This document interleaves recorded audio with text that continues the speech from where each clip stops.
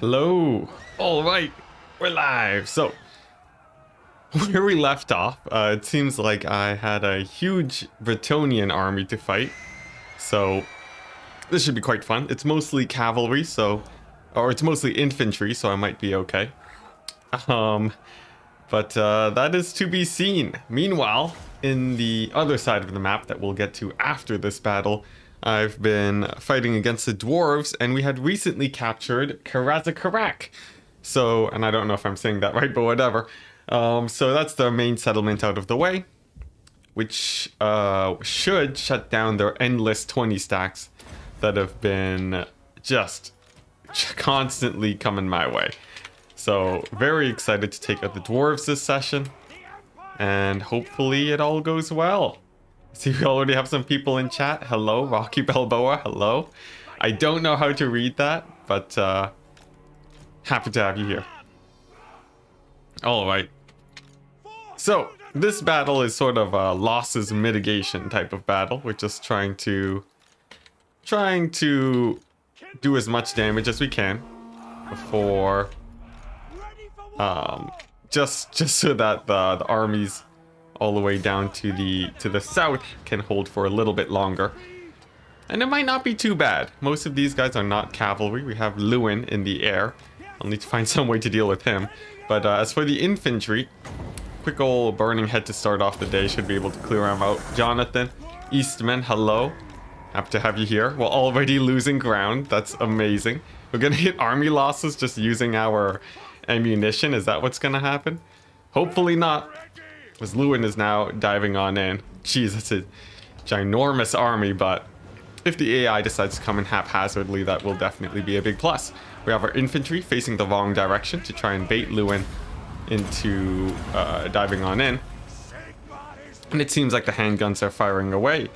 Now, I'll give them fire damage. I think Lewin does come stacked with, yeah, some physical resist. But he actually has more magic resist. So it turns out this is actually a bit of a misplay. Except for the extra missile damage, I guess. What I really do want to be doing, though, is continuing those burning heads. Now, let's check on Lewin. He's taking absolutely no damage at all, as he is the Bretonnian general here. Maybe my infantry's body blocking for him. But we really need to lay into him with our guns if we want to kill this guy. Alright, come on. Come on, Heinz. And yes, we do have our Lord Heinz. He's here today. And Lewin manages to tank it out. Now that's pretty bad. I was hoping that he would have gone nuked down much earlier. I guess I don't have too many handguns, but with the cavalry now coming in, I should have a fairly good target.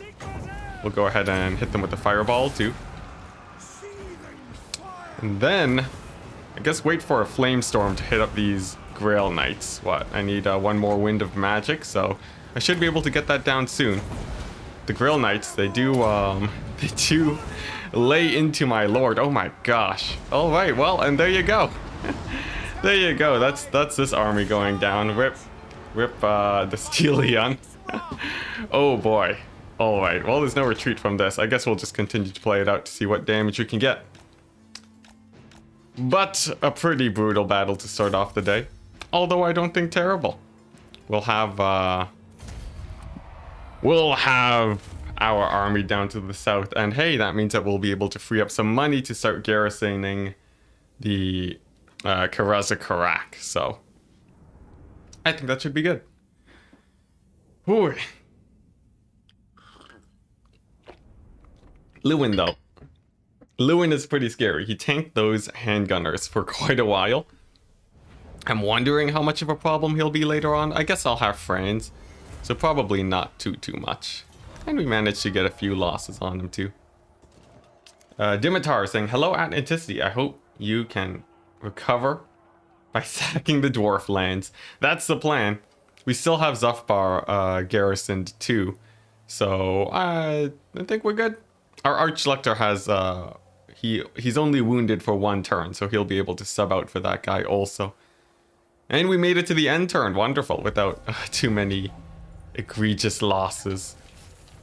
Alright. So, I think I will still have Heinz up here defending this, defending Zufbar. I don't really want this guy to be getting himself killed, not before he has immortality set up. So Heinz is a perfect man for the job. He is truly a chaos leader, constantly coming back from the dead. And he's going to start clearing things up over here.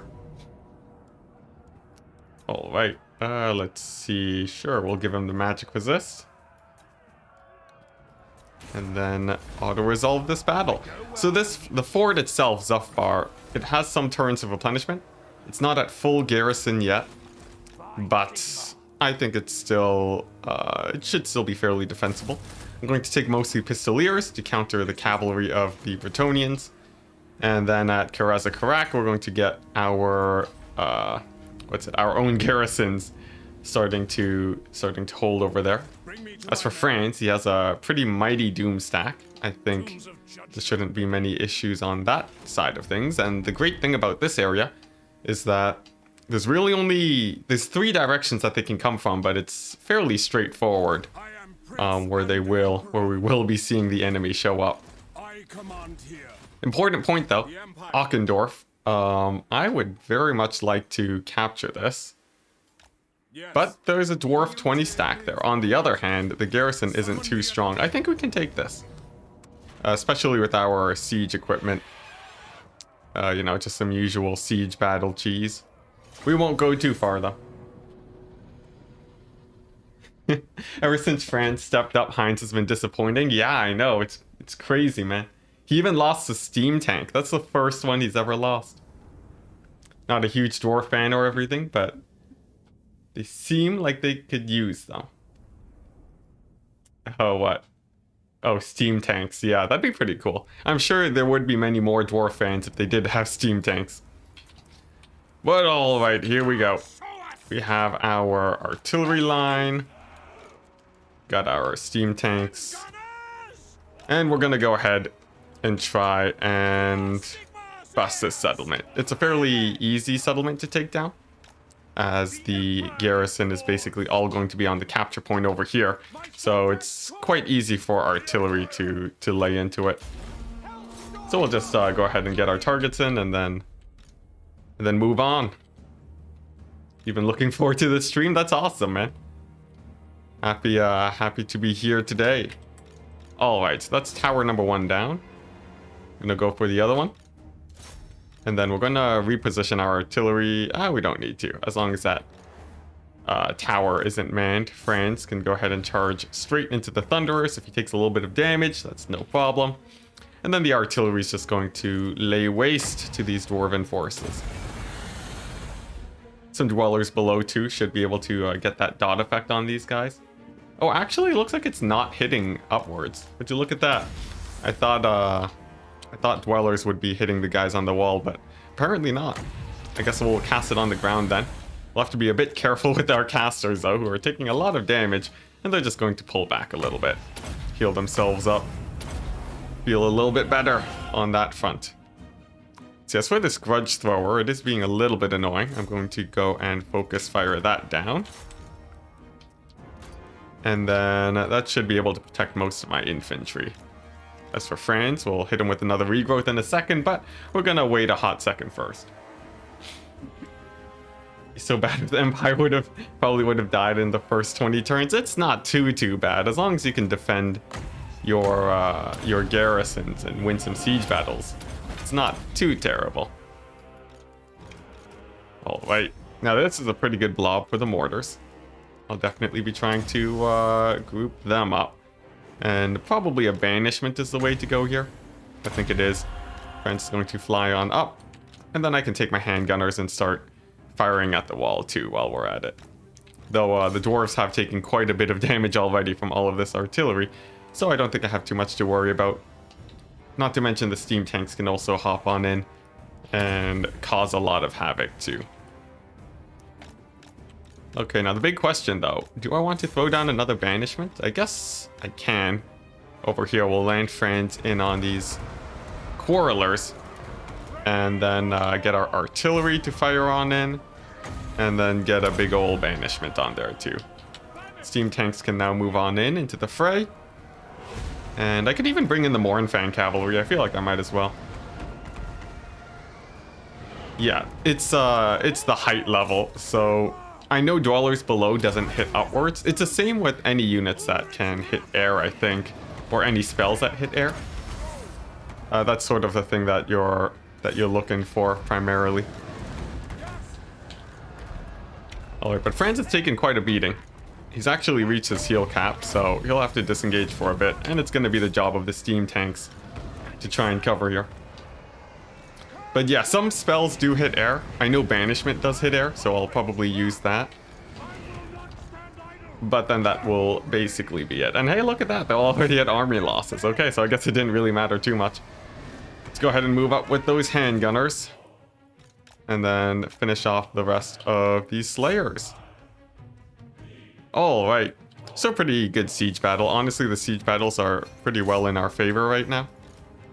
As long as I don't throw any of the battles. What is much scarier is if we get ambushed. As an ambush would really punish our artillery. So this army is going to primarily be staying in its garrisons as much as possible. GG! Alright. So not too many losses. Really, it was the grudge thrower that did all of the killing there. I definitely should have focused that earlier, but, you know, sometimes you don't realize. Alright. And then, we can sort of use this as our main garrison. Because it's a suitable climate, we won't have to worry about low replenishment rates. So, I'll just go ahead and straight up occupy it. And just like that, we have another 2 tier 4 settlements. Amazing. Summon the elector counts, if only, Franz. If only. Alright. And do we want any more of these guys? I guess we don't really need them. Oh, but you can give... This guy has, he has line of sight and movement range. That's pretty cool. Maybe I will get this. Get a warrior priest in there. I specifically just want him as another scout in this area for Franz. He'll be able to check out any armies coming on this way. In Karazakrak. And yeah, Karazakrak is going to opt for, let's see, I guess I could just go for that witch hunter. And he'll be scouting to the south to make sure that nothing comes from that way. And all going well, I should be able to see any enemies coming from anywhere. I might want to get another witch hunter here though, so that he can look to the north and make sure no one's coming from there. And that'll be all my angles more or less set. Enticity is posting links allowed. There's a great mod you want to post. I don't know if it will let you post links. I think it might be better just to give out the name of the mod. That one is probably... That might be good, like something that people can search on Steam. But you can try to post a link if you'd like. Just make sure it's not, you know, some super sketchy link. Alright, so I think that's all well and done. I'm going to remake this building. Nope, it's still just as expensive as it was before, even with this guy. But it's looking like there aren't too many armies nearby. I'm planning to sack Barrickvar, since it seems like it'd be a little bit too hard to defend all of these areas at the same time. Oh, we do have some dwarves over here in the distance. That should be a pretty fun challenge to take out. But overall, it's looking quite good.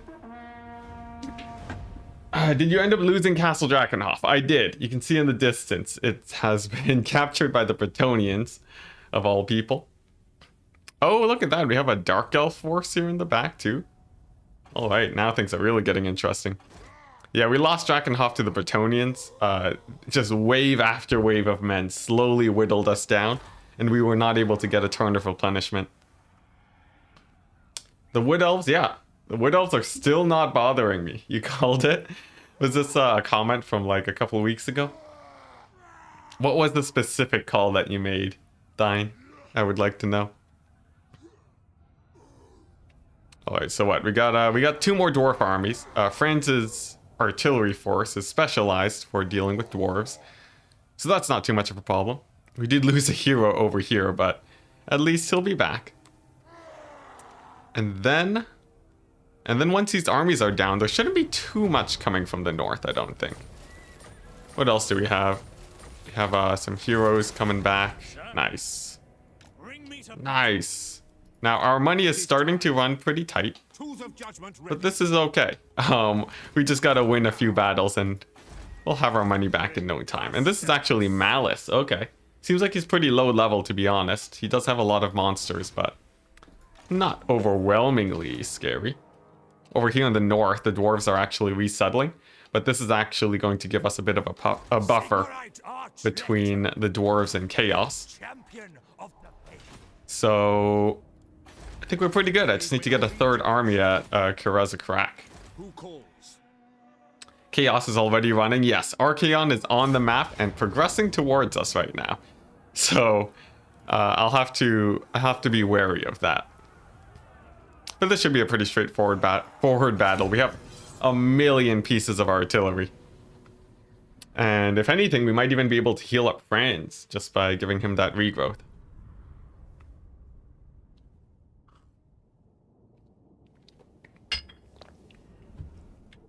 In all your campaigns, you've never had the Wood Elves attack you because you never bother them. Well, for me, I'm just chilling at war with them right now. I feel like that might eventually prompt them to try and move up towards me. So I'm sort of a little bit wary of it. A lot of my armies aren't specially designed to deal with the Wood Elves too. So, you know, if they just come in out of nowhere with a million armies, that could be quite scary. Could be quite scary indeed. Except Sisters of Twilight faction, they're aggressive. Oh, great. It's a good thing they're on the other side of the world.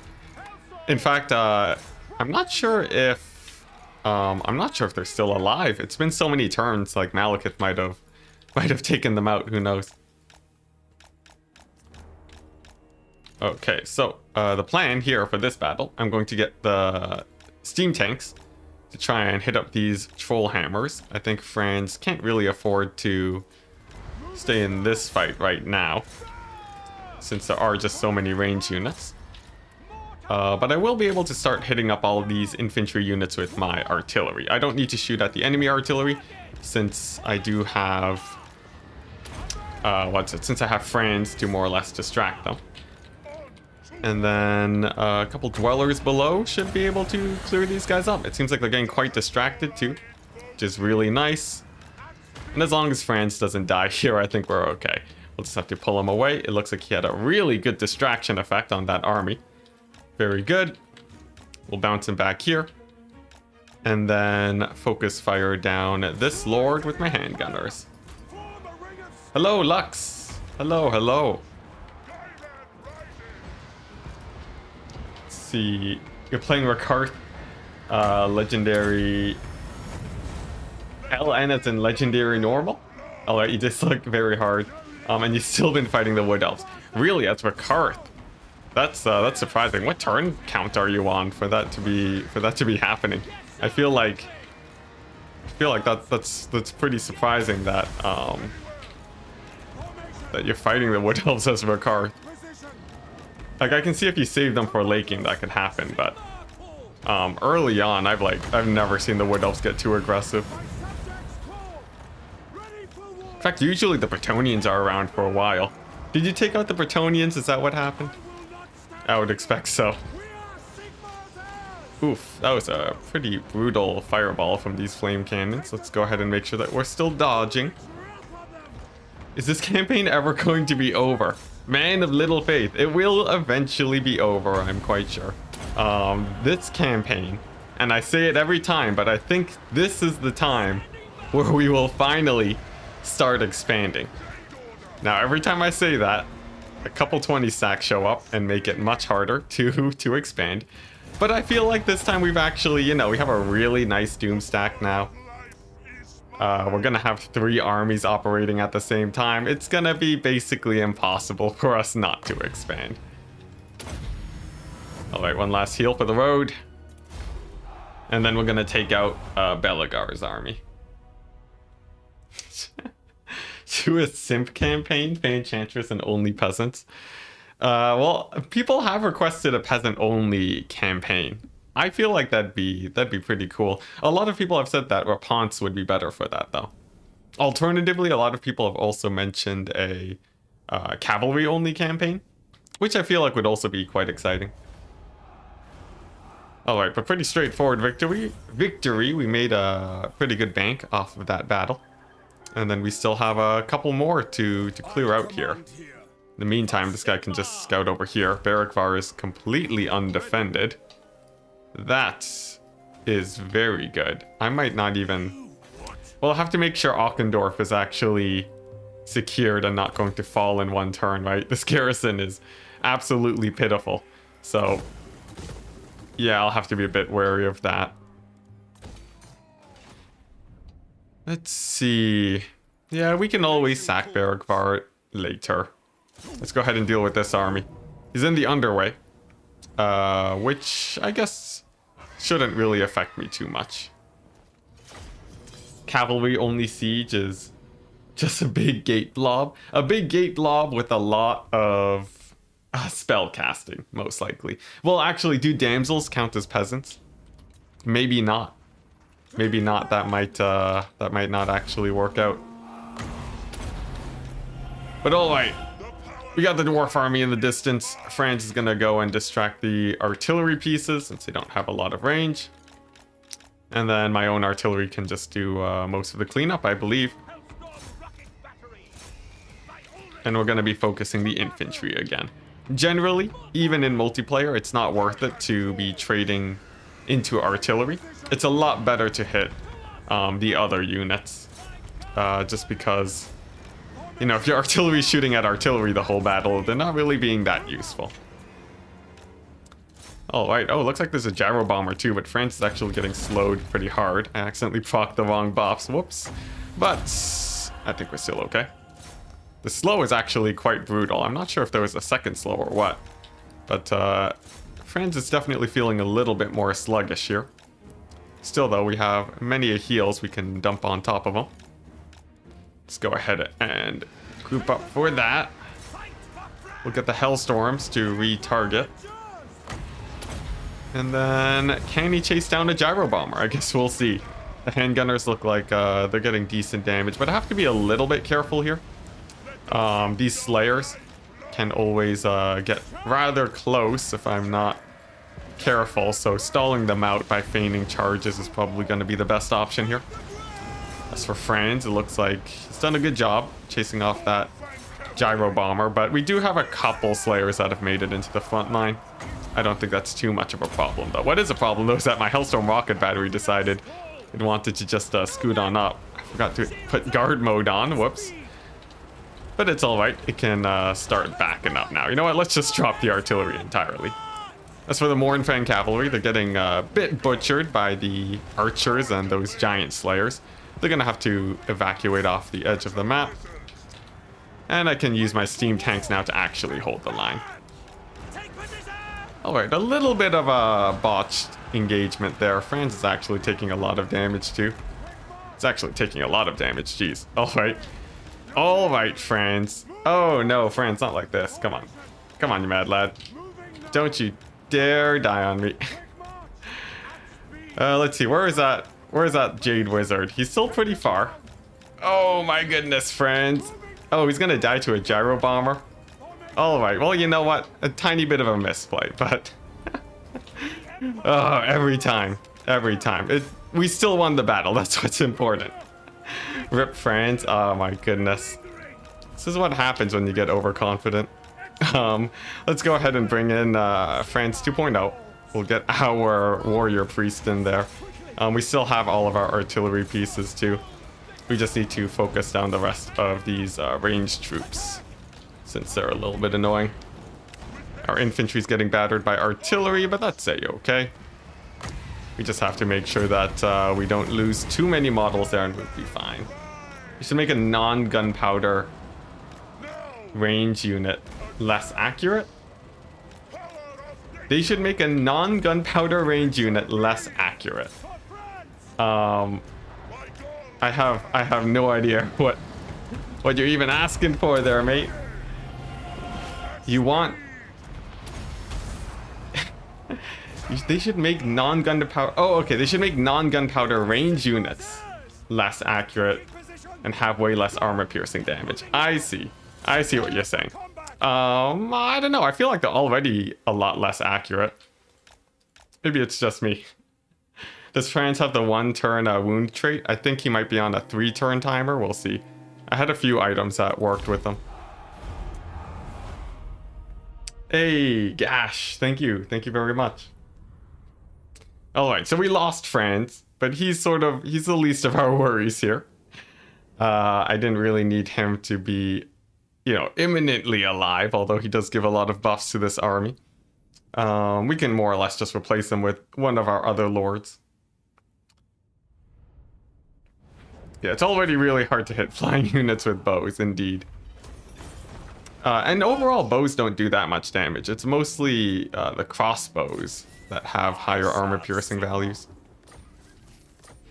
Alright, how long is Franz gonna be wounded for? He's down for the count for 3 turns. Oh, poor guy. Poor guy. Well, at least we can farm some levels off of this guy. All right, and we'll have to play these out. Khalida with only heroes. I feel like that'd be really hard, right? You basically wouldn't have any armies as the Tomb Kings. Of course, you know, you could probably get a pretty nice Doom stack going with all those Tomb Princes, but yeah, that'd be pretty crazy. Also, hey, it's a multiplayer map. It's really weird playing campaign and running into multiplayer maps. It's never really expected. All right, so I think my artillery should be able to win the day here. Got a couple organ guns in the distance. I'll just rush them down. Looks like my artillery is actually doing the job quite well. Yeah, all right, not a problem. But yeah, it's always really weird seeing these campaign maps. I'm always, or not, multiplayer maps, I mean. I'm always used to seeing them in, you know, when I'm playing multiplayer. You never expect to see them in the actual field of battle. Alright, so we're gonna get a few more heals over here. And then one more on the Archlector, and then I think we're good. Thoughts on Schwarzhaven? Schwarzhaven is sort of a lost cause right now. It's, I don't really need to capture it. It's a really low tier settlement because it recently got sacked. So we're sort of keeping away for it for a second. Oh, are you talking about multiplayer maps? In terms of Schwarzhaven, yeah, it's a good multiplayer map. I think Schwarzhaven is one of the undead settlements above. I might be wrong. I'm not sure. But alright. That's pretty good. This guy's going to get levels extremely quickly since he just has such a ginormous army. And then, in a couple of turns, we'll have Franz back. And nice. A victory. A battle we can auto-resolve with only 1 loss. That is actually very generous when it comes to auto-resolves. The map. Alright, I see. Oh yeah, this is Schwarzhaven, there you go. Yeah, the map's fine. I don't have too many problems with any of the maps, really. Context, guys. Context is important. Alright, so, taking a look over here. This guy, he wants to start working towards Grand Soulfire. Always a really nice ability. And then, ooh, replenishment rate over here is quite nice too. Alright. And then the real question, can I recruit a 3rd army over here? I think I can. And it's going to be another Archlector. There's no reason really not to take them. They're just absolutely great, as they have insane replenishment values. Alright. Money's going to get a little bit tight, but I think if we can win this battle against the Bretonnians, we'll be okay. And it looks like the AI think we will, just at extreme losses. So we'll fight this battle out. You can take the Lord off his mount. Why retreat him?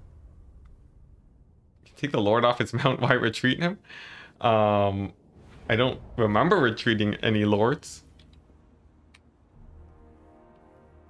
What about Volkmar? He's still on his way. He hasn't been satisfied with any of the any of the temples of Sigmar that we've built. So we're gonna have to, you know, demolish all the old ones and build them from the ground up before he actually shows up. It's crazy though that we've gone this far into the campaign and haven't actually gone Volkmar yet. But he will show up eventually. Alright, so we have a bunch of knights over here.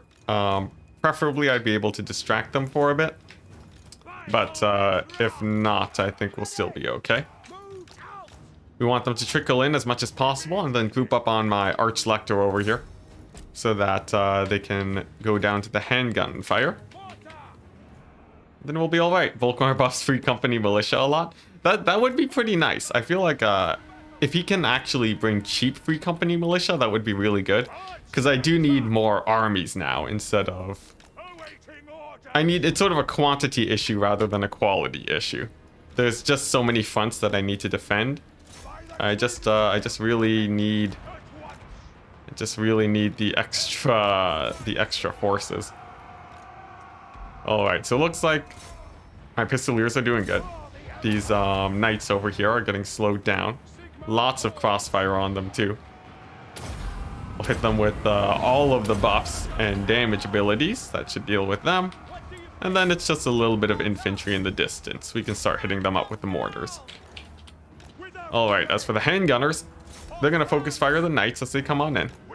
I want to body block as best as I can, especially these Grail knights. And then we'll bring in one of my other heroes to actually support. It looks like this fight over here is going decently. Those trebuchets are nearly down. Those knights are down. I think we've got a handle on this situation now. I just need to loop around with my knights to hit up those archers. Maybe get a little bit of focus fire on Alberic. And then we'll be good to go. It's a matter of bodies. Yeah, we gotta embrace how the necromancers think. I feel like this really is a true chaotic evil campaign. I think that more or less makes sense. We have a few guys slipping through, but we have some good old pike and shot strategies. Just sub out with our melee infantry and they should be able to hold. There's grouped up archers too, taking 1,000,000 points of damage. Very nice. And then we can focus fire this blob with the mortars. So I think this actually ended up being a pretty straightforward battle.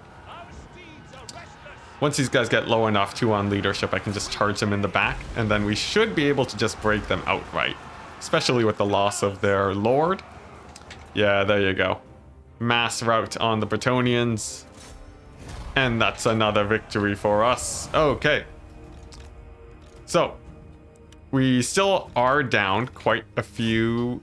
Our garrison is still taking a lot of damage, but this might be able to get me another turn of replenishment. It really depends on how aggressive Belegar is, but the more aggressive these armies are up here in the north, the better I'll be able to push them out in the south. So sort of having two different locations will give the AI more opportunities to screw up. Always hated Bretonnian 20 Grail Knight stacks. They're insane. They are so hard to kill because their usual ranged armies don't work. You really need like a ton of monsters to take them out. Alright, and how much money did we get from that? A decent amount. 1,500-ish. There are still more Bretonnian armies on the horizon. So I'll want to run these guys down.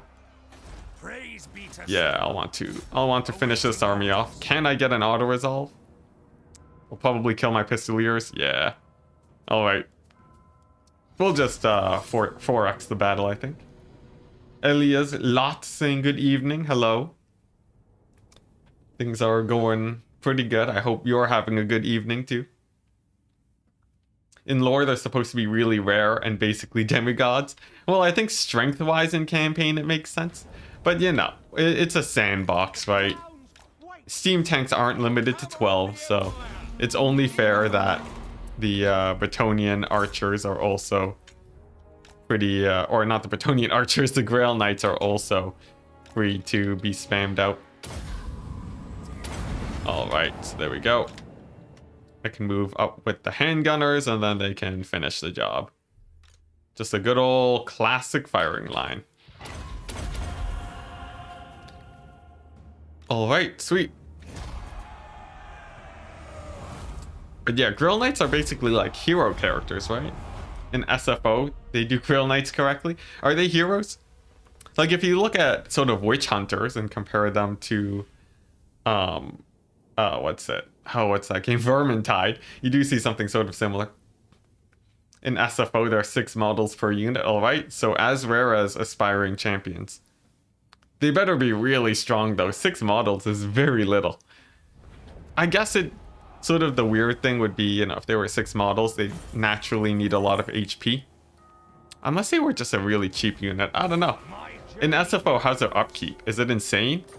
Or are they just like actually just a squad of 6 heroes? That's really what makes or breaks it for me. Alright, so I don't know if I have the money to recruit there, nor do I think I would be able to. The Bretonnians would surely come in and start sieging me once again. On over here, we have the Dwarves starting to recruit a few more units.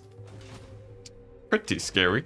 But this army over here should be able to defend Karazakarak. So I think that's the first full end turn out of the way. Another big dwarf army over here. Grombrindle's been just constantly coming this way, but Chaos will put an end to him eventually. It's 18,000 HP for 6 models. Dang. That is tanky. That makes them some of the tankiest, horse characters in the game, right? Aside from heroes. That is crazy. And they have 180 armor. That's actually insane. That's more armor than, many dwarves. Do the dwarves have like 200 armor then?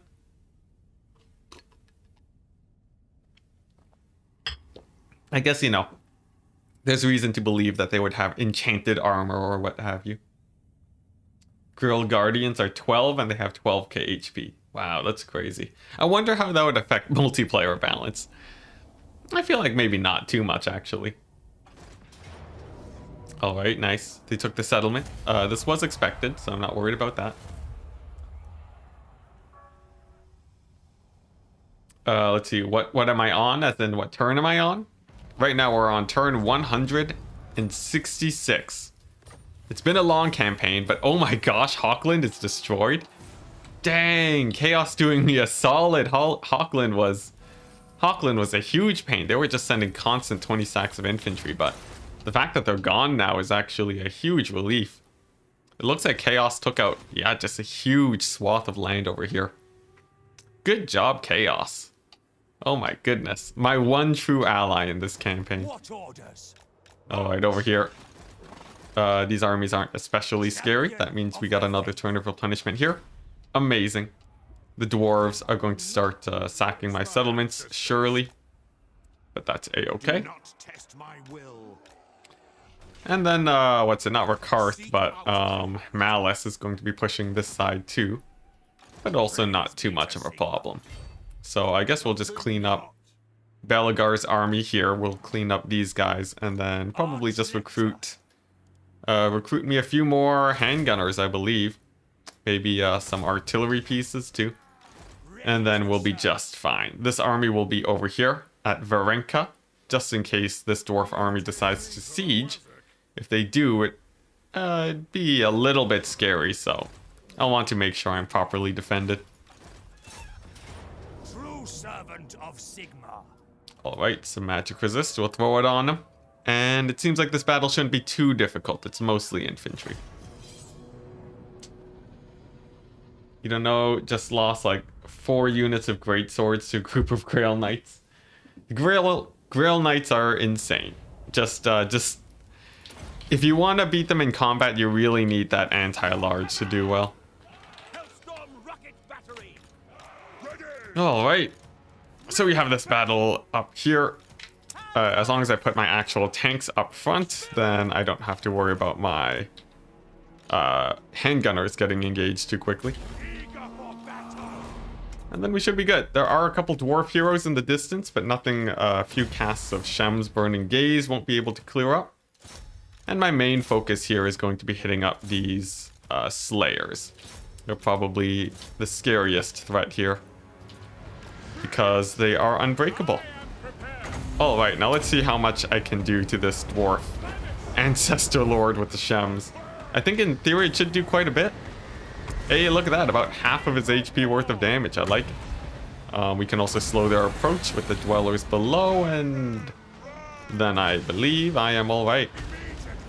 This warrior priest will move on up too. He'll stall out those slayers quite well. And then the other one, I guess he'll shut down those troll hammers before they become an issue. The handgunners are doing good. It looks like my lords haven't taken too much damage yet. Sweet. Oh my gosh, those troll hammers though. Just absolutely laying into my lord. He's gonna pull back. That's starting to get pretty dangerous. I will also want to hit him with a heal, I think, just in case. Does he do magic damage? He doesn't. So I'll just send him into some infantry.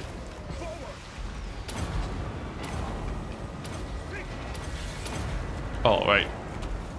Now, I think the steam tanks will be able to tank for a while against the heroes, but preferably I'd be shooting down these lords with the handgunners. The Mournfang cavalry is doing a really good job, simply distracting here. And do I have enough for another big AoE? Not quite yet. Not quite yet. We'll have to wait a second for that. Meanwhile, my steam tanks are having a bit of a rough time. In fact, this guy's getting hit pretty hard by the troll hammer torpedoes. We'll have to be a little bit careful here not to actually lose any of our characters. As long as the troll hammers aren't firing though, I think we're okay. Belegar is still getting distracted quite hard. But what's pretty bad is that the artillery for the dwarves has just been decimating my handgunners, who are my main anti-single entity.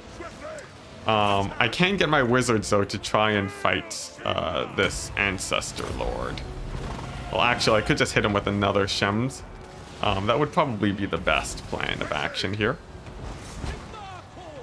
Let's see, warrior priest. We're gonna disengage with him. Mournfang cavalry is completely fine, holding the line over there. And then I believe, yes, I can get a Shems on that ancestor lord. Artillery doesn't need to stay firing now, since most of the infantry is gone. And then we're gonna finally deal with this organ gun that has done so much damage to my forces. All right. Looks like Ancestor Lord is nearly down. Where's my hero at? Okay, yeah, he's running towards those organ guns. Sweet. Make sure you heal your tanks. They deserve it. That's true. I'll get that done after the battle is over. Man, but Belegar is a tanky, very tanky guy. It's gonna take a hot second to actually finish him off.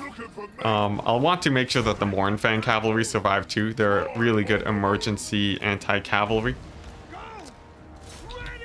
And let's see. I think organ guns are nearly down. Oh man, Belegar though. I'm gonna really need to focus on finishing him off. The Ancestor Lord is very nearly down at this point.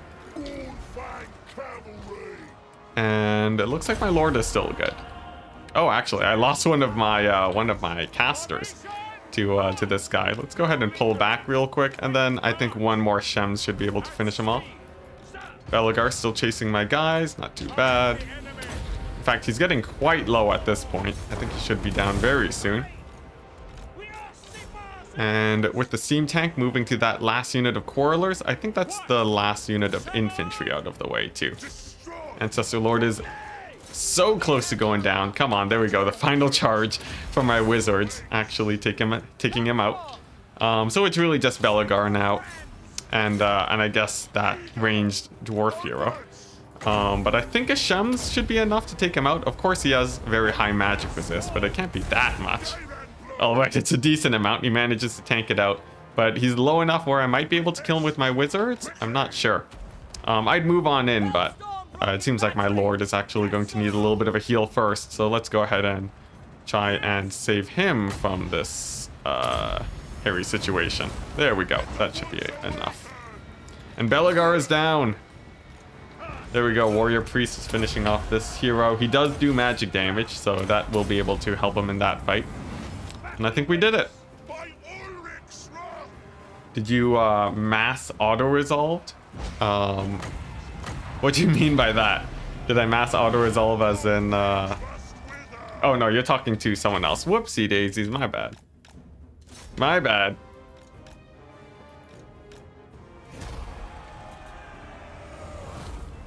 All right. So there we go. Quite straightforward, actually. Not too difficult of a fight. Although we did take some pretty heavy losses. As long as you don't have to worry about fighting a third army, I think we're okay. Although my artillery took quite a bit of damage. That's a little bit scary, I must admit. Because I have a whole nother Empire army to take out after. Didn't heal after the battle. I did. I did. I just didn't want to sit down forever healing. Alright, so that's a decent amount of money. How big is this army? We are yet to know. It's not a full 20 stack, but this army's getting real beat up now. We still don't have friends. I guess I could bring in these guys to support. Let's see. Is anyone nearby to attack me? It looks like that's a no.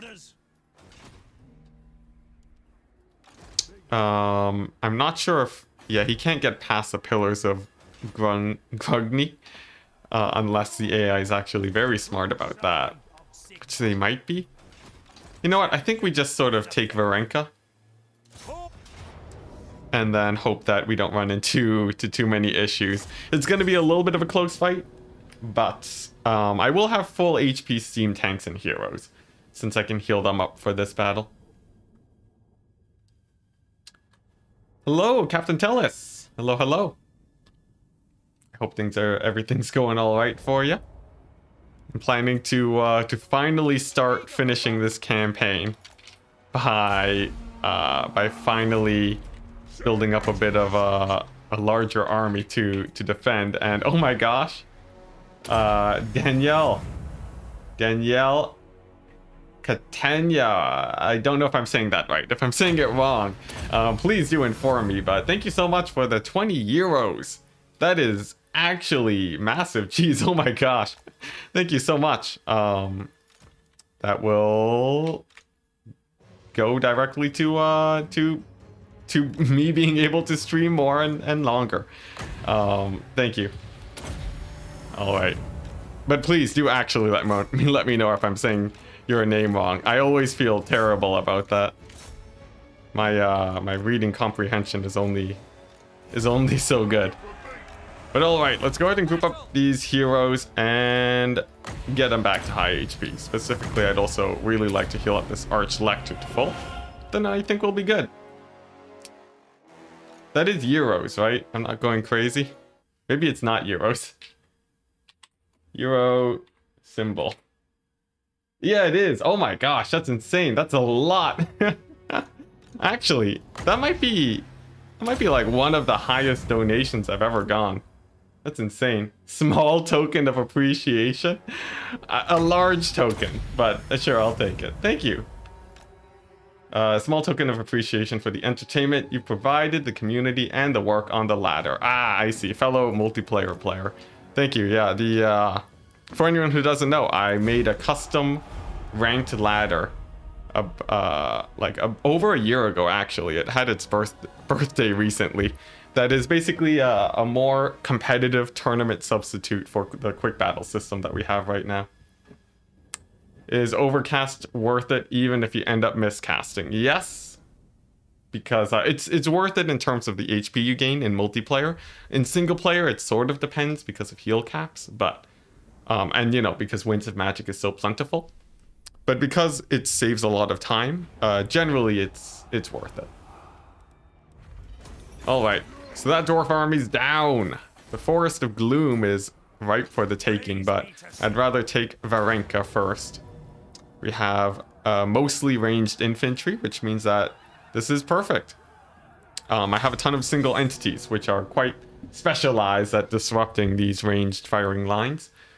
For my artillery to hopefully, you know, wipe the floor with them. All right, here we go. Oh, hey, it's another multiplayer map. That's cool. All right. So all of these guys are going to be taken to the front. And then they're just going to be fighting around this sort of center area in range of my artillery support. Looks like the AI is actually pulling away to a corner. Whoops, give me 1 second. Let me just aggro them. There we go. We have them on the march. And that means it's time to start hitting them with those spells. Banishments will do fine.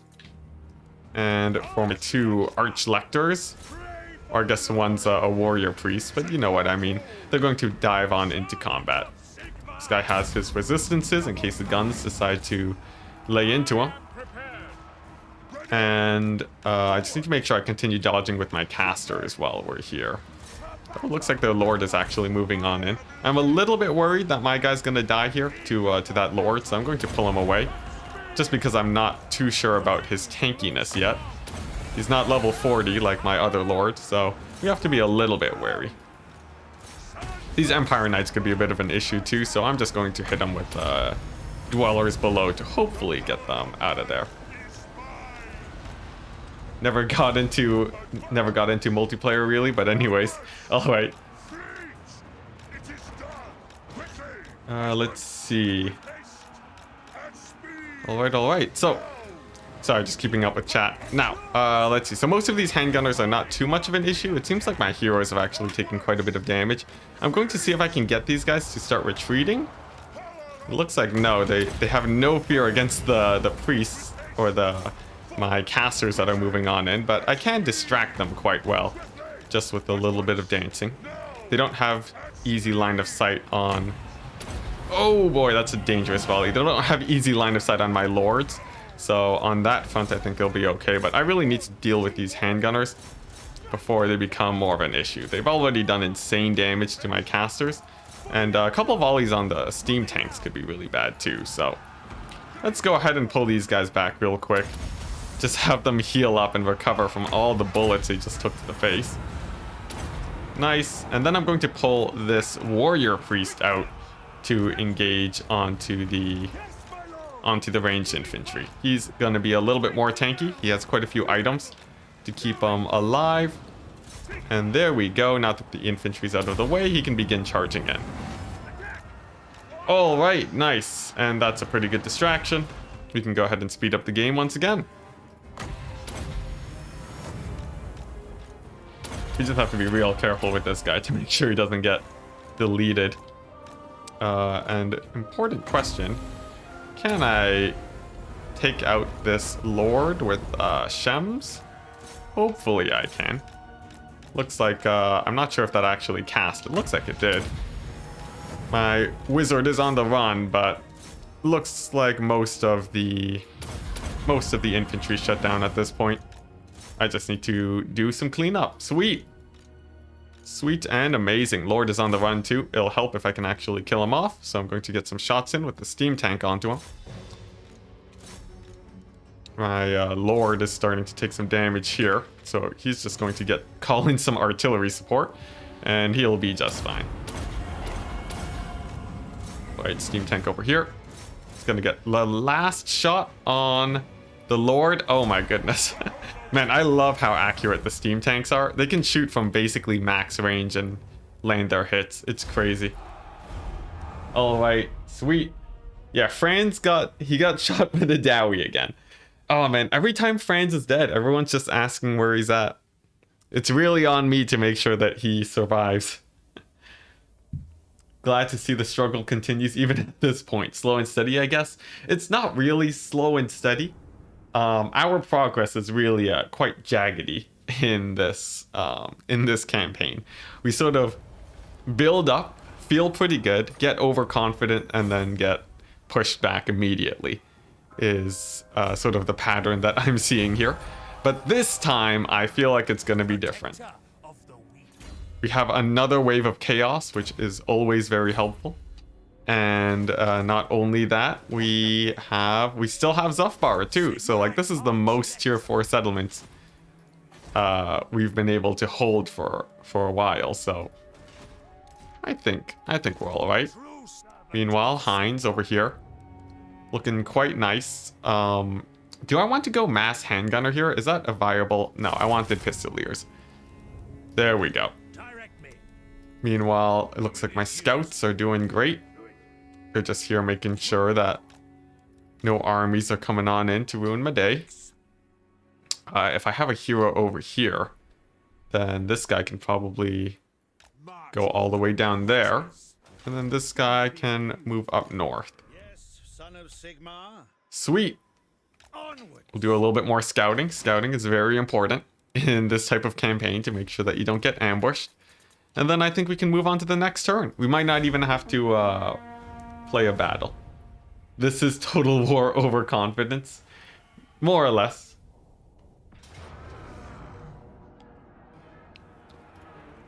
Famous last words. This time will be different. Quite possibly. Quite possibly. But you know what? I can only be so wrong before it actually ends up being different, right? I can't be wrong that many times in a row. This is like my fifth time since I've thought that we've been in a good place. Alright, so they did settle that settlement. That's a big plus. So I might want to double back to defend there. I think the army that I have recruiting over there will be enough to hold. What's the global power rankings look like right now? Dwarves are pretty high up. I think the Dark Elves are quite high too. I don't think I've met the faction that's power rank 2, which is a little bit scary, but also a good thing.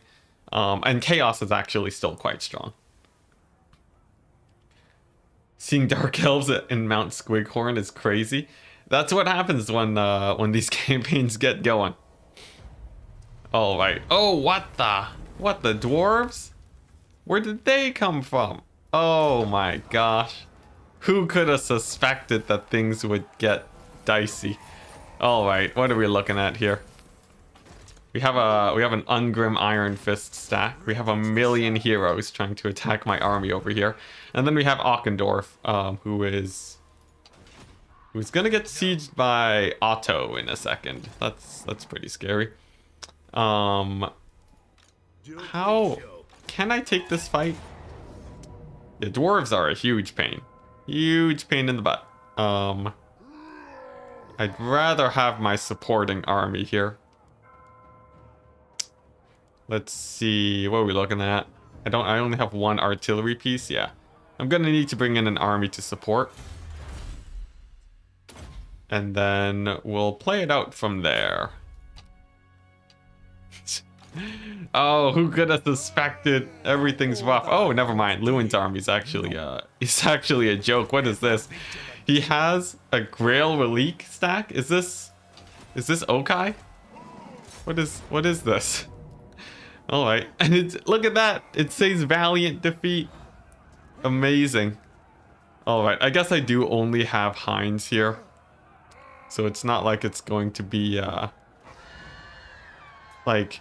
Well, let's see. I could wait a turn because I want my Pyromancer to come back and then rejoin the army. If Grombrindle decides to attack, that could actually make things a lot more dicey. So I guess I'll just bring this guy over. Ochendorf is going to have to try and hold for a turn. Its garrison is decent, so I might be able to do fine there. Alright, let's deal with these dwarves first. Here we go. So this should be a pretty straightforward victory. We have a huge army here, tons of artillery, but we might lose one of our golden settlements, which would suck, but the primary goal right now is to defend this one. Fear the power of Monty Python. Oh yeah, that's true, yeah. Those coconut grail reliques. Alright. Here we go.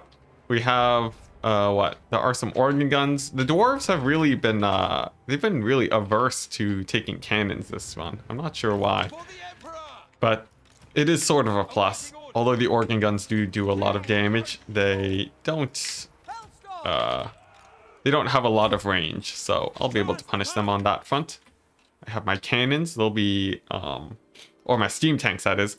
They're going to be firing away at these, and then I think we'll be good. Not to mention the army coming in through the back should be splitting this army in just a second also. And then my guns will be able to do quite a bit of cleanup from there. Alright.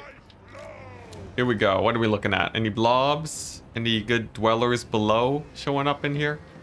Seems like possibly these thunderers are going to block the Longbeards.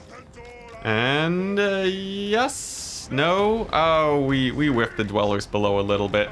It's not going to do that much damage, but it will be decent. All right. Meanwhile, over here in the distance, the settlement garrison. We're going to have to pop on over to them and try and get them to form ranks a little bit better here. Let's see. Wow, these handgunners are so grouped up. But it looks like they're just sending a couple handgunners here. So if I just engage them with my melee infantry, then I think I'll be okay. My lord is taking a lot of damage, though, from these fireballs. He'll have to pull back. And my Hellstorm rocket batteries, I think, are better suited shooting at the Slayers at this point. Alright, great. Grill Relics are your favorite Warhammer 2 unit, even though they're so bad. Actually, one fun thing, they're actually pretty good in multiplayer. You'll take like a couple to make your frontline hold a lot better. I tried them out against Chaos. It does actually make your frontline hold a lot longer than you would expect, even if you have primarily a primarily peasant-based army. So, you know, something to try out if you haven't yet. Okay, so I think this force over here is mostly dealt with. My main army is probably the one that's worrying the most, so let's go ahead and try and lay in with our AoEs over here. See, I don't have a banishment just yet, but I will in a second. And if I can get them to group up on my hero, that would be absolutely perfect. So let's go ahead and dive on in with them straight into those Slayers with no fear at all, because he knows that my wizards are over here ready to banish some dwarves. We'll send it that way, and then we'll group them up with my lord for those heals. How's this fight in the distance going? Decently. I'll take it. Another heal over here will do just fine.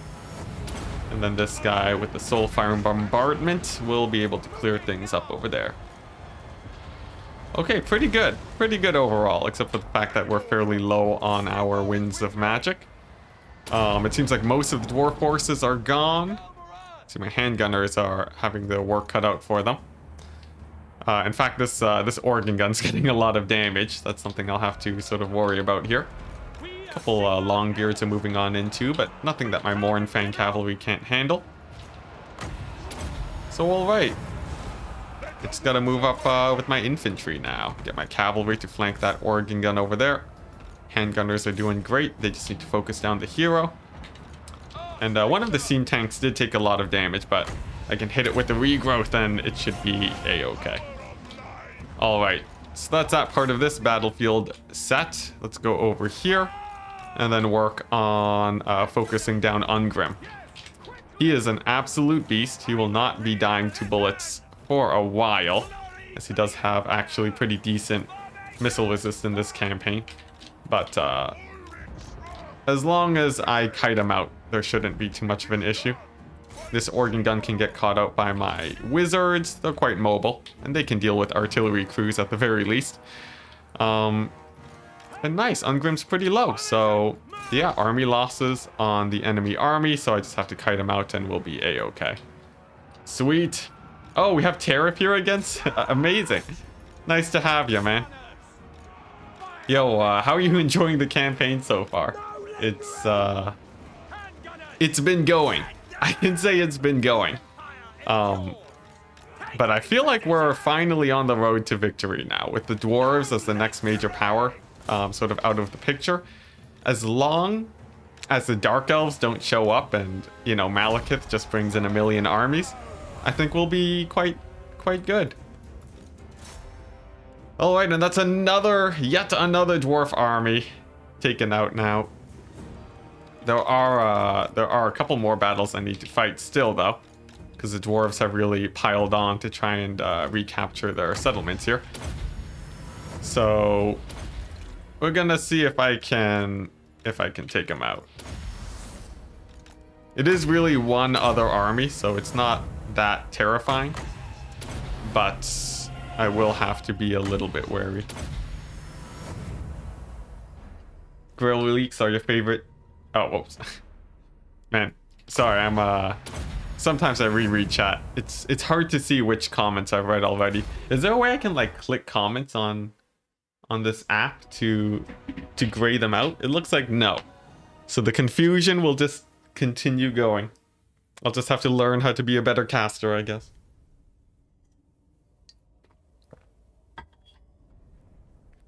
All right. But cool, this is a pretty nice win. We took out a ton of artillery as usual. And this guy might be a contender for another lord. We can get leveled up. Dwarves multiply so fast in the campaign, they're like rabbits. Actually, yeah, it's just a constant horde of dwarves. Very unlike how you would expect their lore to be. Ungrim's defeat traits also quite nice for us.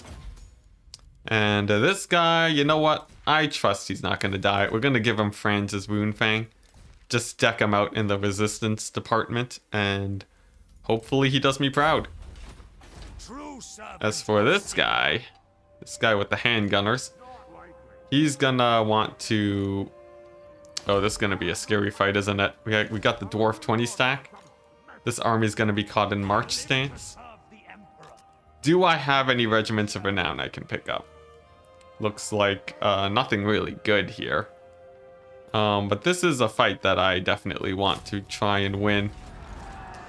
Just to take out the dwarves while I can. Oh, thankfully this army wasn't close enough to the other one. So I think I can take this one out and then deal with the one at the other settlement.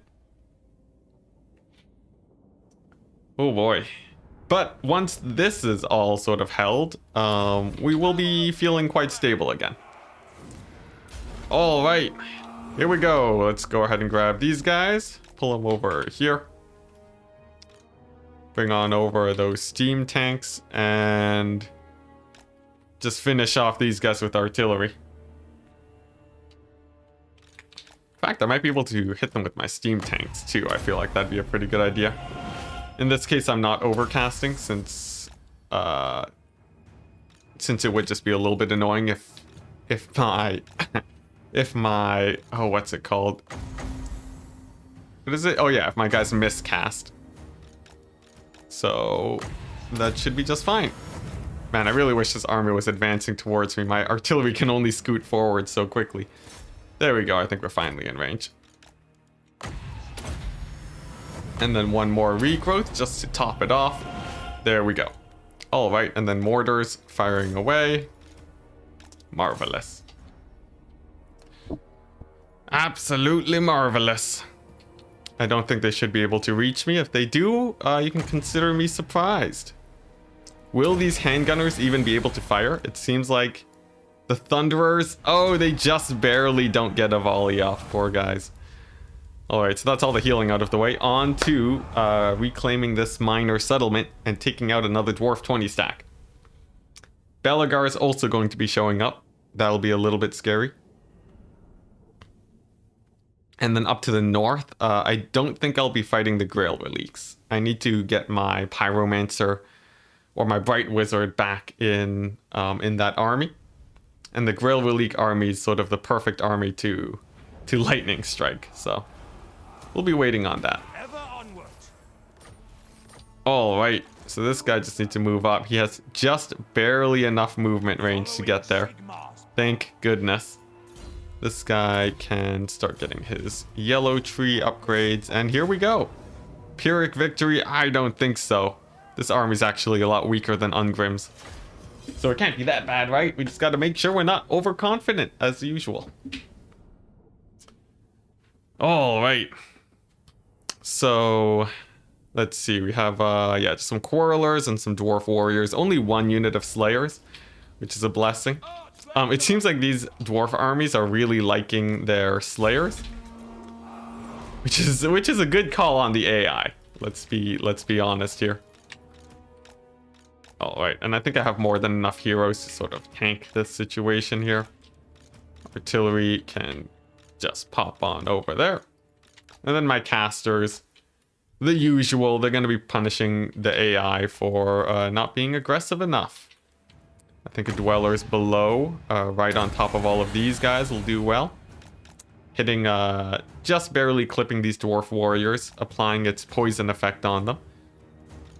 And I could probably hit them with a banishment too, why not? Not the best banishment in the world, but what can you do? Slayers are anti-everything against the Empire. Let's see. I think you might be right. They're really good against range units because they're unbreakable. They are amazing against anything large. So that means no cavalry. Yeah, they're a big old pain. Technically, archers will trade decently into slayers, but it's not exactly... You know, you don't want to be spamming archers against dwarves. That would be a bad idea. Enjoy your day, guys. Good luck, Enticity. All right, peace out, Zelor. Hope to have you on a future stream. All right. You know what? Slayers are weak to Soulfire though, so that's pretty cool. You know, maybe that's the answer I've been looking for this whole time. All right. Let's see. Do I have another Soulfire here? I do. Thank goodness. So we'll hit him with that. Oh wow, are we out of... Oh, we're out of Winds of Magic. I forgot we're fighting the dwarves. Also, what just happened to these guys? my handgunners just got demolished by, I think, my own artillery. Which, at this point in the game, I really should be expecting that. But it surprises me every time to see my ranged units take so much damage from Hellstorm rocket batteries. I must say. Oh my gosh, poor guys. I think I actually lost that unit. That's unfortunate. Let's go ahead and throw down another heal. These guys are gonna pop all of their buffs. There we go. This guy can throw down a heal too. And then once the dwarf infantry's out of the way, I think we're good. You know, I'll preemptively get my steam tanks to start harassing the range units too. Yeah, Slayers are pretty fast. Mortars aren't too accurate. Yeah, it's not like they don't have any hard counters from the Empire. I guess technically Pistoliers would be pretty good too, but any counter against Slayers is terrible against the rest of the Dwarf roster. It's what makes them so good. All right, so we are dead out of magic. We have no more Winds of Magic here. Let's see. Grudge Thor is going to go down in a second, though. Mornfang Cavalry is in the midst of fighting. Good. All right, nice. Whoops. Okay, so that's the settlement captured. We just have to make sure now that the Dark Elves don't kill this army. But that can't be too much of an issue, right? We have a million Hellstorms. He just has like a couple. He just has a couple units of what? Of monsters, just like some hydras and whatnot. It would be a little bit scary, but as long as I have my heroes to tank and a couple handgunners, I think I'm okay. Grenade launchers are good against all of the dwarf roster. That's true. That's true. I would say, yeah. I've been missing out on the grenade launchers and how good they are here. You just have to be careful not to get hit by any range units and you're all right. Speaking of, I will want to start recruiting them in a second, but yeah, they are quite expensive. They're basically as expensive as my artillery, but you know, not too different from how expensive my handgunners are, which I've been spamming like crazy this campaign. And nice, we are in recruitment range. There's no army in range of Karak, and Ochendorf is looking like it will hold for another turn. Heinz over here, doing well. Hopefully my Bright Wizard comes back soon. We miss you, man. Yes, General. And over here, continuing to scout. I trust no man. This guy's gonna head on over southbound. And this guy's gonna head up north. Man, where did this guy even come from? Malus went like down over here and up just to get to me. Also, we went back down to -5 Imperial Authority. I guess one of the Empire armies died. Oh, it was Hawkland. It was because Hawkland died. That's rough. That's real rough. But at least we made it to the end turn. I can be happy about that. I don't think I can recruit an army here. I don't have the money to do so. Let's see. I want to see how many wound, like how long until my Bright Wizard comes back. But there's no easy way to check, sadly. I guess we'll just wait a turn. Alright, let's do it. Worst case scenario, we lose Zufbar, but then we'll have more money to support our current location. How about Hellblasters? In a sense, yes. That's sort of like saying, you know, why not have like 5 units of handguns to counter 1 unit of Slayers? It's a little bit excessive. Hard countered by cannons and too low of a range. The dwarves can just advance a little bit. Yeah, cannons would have a hard time versus them. Although people in multiplayer do run Hellstorm rocket batteries against the dwarves occasionally to take them out. Alright, the settlement's down again, but that's okay. Yeah, Hellblasters, they also take a little bit long. In campaign, it's fine. In multiplayer, definitely a no-no. Bubba's Big Blast would know. We both have played in our fair share of tournaments. Oh, what the... That's not Malus. Oh boy, he got confederated by Malekith. That's pretty scary. That is pretty scary, one must admit. Interesting. As long as Malekith doesn't start spamming armies over here, how many wars is he at? Okay, he's at war with the High Elves. That's a big plus. It means that he'll at least be fighting them for a while. And the High Elves have taken a decent swath of land. So, as long as they're constantly at war, we're okay. Someone asked about the strength ranks earlier. Chaos, Nagorond. Number 3, we don't know. Golden Order. I guess that would be Lizardman. Golden Order. And Karezakarak. Strength rank 13. How does it feel? How does it feel, Thorgrim? We finally got him. Alright, but this army over here needs to be dealt with ASAP. I do not want to deal with this. Can I kill a big old monster stack with these guys? I guess I'd have to recruit some regiments of renown. Honestly, I'm running a little bit low on cash. I'm gonna have to try and get some victories here first. Let's see. Lewin is probably the scariest threat here. I have a million handgunners, but he might still be able to win this fight. So, on his own. So we'll be very careful around him. Preferably I can kite him with the Pistoliers first to try and push him into army losses. Yeah, Dark Elf blobs are a pain. Absolute pain. If they become the next major threat in this campaign, we're gonna have to be real careful here. Okay, so I want to be way back here. Pistoliers on the flank, and hopefully Lewin doesn't cause too many issues. We'll get my hero squad over there to try and distract them. It looks like he is playing pretty aggressively. That's a big plus. The mortars will be shooting at them archers. But it looks like he doesn't continue pushing. That's too bad. Alright, well, we'll just position our heroes over here as bait to try and take out Lewin. He's a very scary threat. He has insane missile resist. I think he has an item that buffs that up too. But if I can just get him to dive on in, we'll be okay. His Grail Reliques move at a mighty 33 speed. That's much faster than usual. They actually move as fast as, I think, Dwarf Infantry. Maybe even a bit faster. Look at that. Look at that. The mighty Bretonnian cavalry charging from down the hill. They're getting gunned down by my handgunners. Even on legendary difficulty, they're not going to be much of a problem.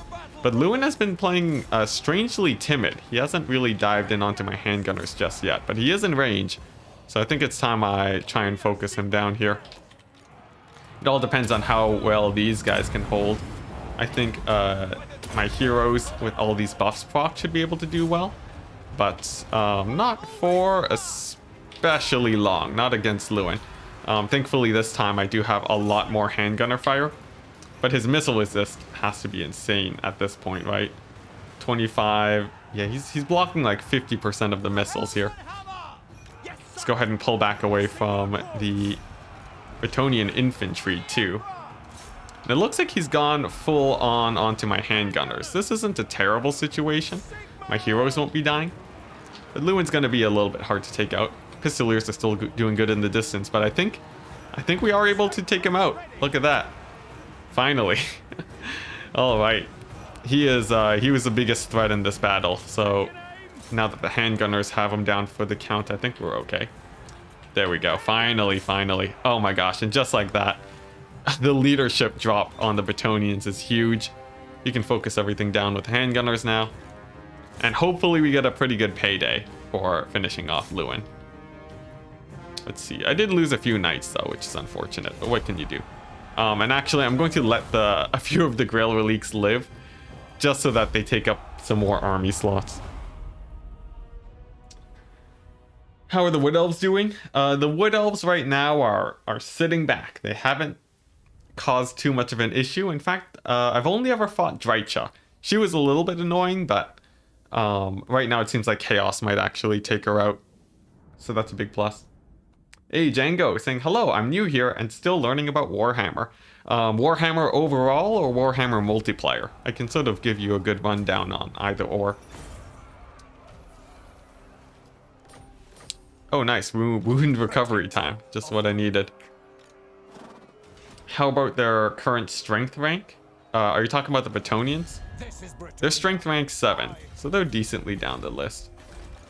Then again, I'm strength ranked like 25. And look at that. At strength rank 7, they have 4 armies right at my gate. Gelt is strength rank 4. Oh my gosh. Gelt's actually quite scary then. How is this guy looking? That's a pretty juiced up army. I don't think I can really leave this settlement. You know what? I think it's time we leave Zufbar. I think it might be time, guys. You know, we've held it for a really long time. But this army is just costing a little bit too much for me right now. I don't think I can really afford them. Heinz is going to have to relocate. But what damage can I do before we pack up and go? Let's see. I want to bring back some of my heroes too. Huh, can I win this fight? I don't think so. I could finish off the Grail Reliques, but that would be to my disadvantage. We have Grombrindle over here. I guess we'll start finishing off some heroes. Oh my gosh, Will H! Will H with the $50! That is actually insane. Oh my gosh. With the no message? Come on, have me do something. Have some sort of message there. That is crazy, mate. Oh my goodness. Thank you very much, good sir. Will H, for anyone that doesn't know them, absolute Chad apparently.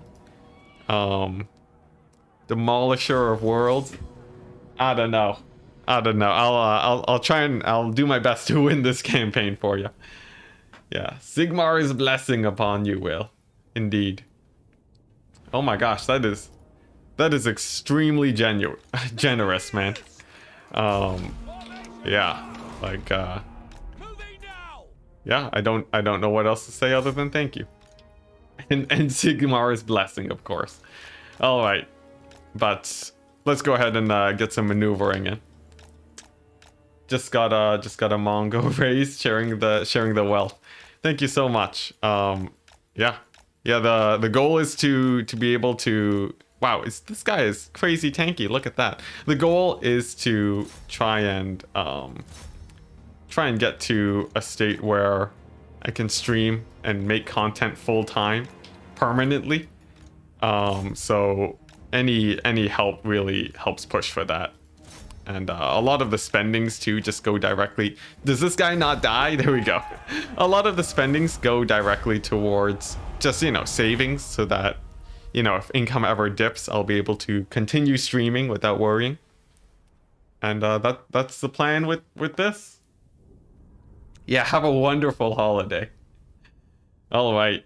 Now, we finally took out Sir John. Apparently Sir John, one of the tankiest lords in the game. We finally took him out. So Heinz is feeling pretty good about that. But can we actually win this settlement battle? I don't think we can. So if it seems like I can't, then I'll go ahead and just disband this army. Yeah, it's a cavalry death stack. All right, Heinz. You're being relocated. You are no longer needed at this location. Let's see. I'll need to replace him with this guy first, and then disband.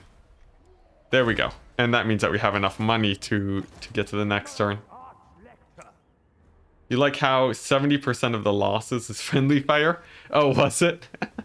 Whoopsie daisies. You know what? I'm sure it's fine. Alright, now Malus's army over here. I really want to get this army back to defend Ochendorf. So I think what I can do... I can deposit some guys in this army. We're gonna ambush with them.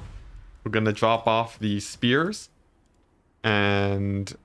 I'm gonna drop off the spears and 1 unit of handgunners. This guy's gonna go over here. And then recruit the losses there. Pick up some spears again. We're really low on money though, so I'm going to cut 1 spear. So that if we do get a settlement sacked, we won't... Actually, I'll have to cut 2 spears. Just to have enough of a buffer. Oh, the Bright Wizard showed up here? Okay, well that makes things really interesting. I guess we'll pop them over on this army then. So here's our 2 armies.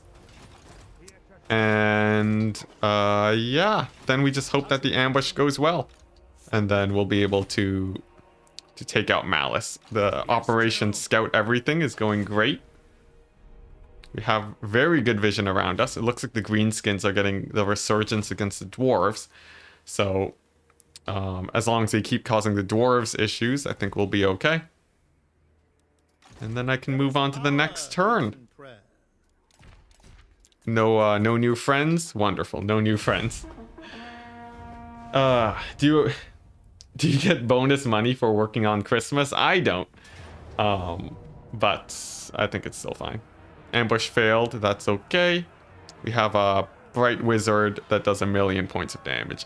Now Malus though has a tendency to be, yeah, look at that. 40% ward save, 25% missile resist. He's gonna be a raid boss, as Turin would say, but not one that we can't take down. We have a lot of damage here. But yeah, for me, I'll probably be producing videos on Christmas, and I might post something on like the 26th or something. But generally, I heard it's a bad idea to post during Christmas, just because most people are, you know, spending time with the families and so on. Although then again, with the lockdowns, who even knows at this point?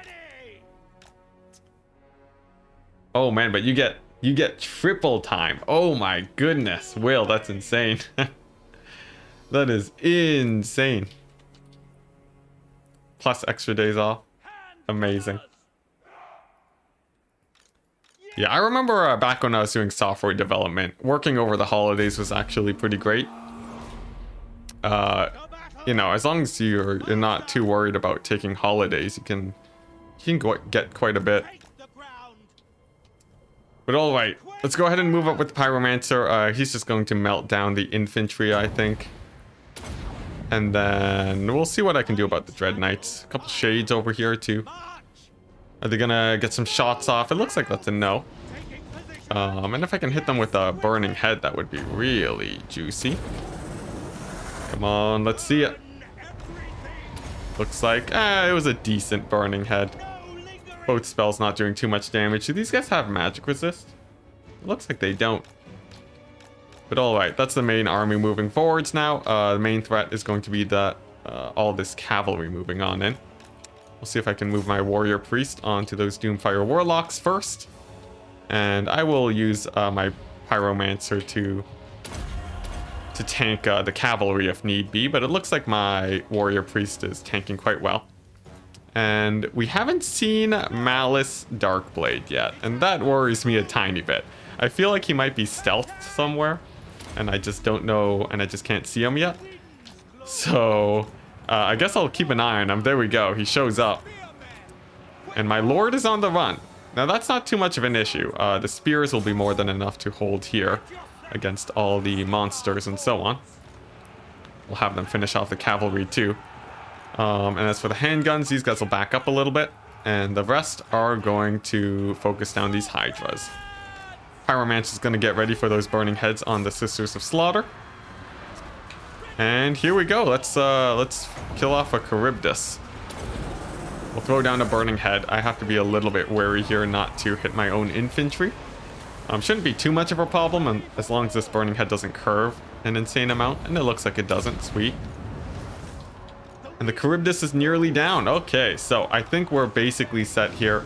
The biggest hurdle is just going to be finishing off Malus. If I can get him into army losses, that would be great. But sometimes the AI is pretty good about triggering his transformation before army losses kicks in. So we'll see if they do that. Also, whoops, that Burning Head. A little bit too aggressive again. My bad. Roasting up my infantry just a tiny little bit, but they'll live. And over here, how are we looking? I still really want to deal with the bolt thrower crew. You know what? We're gonna give a big ol' damage boost to my guys and then head on over there. And Mr. Squaws with the... Am I saying that right? With the $5. Thank you so much. Saying thanks for playing your campaign to have fun and not just cheesing the whole time. Thank you, thank you. That is much better put than what I've heard from other people, which is thanks for not trying to win the campaign, which I don't take actual offense to, but I think it's hilarious that is how people describe this. All right. But yeah, I enjoy fooling around, you know. I have so many hours of Warhammer multiplayer that at this point, you know, I've done my fair share of cheese. I think I can graduate away from that most of the time. Hey, oh, the army losses. Yes. Yes, we hit Malus with the army losses. That's so huge because, like, look at this. If we get our handguns to shoot at him, actually he does take pretty decent damage. Maybe I stand corrected. Oh my gosh, Malus doesn't have his mount. He doesn't have spite. That's actually pretty crazy. Oh my gosh. So if I can kill him here, if I can kill the madman, then... Oh, come on. One more volley. If I can kill him, then he won't be able to trigger his... He won't be able to trigger his transformation in the next battle. That would be huge. Come on, fireball him to death. Yes! Yes, we got him with the army losses. That's huge. That is huge.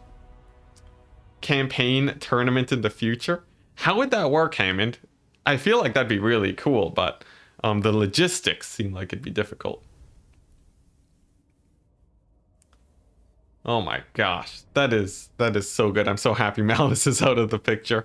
Now it's just hoping that the Dark Elves don't have too many settlements. I'm really hoping that they were fighting the Greenskins or something. Really hoping that was the case. All right, what else do we got? It looks like the Tomb Kings are still alive. The Dwarves are still good too, and I'm still waiting on them to confederate with Belagar. There's only one Greenskin faction left. 2 vampire counts, but they're not too much of an issue right now. Norska united. Bretonnian united. The Wood Elves still not united against all odds. What's this? I don't feel like playing this battle. We'll just auto-resolve. So the Wood Elves have not united yet, and that's the reason why they haven't moved out to attack me. Chaos, an insanely strong threat that is on my side. You can see on the mini-map, they just raised a good few more settlements. Oh my gosh, I think they took out Drycha. Guys, I think Drycha might be done for.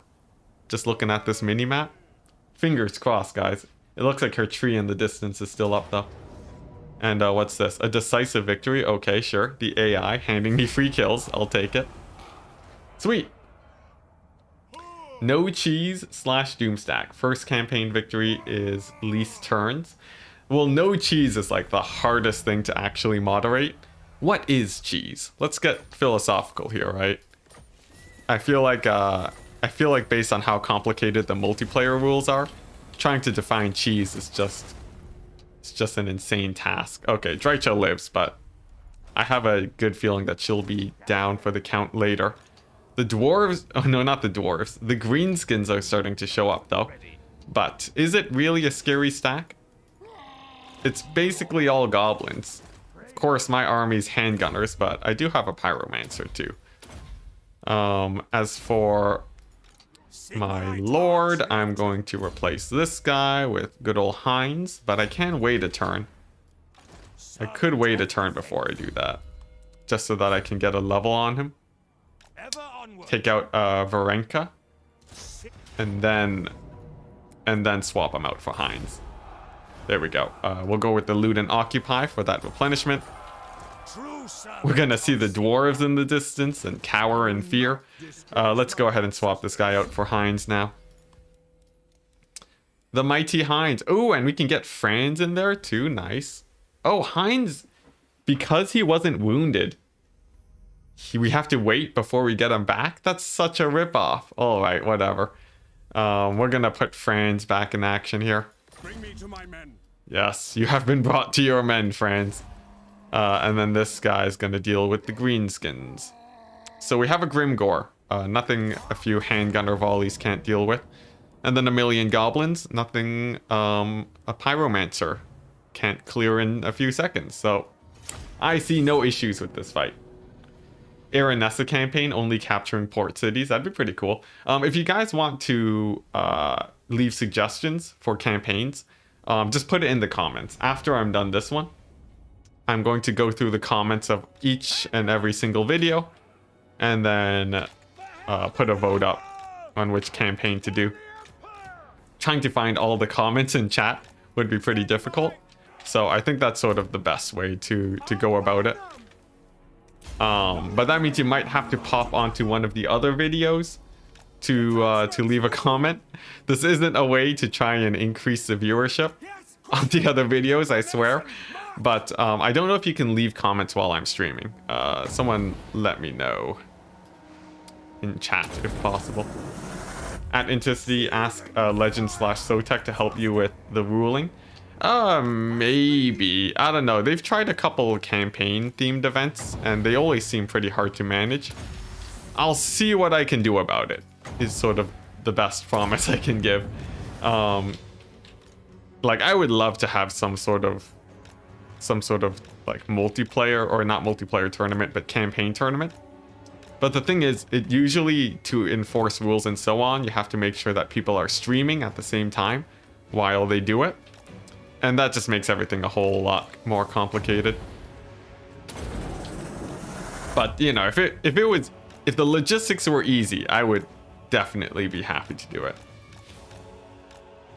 No cheese campaigns. Mercy does more no cheese campaigns than Legend. Oh, yeah. I think Mercy the Mad was streaming earlier today. Is he still streaming? If he is, you guys should definitely check him out. All right, let's hit him with another burning head. Those spiders are down. I definitely want to kill that Arachnarok spider. That is a big priority. There we go. And this guy's gonna tank the chariots, I think. Those can be really annoying if microed properly by the AI. But yeah, I think Mercy is still streaming. Someone will have to confirm. Logic is accidentally streaming? What do you mean by that? Logic is streaming. He mostly does oh my goodness, Grimgore, stay away from my lord. Oh my gosh, that was so much damage. Jeez. Grimgore, oh my goodness, what a beast. You forget how much of a strong fighter he is, but even in multiplayer he's quite scary. Okay, there we go. Jeez, Grimgore, that was scary. I'm gonna have to get some focus fire on him to if I want to take him out. Let's get my handgunners shooting them down. What was I saying? Oh yeah, Logic. Is Logic streaming campaign stuff? If he streams campaign, I'd be happy to send like a raid his way or something. But usually, I think most of the people here don't watch a lot of multiplayer. So most of the time, I send people to other multiplayer streamers. His title says Warhammer, but he's playing Age of Empires. Wow. Wow, what a ripoff. Age of Empires, my goodness. How dare he. Age of Empires, by the way, guys, actually a pretty fun game. Also, we routed off the army just by killing Grimgore. Look at that. Yeah, Age of Empires. If I had the time, I would definitely play it a lot more. But unfortunately, I do not. All right, nice. We got the Crimson Killers down too. Very nice. Oh, Mercy, that is. He's streaming a Belagar campaign right now. Sweet. Yeah, if we finish the stream early today, I'll be sending you guys over. I'm really interested in his challenge campaign formats. They generally seem quite fun. He and Rubber Duck are 1v1ing each other. That's cool. He started watching me to see me lose with Vampire Coast because he don't like them. Wow. Wow. I'm sure it was a disappointment though, because I gotta say, Vampire Coast, I think like I have like an 80% win rate or something crazy like that with Vampire Coast and multiplayer. It's insane, man. It's insane. No cam, so you're not... So you know he's not aware that he's streaming. Oh, so he's not talking at all? Maybe someone should like send him a DM on Discord. I don't think I've actually contacted him on Discord before.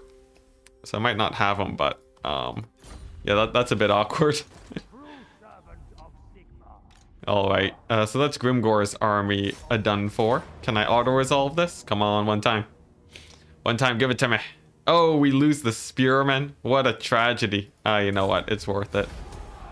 It's worth the time saved. Okay. And then we can go ahead and recapture Mount Squighorn. Sick. So we have once again reclaimed this province. We're going to set it to money generation mode. And I think that's all the enemies we have here for a little bit. What a success. All right, give me the artillery.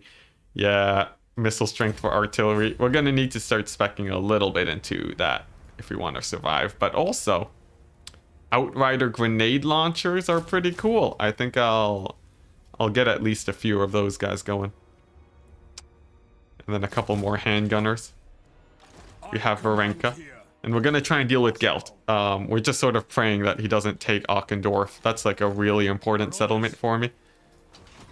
So fingers crossed he doesn't attack it over the end turn. Whew. Why is Necrond in Karezakarak? It was Malus. So Malus Darkblade showed up, but we put a quick end to him, and Malekith confederated with them. 'Tis all. Yeah, Malekith went and confederated him down. As for what is a duck? That is Rubber Duck of War, one of the most prestigious. Like, he's one of the top multiplayer streamers, I think, right now. Yeah, he does a lot of Warhammer multiplayer content, something that I haven't really been able to do a lot recently. But actually, anyone here, if you're missing a lot of my Warhammer multiplayer stuff, I do stream multiplayer now on Twitch. So if you guys are interested in that, you can follow me on Twitch. But if you're not interested, of course, no obligations.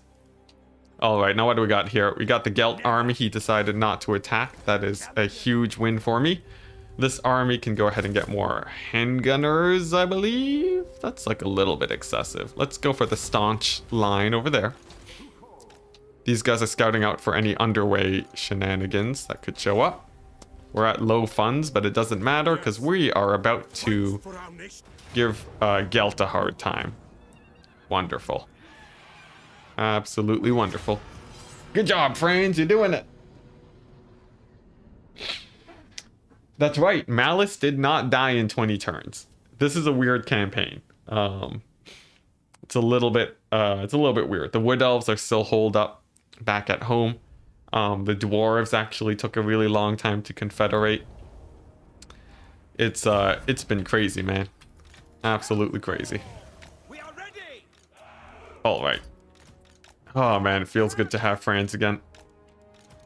Let's put these guys down at the bottom of the hill. Handgunners lined up. This army has a lot less handgunners now than it did before. I'll need to get more. But for now, this will do. More units equals defeat. Less units equals victory. Well, what do you mean by that? Oh, you mean the auto-resolve being all weird? Yeah. It happens, it happens. I wonder if CA will be updating the auto-resolve stuff in Warhammer 3. What do you guys think? I guess the fact that they haven't really announced it is sort of a bad sign. But they do seem to be adding a lot of quality of life stuff overall, so that should be pretty good. All right, I think a quick dwellers below should be able to clear this out. Lots of cavalry in here too. Should be a pretty valuable dwellers. Franz is just chilling in here against all of these guys. And we're just waiting for this army to get a little bit closer. I guess I can get my steam tanks to start shooting while we're here. Then we'll be alright. I'm just trying to aggro this army into my artillery. Another strong dwellers over here on Franz. So what makes Franz so great, he can actually tank for me. And speaking of tanks, we're gonna take out these 2 steam tanks from Gelt. They're mine! They're meant to be mine only.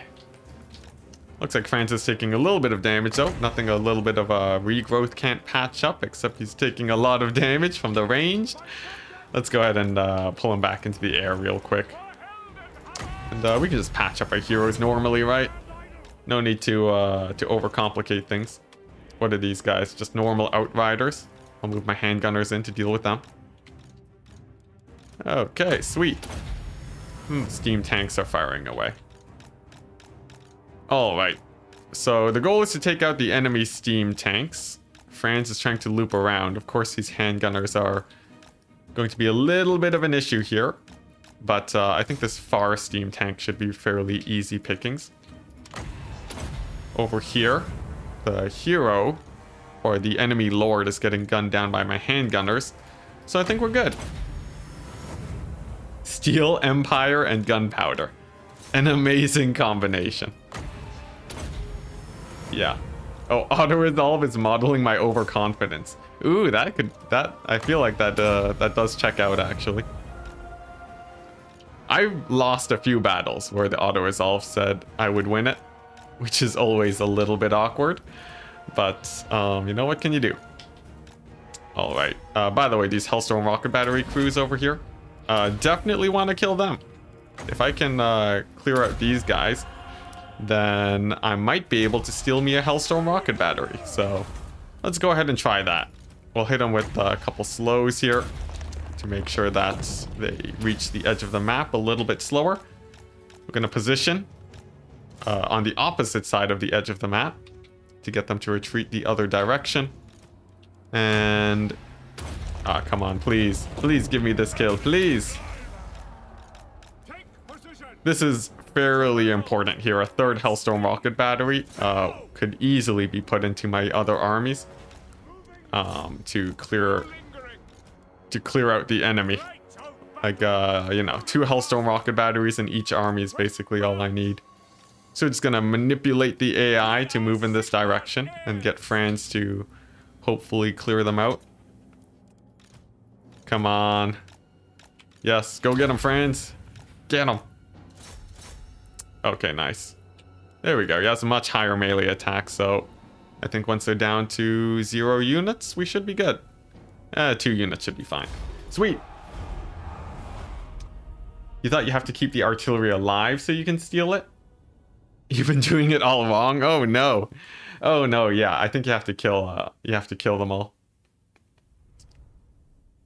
Steam tanks are a unit? They are. What is oh, steal the steam tanks. Oh, I see. Yeah, unfortunately you can't steal the steam tanks.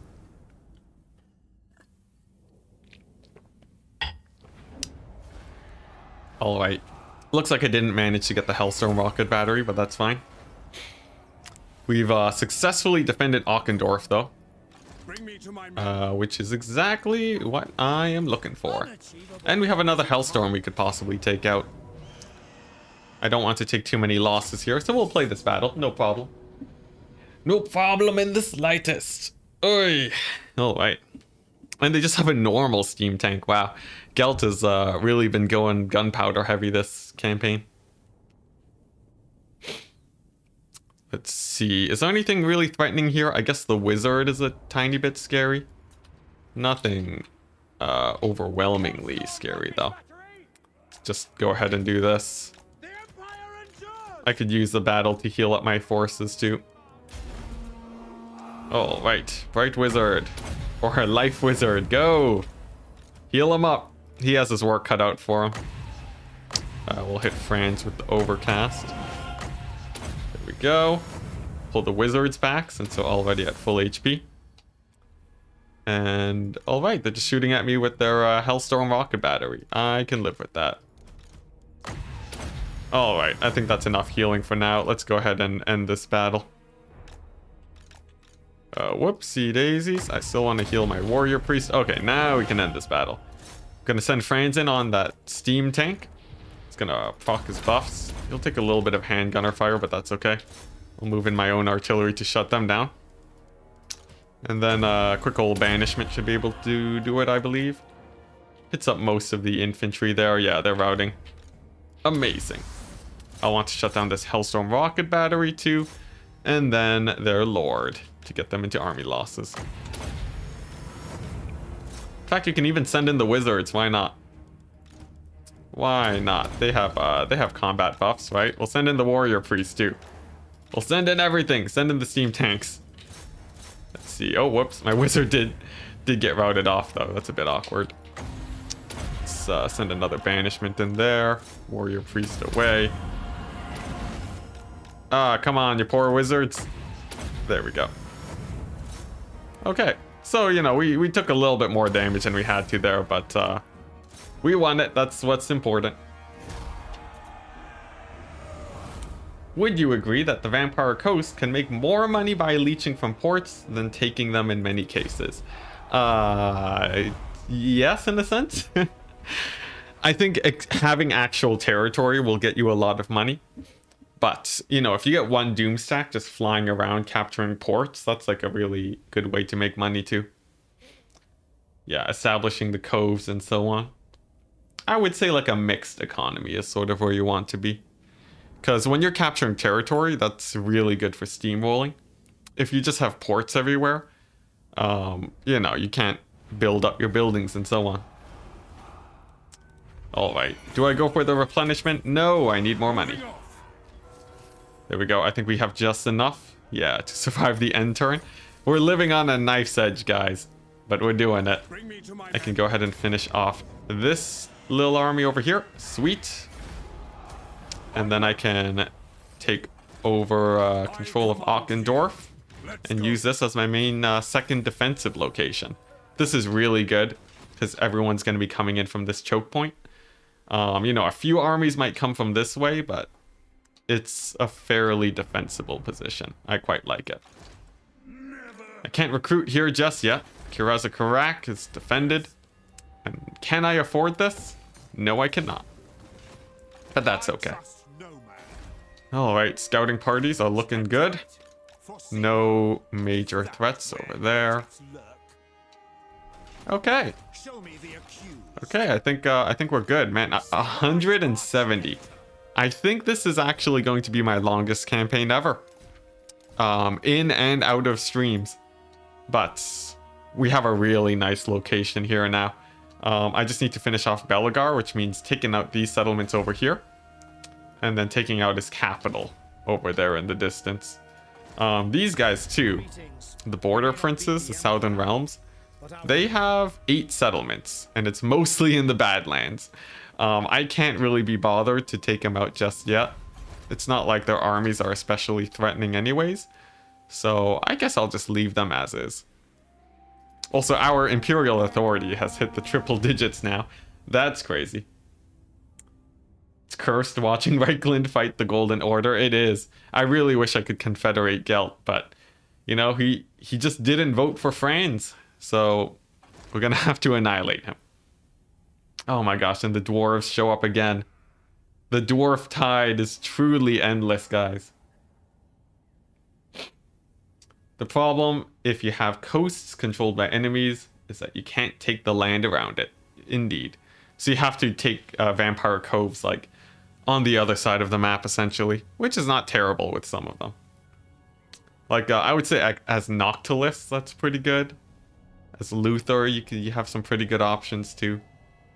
No, it's not too terrible. Like, most of them are going for Lothar. And also, what in the world is this? What is this? That's so much. Just a million armies just dogpiled out of nowhere. I guess it was because, you know, Zufbar went down. But hey, what can you do? This guy over here has a pretty chunky army, though. What we're sort of waiting on is these dwarves to advance from the underway up here. In the meantime, this guy doesn't really have much to do other than to pick a fight, I guess. Maybe at Varenka. But man, the dwarves. How big is their empire? Let's see. They have some allies over here. There's still some greenskins or something holding out here. And of course, there's Grimgor pushing from the east. So I think the dwarves are having a pretty rough time. As for Franz, we have a 17 stack. Quite battered. We have a million armies, but I have 2 Hellstorm rocket batteries. And you know what? That's gonna be enough. I don't need trading. I guess I'll take Council of Electors. Why not? Like, there's no big downside to it, right? Maybe I can confederate someone. Who knows? And it's gonna be Lightning Strike City for a while. Let's see, what's this? We have an Ungrim and a bunch of heroes. It's gonna be a little bit scary. I'm gonna have to be quite wary with each of these fights. But it won't be impossible by any means to win it. What's going on with Heinz? I disbanded him. So he recovers. He comes back from the dead faster than he comes back from retirement. A minor misplay on my part, but what can you do? I did, you know, it does save me from losing items on him. But that's about it. Red seems to be the vampires. Really? To the south? I would be surprised if it was vampires on the southern side. Let's see. This seems like a decent place to set up. Alright. This battle I'll have to be a tiny bit more careful about. Especially with my handgunners at such low HP. Then again, I have Franz. And Franz is really strong against heroes. And I have 2 steam tanks. So I won't be able to kill off Ungrim with, you know, with my handgunners. But the steam tanks will be more than enough. Let's see, how's the artillery arc of fire? Whoa, whoa, whoa, what did I just do? I think I hit the wrong button, guys. Get back onto your artillery pieces. There we go. Whoopsie daisies. A little bit awkward there. Yeah, I wanted to hit guard mode. And yeah, when you reman the artillery, sometimes they do a bit of a weird shuffle. That should fix them up though. Alright, let's get this battle underway. Don't give up. Remember, glory to the Empire. I will never give up in this campaign unless I die. The goal is to win it. I will be doing whatever I can to do that. Now, Ungrim, I've done this mistake before. I definitely should not be trying to fight him. That would be an absolutely terrible idea. I'm gonna get our wizards in there to try and get some value on this blob that Franz is forming on up. Let's see, there's no way I can really give him missile resist, unfortunately. But banishment will work out just fine. We'll be behind this hill too, charging these cannons. So most of the Thunderers won't be able to give Franz too much of an issue. And over here, this Archlector should be fine as long as Ungrim doesn't end his life. Which, you know, has a decent chance. But if I keep an eye on it, I think we'll be okay. Let's see, some Dwellers below should be able to work out quite well too. And this guy's gonna need that missile resist sooner than I thought. All right. Oh, actually, he's taking a lot of damage. What's doing so much to this poor guy? Come on, Archlector, you got this. He's gonna have to try and pull out. Ungrim is moving on in. This will get him into a better position for my handgunners to shoot at him, though. So let's try to line that up. Archlector's on the run, but we're still good. One mistake that I have been doing, though, my artillery needs to be shooting at the infantry instead of the other forces. There we go. And my wizards look like they're doing fine. Alright, Ungrim's still pretty scary, though. I need to get my handgunners on him ASAP. And my wizards need to loop around to try and support the rest of this army. We're gonna send in the steam tanks to try and save this guy. We definitely don't want to take unnecessary damage on him. He's a very strong and important single entity for us. So let's see if I can get a... You know what? Instead of a heal, I'm gonna opt for a Dwellers Below instead. Just to really punish this blob over here. Chaos Invasion is here. And it's in its leg. Alright. I don't know what you mean by leg, but I'll check up chat in just a second. Alright, what are we looking at here? Ungrim's still... He's down to half HP. That's good. Let's see. Archlector looks like he did manage to escape, which is very nice too. But Ungrim is going to give a world of hurt to these steam tanks. They're going to have to pull away to try and find a safe position. Franz can get some good distractions off to peel for the steam tanks, and it looks like that did work decently well. Although Ungrim is still hunting down these steam tanks. Franz can definitely win a fight against a Thane though. Those guys are not especially scary. And nice, we have the Warrior Priest back. Very good. Legendary, I see. Oh, acronyms, how they confuse me so. Sweet, so that's the Thane down. Let's cycle over to these Quarrelers now. This guy can hit him with a Grand Soulfire, why not? Okay, there we go. Franz is now on the hunt for the rest of the heroes. Ungrim is nearly down. I think we did it. We've won battle number 1. Only, what, 2 more to go? Not too bad. But yes, this is legendary. Oh, I see. You were answering questions. Based Witch Hunter. I see. I see. Yeah, I was busy trying to not lose the battle. And I wasn't able to keep up with chat. But, you know, while we spam out these heals, I think I can go ahead and do that. Let's see.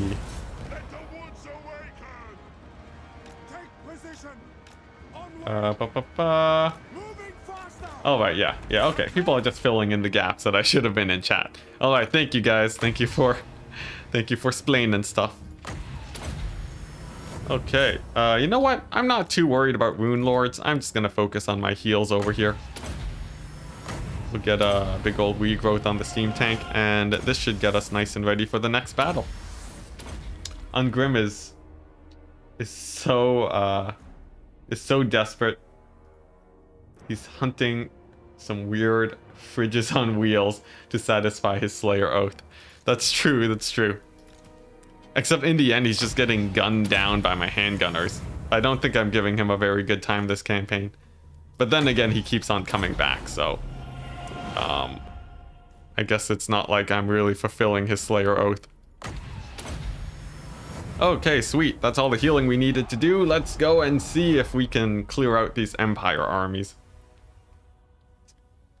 Yeah, I think one day when we finally take out the Dwarves, we can finally make Ungrim happy. To an extent. I guess, you know, the annihilation of his entire civilization is not exactly a great thing to behold. But he will have fulfilled his Slayer Oath. So that's something. Let's see, we actually got very few losses that battle. That's good. Ungrim fighting steam tanks is still better than the end times. Oh boy. Oh boy. Man, the end times. You know, at least it's been a while. I feel like the community has sort of...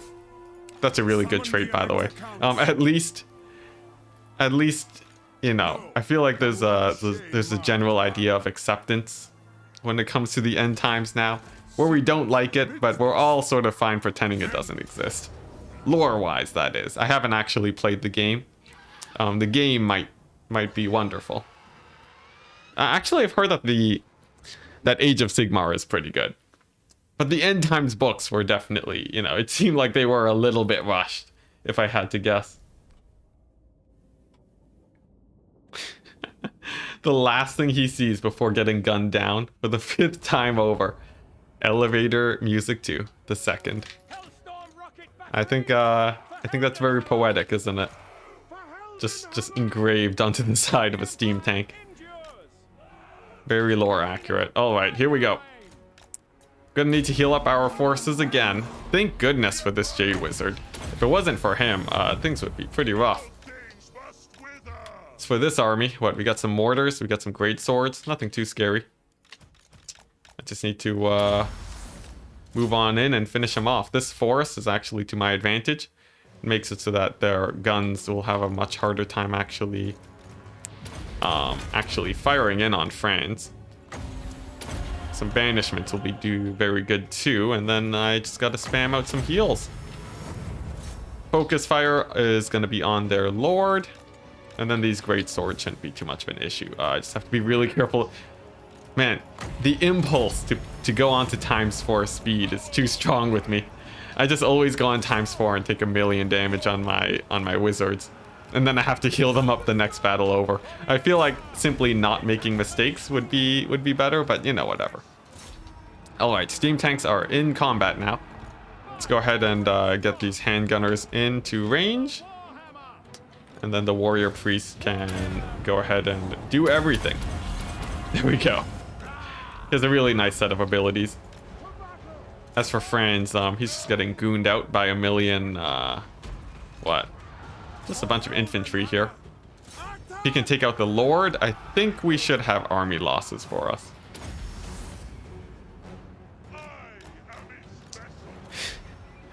All right. Let's see if banishment manages to solve this. And then, let's see, it looks like the infantry is fine. Now, Franz is taking a lot of damage. I think I'll have to get the disengage with him. We didn't actually get the banishment off. That's a bit of an issue. But this one should work just fine. Hey, Simon. Or Simon Van Herpt. Hello. Happy to have you on stream. It's a pretty good time. Generally, I try to keep up with chat. But oftentimes I accidentally miss a few messages because these battles can get pretty feisty, but happy to have you here. Oh my goodness, Franz. Right now things are pretty spicy though. We still have quite a few armies to defeat with this one, but we do have 5 artillery pieces now finally, and that's going to be hard carrying here, I think. Some more cavalry charging in. I think it's time Franz basically just disengages from here, and then we can let the artillery do the rest. I don't really need him to be blobbing up their force as much anymore. All right, yeah, there we go. This is way easier. Way easier. Beep boop. Oh boy, the beep boops here. Oh my goodness, legend is back with the raid. Oh my gosh. Thank you, Legend. Well, I guess we have to go over the introductions again on what in the world is going on with the campaign. First of all, I am Enticity. I play challenge campaigns and generally like to play pretty quickly. Right now, we are playing an Empire. This is Total War campaign, where we have declared war on absolutely everyone. Oh boy, that's a lot of people. Thank you so much, Legend. But yeah, we're playing a campaign where we declare war on absolutely everyone. I have 2 stacks of armies right now that are rather strong. We have the Franz Doom stack. Hello everyone tuning in. We have the Franz Doom stack, which is manned by a whole whack load of artillery and a couple guns to kill off heroes. And we have a very strong handgunner outrider Doom stack that has been building up. This guy over here, who's looking to defend against the tide of dwarves. Our current location is Karak over here, which is thriving right now, actually doing rather well. And we even have the province. So this is my defensible position, and right now I'm trying to secure Ochendorf, which has been getting attacked on all fronts by various enemies. The dwarves are an absolute menace. Gelt is the 4th strongest faction, now brought down to 27 due to my battle with him. You can see the strength ranks over here. Chaos, my one and only ally, is destroying the north. Nagarond is strength rank 3. Talea is strength rank 4. Jeez, okay, sure. And yeah, you know, we have a whole host of enemies surrounded. But overall, as usual, I think we're in a pretty good position. So that's the rundown. Let's see what's going on with chat. The Cheddar army is here. Oh boy. We'll see if my cheese is sufficient for you guys, but I don't think we have too much. I've joked before that this entire campaign is a save my disaster campaign that I could totally send to Legend, but I think we've been able to hold fairly well now. Reichland 100% got lost. Yes, yes. Reichland has been absolutely captured by the vampire counts and has been home of, what's it? Not Vlad, but Manfred for the past maybe 100 or so turns. The plan is to recapture that eventually, but not quite yet. Right now, we still have a host of other issues that need dealing with before I can actually get back there. But eventually, we will make it back. Oh my gosh, and Morphus, his with 5 CHF. I have no idea what that is, but thank you. Saying Chaos, my one and only ally. Bro, I felt that. They truly are. Actually, Chaos is if it wasn't for Chaos, this campaign would actually be going a lot worse for me. They just they're at war with everyone else, just like me, you know? Enemy of my enemy is a very useful ally. Alright, now first things first, I need to get these guys to advance into an open field. I guess I'll progress onto the left-hand side here and try and beat down these handgunners. I'll send in the steam tanks to go ahead and deal with them. I actually do have a decently sized army here this time, so I'll go ahead and use them. And we'll use our cavalry to loop around the side. Hey, KJC saying, yo, what's up, man? Things are going quite well. I've been enjoying streaming as of late a lot. But I am sort of due to get another short video out. So hopefully I have the time to get one of those tomorrow too. But overall, things are going great. Yeah, this is a very great sword heavy army. The AI is starting to recruit high tier units in their 20 stacks. So we're going to be seeing a lot of great swords on the Empire side now. Everyone's hungry for the cheese. We got decent cheese. We got some single entity cheese over here. We got some artillery cheese. No crazy corner camping though. Alright, I really need to deal with these handgunners though. Can I get a good AoE on these great swords? I think I might be able to. Maybe like, oh, if I blob them up with my steam tanks, that would actually be great. So let's go ahead and try that. We're gonna group them up over here. And then hit them with possibly a good old banishment. It's gonna be a decent banishment, but nothing too crazy. Meanwhile, over here, it looks like my lines are doing quite well. We'll bring in the Mournfang cavalry to deal with those handgunners and get my normal cavalry in on there too. This Empire captain should go down quite quickly to Franz, especially if we use all of his combat buffs. There we go. And then let's see if I can get some good old surrounds on these guys. A couple units of cavalry too I'll have to worry about. But I think this infantry here isn't too much of a problem. And I think I have another pretty juicy AoE, but I don't have enough Winds of Magic yet. Some 2v2 tips would be good for short videos. That would be really interesting. I don't know exactly what the 2v2 market looks like for Warhammer. It's pretty niche, I would imagine, but then again, I play multiplayer, so who knows.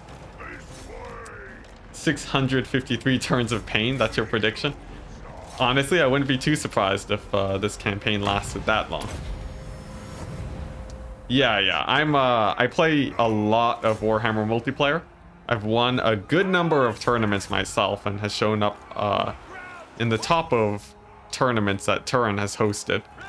So I would say I'm generally pretty competitive, yeah. Although as of late, I really do enjoy playing campaigns. This is really fun right now. Alright, sweet. I think this battle's more or less won. Let's go ahead and get some hammer and anvil here in the distance. Checking the bottom to make sure I'm not losing any guys unnecessarily. I'm actually surprised they haven't hit army losses yet, but there you go. Right on the mark. Totally scripted. Yeah. Right now, I would say I'm not... I would say I'm quite good at multiplayer. But there's definitely a lot of people that will do a lot better than me. The multiplayer scene, people get just constantly stronger and stronger by the moment. But if you guys do want to catch me playing multiplayer. I do stream it on Twitch occasionally, so if you guys are interested in that, you can find it. I don't think I have a link below, actually. I think I forgot to add that. Whoops. But if you go to Twitch and look up Enticity, you'll find me. All right, the name flew back to you when someone mentioned Turin. Hey, there you go. Yep, Falcon versus Enticity. That was a really long time ago. But that was one of my... Those were the glory days before Vampire Coast got nerfed. Oh my goodness. Falcon, such a beast. He's so hard to take down. Onwards. Stream it on YouTube? I would love to, but it would... Bring me to my men. I like to take those streams very casually. And it'd be, it would sort of not really match the content here. So, you know, we do it on Twitch. I do plan to eventually have some edited videos of multiplayer that I post onto YouTube, but that's the story for another time. Now, that's a pretty good auto-resolve. We'll take that. We actually are making a pretty good bank right now. Ooh, but I can't finish these guys off. I guess we'll just have to chill over here. Yeah, we're making pretty good bank. I think I could go for a stronger garrison here, but that's pretty expensive. I guess I'll finish the 20 stack on this army. Let's see, what are we looking at here, guys? Pistoliers are pretty good too. Well, actually, it's not like we're facing a lot of cavalry. Of course, the Bretonnians could show up, though. So you know what? Let's take some Pistoliers. Why not? Okay. Now, for my hero placement, I have basically a million scouts. For some reason, Altdorf is coming from this direction. Not entirely sure why, but I'll take it. And I just need to be able to hold off any more armies that come this way. If I get one turn of replenishment on France here, I think we're basically safe. Not to mention, I can actually make these buildings, finally. And we're going to finally go for Volkmar now. I'm going to go for the Shrine of Sigmar. And we're finally going to get Volkmar, guys.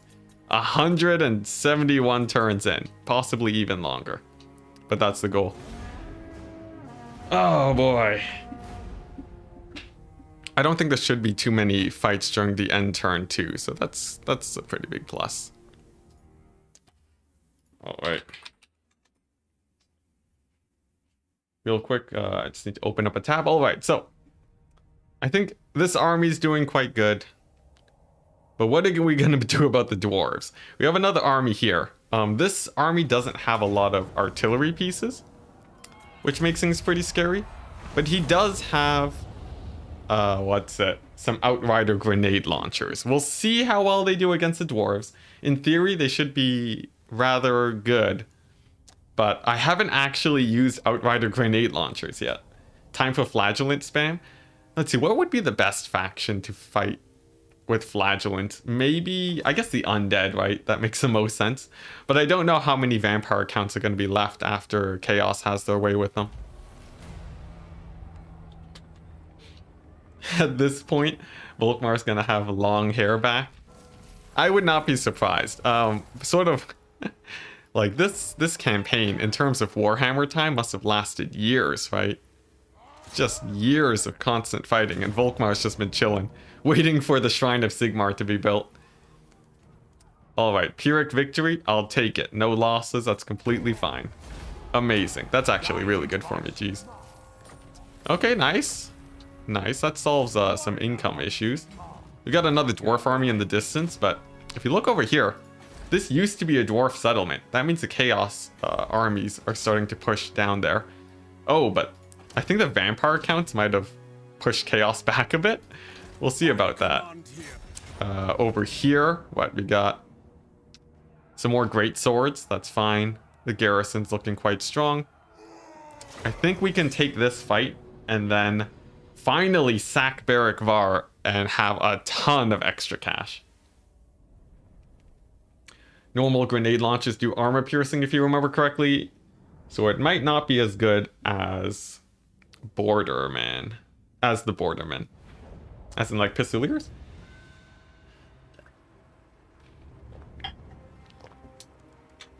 What would be the easiest and hardest faction to do This Is Total War on?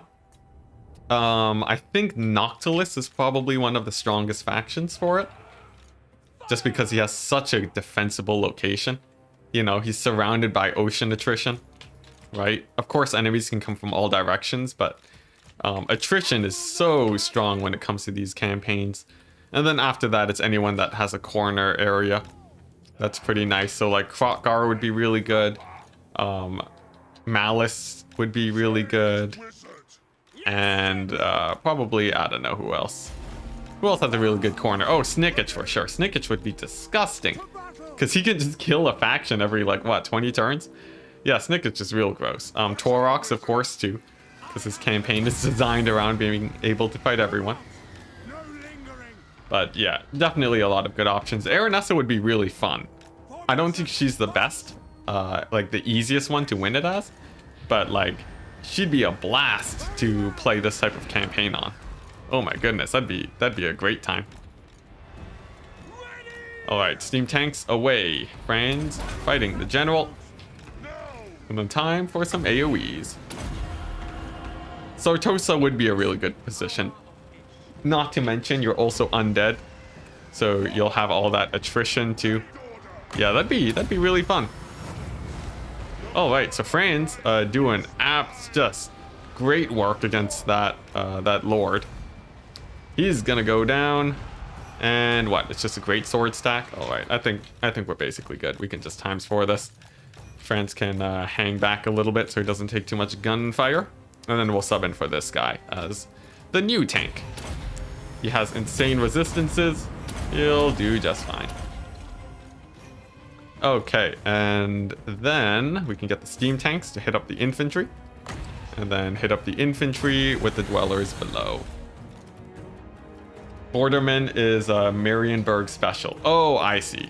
Yeah. I got to try them out a little bit. They seem quite good. I will say, one of my campaign strategies. I was planning to try and use those guys to hard carry, but the Nuln's steam tanks just were way better. You can't really. There's no better option than steam tanks, really. They're so good for the auto resolve that. It's basically a no-brainer. Whoa, whoops. I'm about to lose this warrior priest. Let's give him some buffs and heals. There we go. Yeah, if I had the time to actually go for Marienburg, I definitely would. But man, it's just so chaotic, man, this campaign. There's just so many armies. If you go for Marienburg, you aggro the Bretonnians early too. It's rough. It's a rough time. All right, let's keep healing up the steam tanks.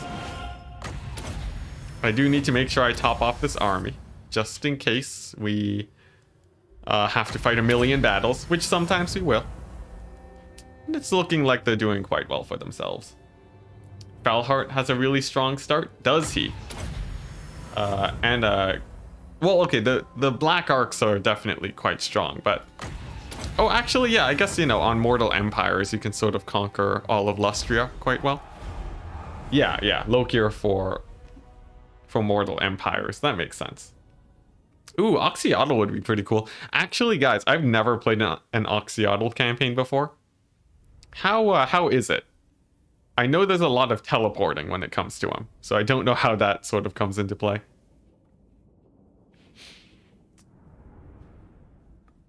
How many battles did you fight right now?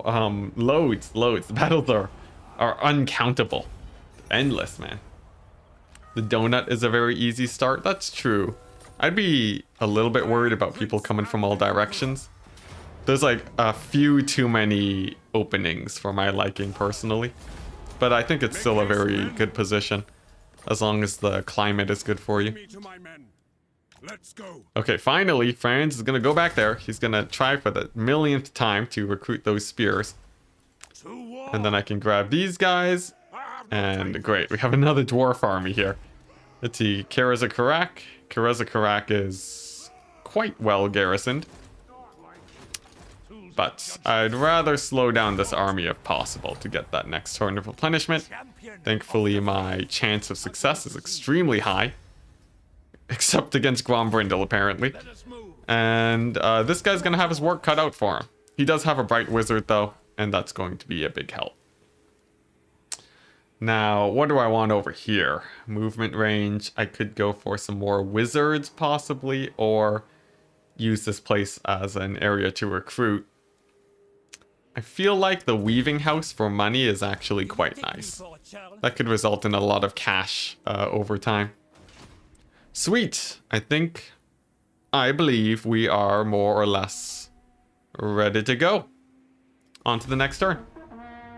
You did a Western Roman Empire. This is Total War campaign on very hard a few months ago. That's pretty cool. You only have Warhammer 1 and 2. You need to get some DLCs eventually. Honestly, you can do pretty well without the DLCs. But there's a lot of really fun ones. Like, especially like the Torox Oxyotl one is very good right now. Oh, they finally confederated. That's huge. That's huge. It essentially cuts their armies in like half. Because they have to deal with more supply lines. Oh my goodness, finally. Finally we did it, guys. Oh, after all this time, the Dwarfs have finally confederated. So now I have to work around just one dwarf faction. Sweet. In your experience, at Enticity, saying you never played Oxyotl on stream, it's like admitting you're still virgin to your crush. Look, I haven't played his campaign. I played a little bit of Torox's campaign while I was really grinding out the multiplayer. Sure, let's allow expansion. While I was really grinding out multiplayer, I just didn't have a lot of time to play campaign. So I never really got to dig into the Oxyotl Torox hype. Which is really unfortunate, because those campaigns are super fun, but I plan to hit them up eventually. In your experience, it's mostly Dark Elves like Marathi and Noctilus who are invading you. I see. Let's see what's going on over here. We have Alberic. Pretty standard stack. Just a few units of cavalry.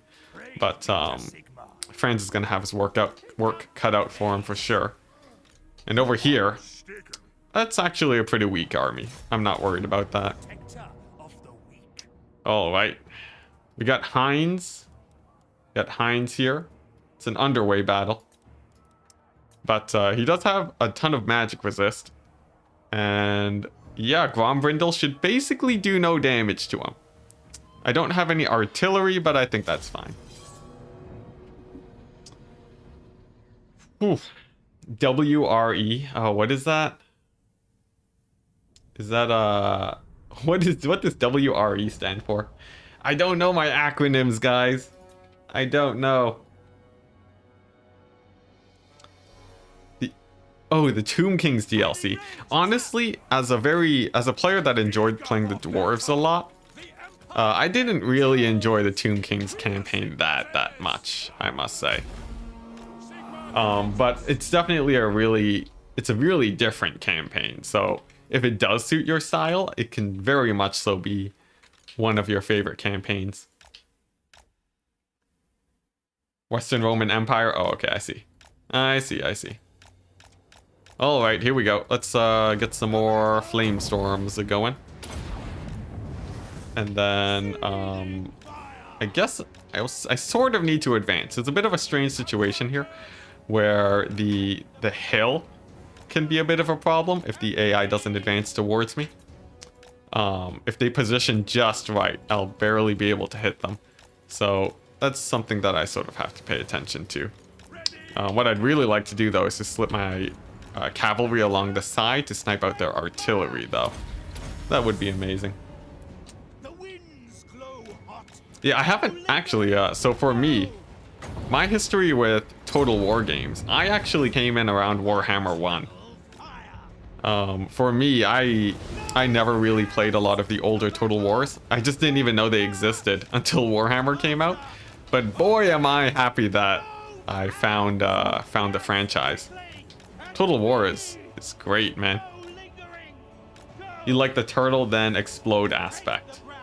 As soon as you have their research done, such as unstoppable, that's pretty cool, yeah. And the thing about the Tomb Kings campaign, that is really fitting for how they work in lore, where they where they just sit back and wait for the perfect opportunity. And then the end times happens and you never see them. Poor guys. Alright, here we go. Handgunners firing at Grombrindle. I'm going to use my Lord to tank him. I think that magic resist should be more than enough to survive Grombrindle. And it looks like it's gonna be. Yeah, it looks like it will. My cavalry, unfortunately, all got routed off by the dwarves. They're sort of there just to distract. But, actually, yeah, maybe I'm gonna need a lot more grenade launchers if I want them to be devastating the dwarf lines. I'll go ahead and move my handgunners to get some flanks on the infantry, though. That'll be good. And a bit of repositioning should get me in a really nice position. You've been there from the beginning, day one? Oh my goodness. How many years of Total War is that then? Like for me, I grew up on, you know, Blizzard games. You know, Warcraft 3, StarCraft 2, that sort of thing. That was sort of what I was mostly exposed to when I was a wee lad. Powerful single entities and magic sure spice things up. They do. Warhammer is very different from any other Total War. Like, it's interesting. Warhammer really focuses on the battle aspect of things, I feel. Like the campaign aspects. I feel like there's a lot more going on in the campaigns than the other Total Wars. But for Warhammer, I can't find a single game that beats, you know, the battles in this game. Oh my gosh. Heinz, how could you? He's routing again? I feel like Heinz has been doing a lot worse as of late. Of course, I haven't been giving him the strongest armies, but... Come on, Heinz. You used to be a world beater.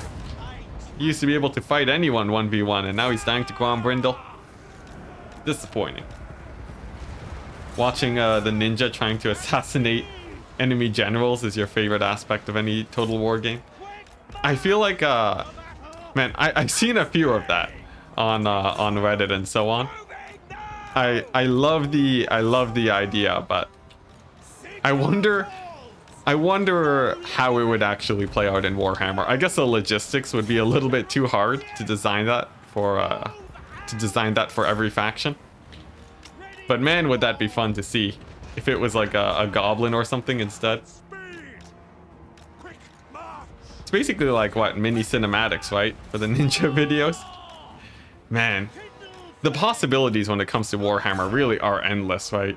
Like, there's just so many different things. It's just a matter of if people have enough time to work on it, really. Alright, but I think Grombrindle's finally nearly down. These Quarrelers and Rangers are really annoying, but they are in the perfect position for a good old Burning Head. As for Heinz, he's just here to tank Grombrindle while he gets shot down. And it looks like that does work well. The Bugmans, they take extra damage from fire. Very nice for this type of army. And I just need to get them to hit army losses. Let's see. They don't have that much left. But I guess I did take a lot of damage on all of my forces here. So we'll just have to clean up with the handgunners. And actually, I'm out of magic again. The dwarves have every battle they really drain my magic. I think it's some of their items that I think it's some of their items that's doing it. But alright, sweet. Army losses sometime soon, I would presume. Possibly, maybe not.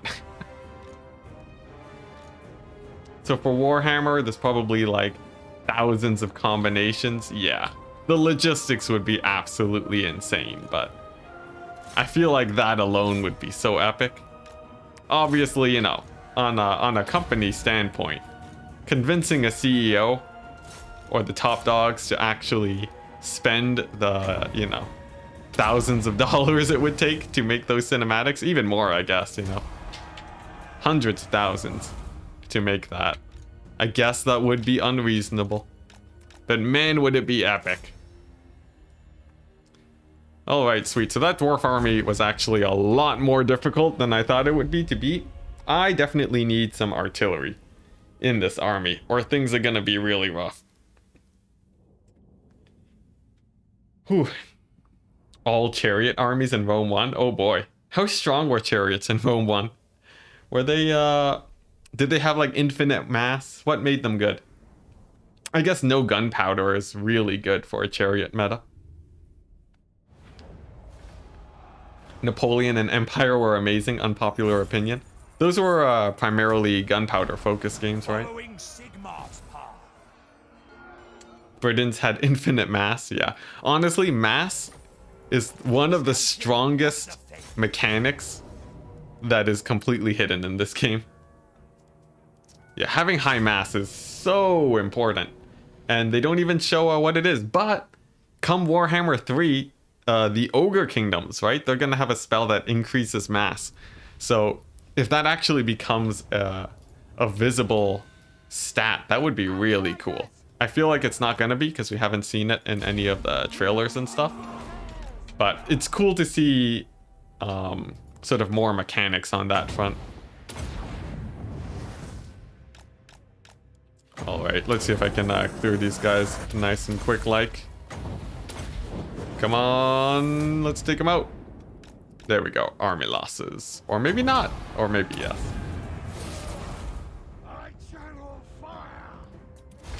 Hiding mass stats is such a struggle, yeah. Although, like, you know, it's sort of a weird stat. I can see why they would hide it. Because, like, your average player does not care about mass in the slightest. Like, not at all. But, you know, at least give us a toggle, right? A toggle would be more than enough for most players. Oh, yeah. Wasn't there, like, a Warhammer mod for Rome? Or something like that? Is that still going? Is that mod still going strong? I feel like, you know, at this point, probably, it's, you know, with Warhammer already released, you don't really need to continue modding Rome, but who knows? Alright, what are we looking at over here? We got the Bretonnians, we have Franz and his single entity squad. They should be just fine. But I really just want that one turn of replenishment. It's taking forever to get that done. But we will fight this battle as many times as we have to with France. Maybe we'll recruit some regiments of renown if we can get the cash for it. Total War Games has a lot of stats that are hidden from players. Yeah, even the spells, they don't really go into too much depth. And I've said before, my entire career is based on the fact that people don't know the Warhammer stats and so on. Because, like, honestly, a lot of my videos, I'm just sort of reading the stats as they are and doing testing for all the data that you would want to be in the game by default. So, you know, it's a blessing and a curse, I guess. Alright, let's put the Warrior Priest on 1. There we go. So, the hope is that France can fight Albert 1v1. But I guess we'll see if that works or not. You get frustrated that they balance Warhammer in favor of multiplayer, wish that they had separate changes. So that one's a little bit of a weird one. I can see why they have to balance the two sort of the same way. But I think sort of the way that it's balanced is sort of janky. Like, you can make it where you know, sort of campaign buffs and so on work for single player, right? You just put them on like a red line skill tree or something, and then you'll still get all the cool buffs that you would want. But yeah, it's always a little bit janky. And like people that have absolutely no interest in multiplayer just see that their favorite factions get nerfed for basically no reason is always quite strange. It's a fine balance that they have to strike for sure. But I have faith that they'll be able to do well in come Warhammer 3. I feel like CA is pretty aware about all of those issues and they're at least trying their best. There's a mod to get damage in the spell description. That's pretty cool. That would be super useful for multiplayer, but it's just so hard to get everyone to use mods at the same time. Oh, I forgot I have Net of Ammon Talk. I haven't used that one in forever. Whoopsie daisies. Would have been useful here earlier, but whatever. Franz can go and fight Alberic. I think he should be able to take that fight just fine and dandy-like. We'll heal up the steam tanks. And then I think this army's more or less done. It's just infantry. And infantry is not particularly scary here. Okay, nice. Cavalry is all but done for. I'm really liking the Mournfang cavalry too, just because it's a free unit of cavalry that I can recruit. And actually, I have pretty high hopes for these guys in Warhammer 3. They're quite strong. They're a little bit expensive, but with proper campaign buffs, they'll probably be quite the menace, right? I can't see a world where they wouldn't be. If you were designing, you'd add a spell tester, like, built into the game. Like, oh man, the custom battle system. The fact that you have to take a lord in custom battles is already a little bit janky. I feel like there's like a lot of minor quality of life things, but you know. CA only has so many people to work on Warhammer, unfortunately. Alright, let's go ahead and position these steam tanks down at the base of this hill. Their job is to group up the infantry so that my artillery absolutely demolishes everything. And just like that, everything is demolished. Except for a few more guys, surprisingly. We'll hit them with the dwellers. And then we have the victory. Sweet. Mournfang cavalry saved a lot of battles. Yeah, for sure, for sure. Alright, and then once again, I'm going to have to spend just a hot second to heal.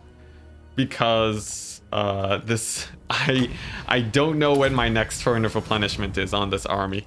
It could very well never come. So, super important that at least my steam tanks are fairly topped off here. In single player, you think he should be able to execute heroes at least with his moonbow. Oh, a Lithanar. That'd be pretty cool. I feel like, yeah, a Lithanar in campaign, he doesn't have a lot going for him. It's mostly his Shadow Warriors that hard carry, right? Okay, I think this is more or less all I need. Nice, to the next battle! The people that do all the fixes are modders. CA does put in their fixes, just at a slower pace. Nice, 17 losses, that's pretty good. As long as we only lose 17 losses every battle, I think we'll be okay. He has great campaign mechanics, though. That is true. That is true. Lithanar is a pretty fun campaign, I will say. And he can take out the Dark Elves really early, which is a huge plus.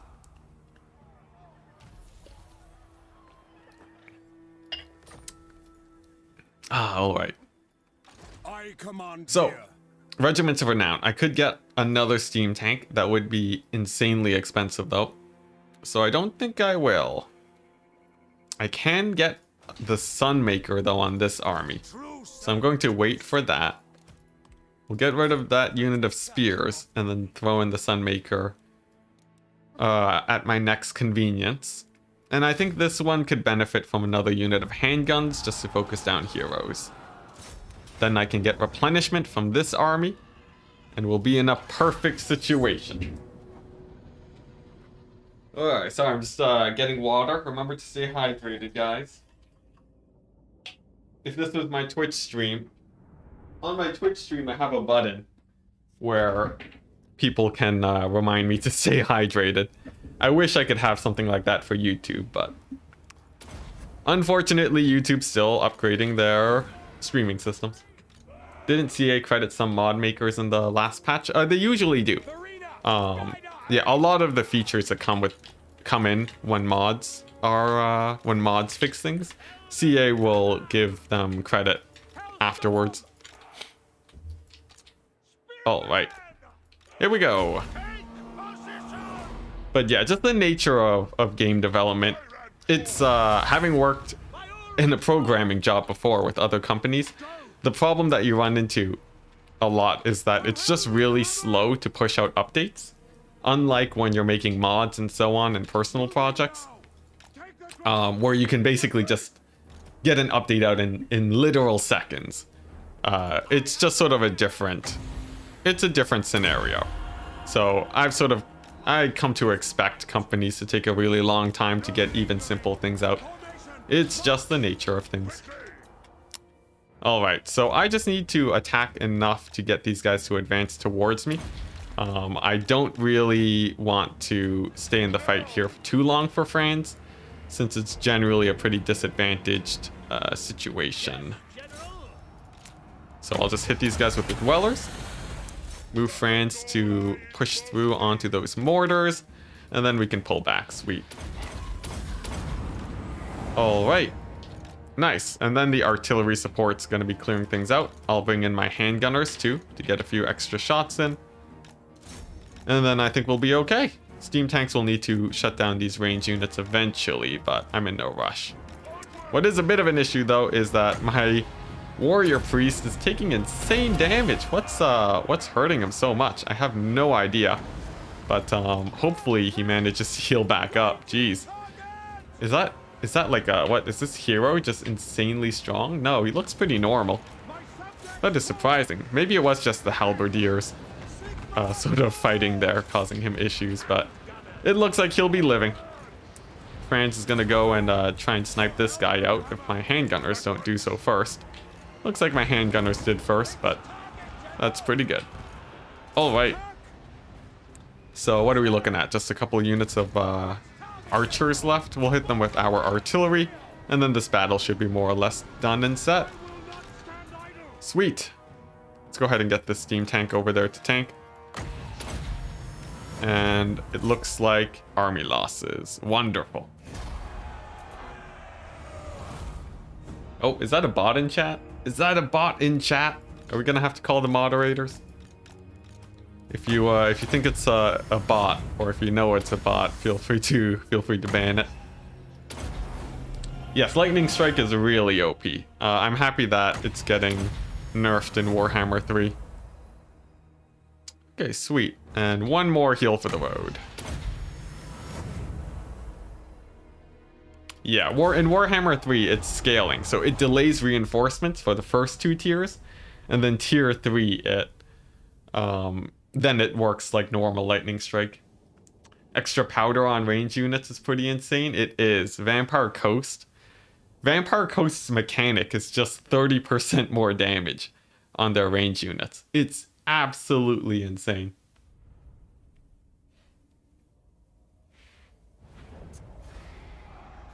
Alright, just catching up with chat while I was playing that battle. They can push it out as an unofficial patch. Even that is pretty annoying sometimes. On march. Okay, so I think I can finish off this army. It looks like I think there was a dwarf army over here still. So I will likely end up getting sieged again. But that's okay. We'll take the decisive victory. Get a juicy replenishment on that army. And then, nice, I can even take out Lewin's army over here. That is a big plus. Oh, right. Or not Lewin's army, but, you know, Alberic. And then even still get back to Ochendorf. Okay, nice. Things are looking up for Franz. The dwarves over here might siege. But we have a pretty good garrison over there. This guy, he can't really get there in time, but we can recruit him some handgunners. And now we wait. This guy, what can he do though? Let's see, I would really like to slow down these armies just so that they don't push in and take my settlement in the back there. And this guy can, I don't know, slowly level himself up, I guess. Alright, let's take a look over here at Barrickvar. Yep, there is a Belagar 20 stack, so he's likely gonna siege Franz. I could go for an ambush stance though. There aren't that. Oh no, he doesn't have the movement. Darn. Alright, we'll just try to recruit then. But this is looking pretty good. We just have to hold off this initial tide of dwarves, and then Franz can start heading westbound. Alright. Literally throw gold at a garrison to permanently upgrade it at your leisure. Is that, what? Are you talking about like a different game?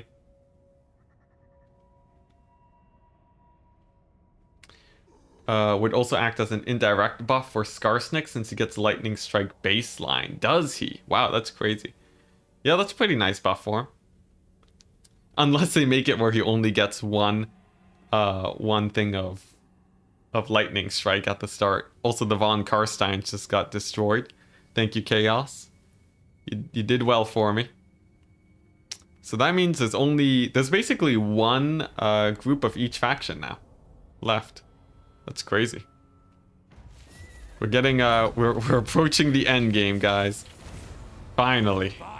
Now we're gonna have to go to Kirezakarak, garrison it, and get ready for the oncoming tide.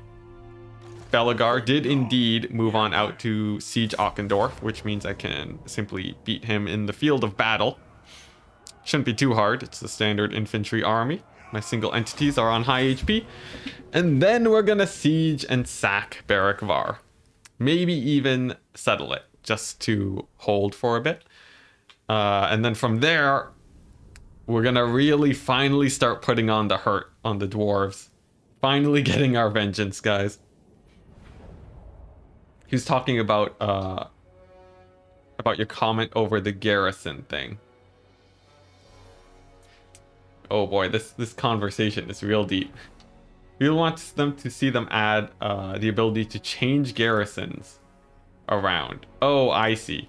Yo, that would be really cool. It would be very strong. Maybe even a little bit OP. But customizable garrisons, even more than they are right now, would be really, really cool. Because right now, like, all the garrisons just end up being the same, and sometimes they can be pretty lackluster too for some factions. It'd be a really cool change to see more customization options. And they already have a little bit of that in Warhammer currently. Just with the different unique buildings. So I feel like that'd be cool, but if I had to guess, it probably wouldn't show up for Warhammer 3. Yeah, it would mix up battles a lot. Yeah, that'd be really cool. Alright, let's go ahead and get a regrowth on the warrior priest. Franz taking some damage from the ranged dwarves. Not too much of a problem. Gyro bomber being very annoying as usual. And what are we looking at over here? Who's this guy? Belegar. He's gonna be a tanky one to finish off. I will specifically need to probably hit him up with the Franz. And as for the infantry, as usual, we're not worried. Yeah, I think Belegar will lose to Franz. 69 melee defense, nice. Franz has pretty high melee attack though, yeah. 73, so he'll be able to win that fight. Handgunners will just be firing away. And then the usual strategy, we'll go with the banishment this time. Hit up those iron breakers. Okay, nice. Warrior priest with all the abilities you could possibly want. Belegar is on the run, thank goodness for Franz. And I think that should be army losses soon, sweet.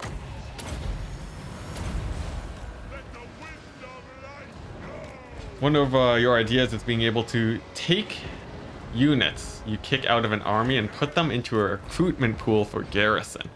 Okay, but the big question is, how do you make that not OP? Because, like, then you can get some really chunky garrisons, right? You need a, like, sort of an upkeep system, maybe, to keep those garrisons up. And then I feel like it would be a little bit more balanced.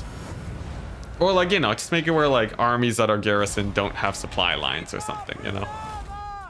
I feel like it wouldn't be too difficult to make something work, but it would be a lot of work for CA to sort of make sure that the balance all checks out. It would be really cool, though.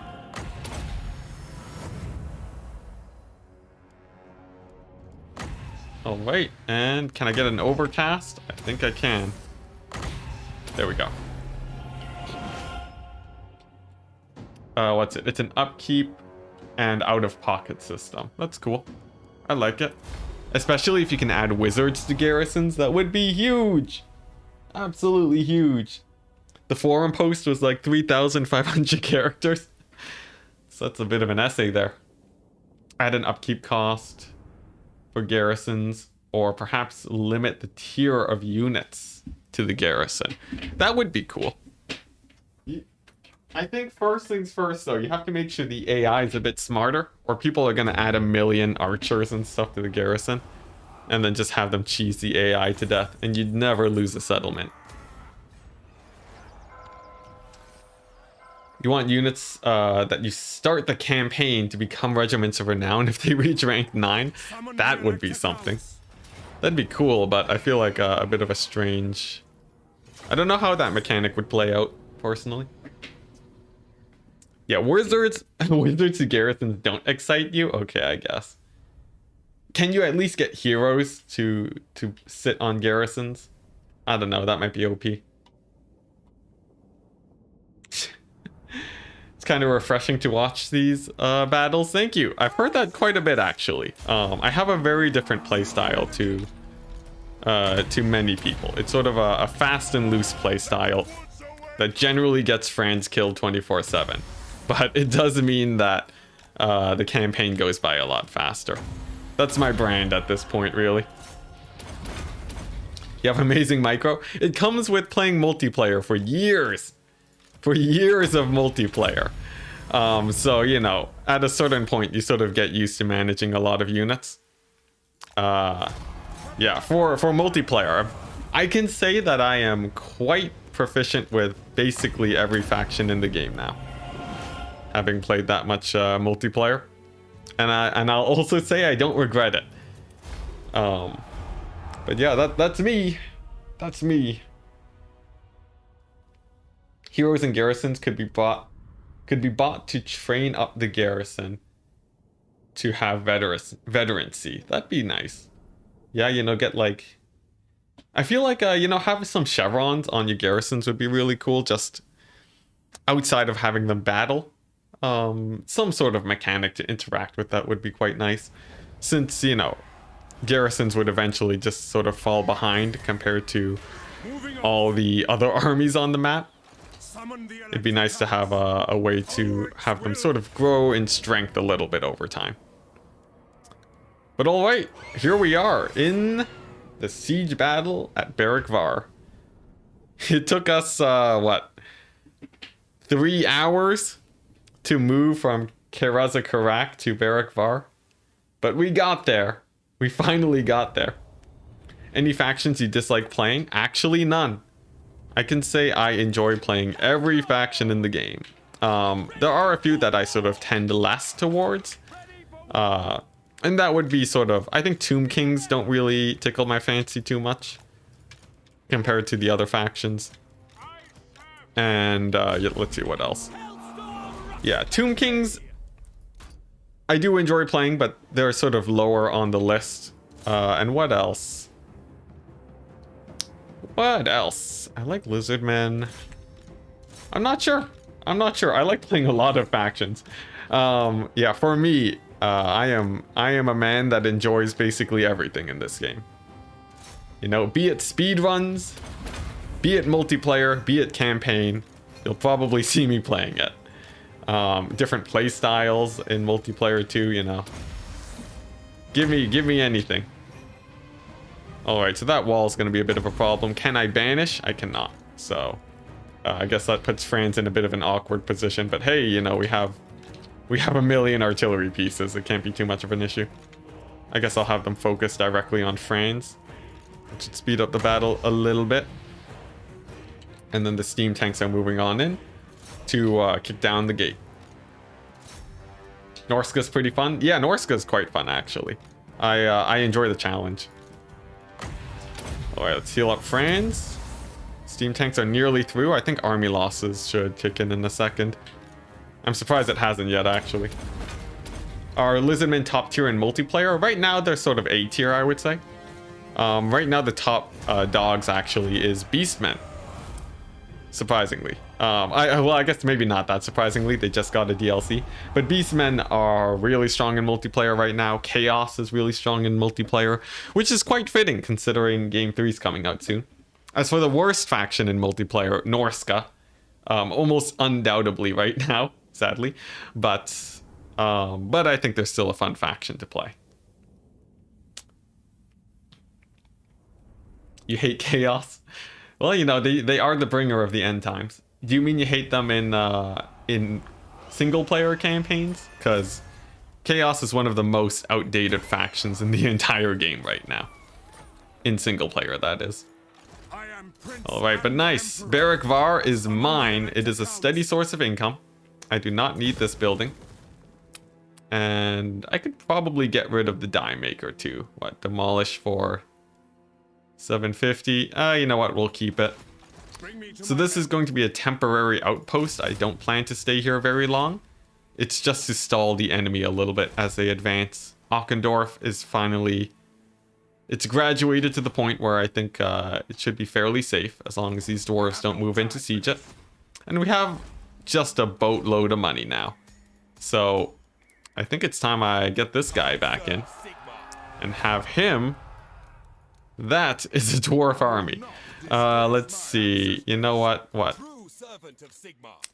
I need to get range units in this army ASAP so he can defend a siege. Or a potential siege, that is. Yeah, this should be good enough. And then this guy can go ahead and merge these spearmen and get the Sunmaker going. Brilliant. Oh my goodness. And Franz is going to be my main moneymaker, just sacking settlements like no tomorrow. And it looks like the dwarves have slowed on their approach. Oh hey, we got McViderface. Hello, hello. Happy to have you here. Frequent viewer of the stream. Hope everything's going fine. Things are going quite fine in this campaign, so I'd say things are looking up, and we're finally working our way towards Volkmar. It's crazy, and chaos is getting pushed back by the vampire accounts. But it looks like they're at least they might take out some more empire armies over here. We've lost our authority because the empire continues to fall, and Altdorf is still held by what's his face? Not Vlad, Manfred. There we go. Okay. Oh, hey, look, we got a little bit of vision of the ocean now. That's pretty cool. So, yeah, we're sort of trying to push over here. This is another really good defensible location. But honestly, I might just sack it just to give the Southern Realms a hard time. And of course, I'll need to deal with the major dwarf settlements over here too. Okay, so we have our third army underway. I'd say things are looking quite good. Let's end the turn. Oh boy. Wood Elf is so much fun after they added the deep route travel system. Oh man, yeah. I played a really quick Wood Elf campaign with not the Sisters of Twilight. Was it the Sisters of Twilight? I forget. No, it was with Drycha, yeah, when that update came out. The Drycha campaign was really, really fun. I'd be excited to play Wood Elves again. There's a few campaigns I'd want to try out before Warhammer 3 comes out. Also, this is terrifying. I'm surprised they didn't attack the settlement immediately. Dwarves with monsters, magic, and OP artillery. Are we talking about Chaos Dwarves?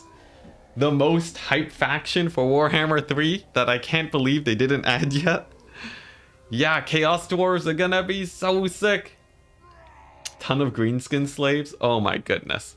If they manage to muck up that DLC, then I don't even know what CA is doing anymore.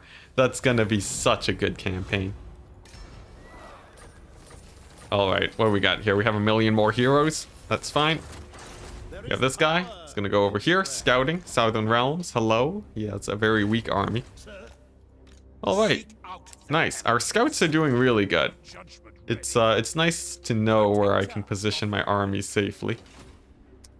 It's too bad that Varenka got sacked, but I guess that helps act as a barrier between me and the dwarves. And Barrickvar. I could see if I can get the basic walls going.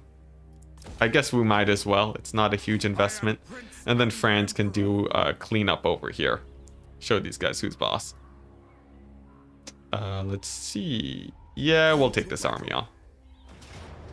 Alright, how many dwarves are we fighting? I could lightning strike, but I could also just fight it out. And I feel like just fighting it out. We'll be able to get more kills this way. So that's the plan. Camping in the forest is so boring for you? For what? The wood elves?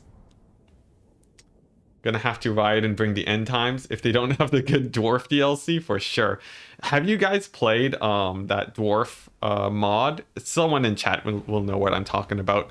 But the mod where they have all of the chaos dwarves. It's like the Lost Factions mod or something. That made me so excited for the dwarves. Oh my goodness. If the chaos dwarves are half as good as that mod, I will be playing Warhammer forever. It'll only be chaos dwarf campaigns for me. OVN, yes, there you go. If you guys do not know about the OVN Lost Faction mods, or whatever it's called, if you look up OVN on the mods list, it is amazing. I'm sure most of you guys have heard of it by this point, but definitely an amazing mod. Like, must play. Yeah, lots of people in chat talking about how great it is. It's a good time. It's a good time. Alright, let's see. Do I wanna... Can I kill off these cannons yet? So it's a little bit awkward. 10 out of 10. Best mod ever. Alright, so Franz is in the fight. I could hit him up with a banishment, but since they're pretty static right now, I think... what's it? A Dwellers Below will be much better. Not to mention I can also hit these guys up with the banishment soon. And come on, give it to me. There we go. We're gonna hit right down the pipe of all of these range units. And then pull back with the casters before they die to troll hammers.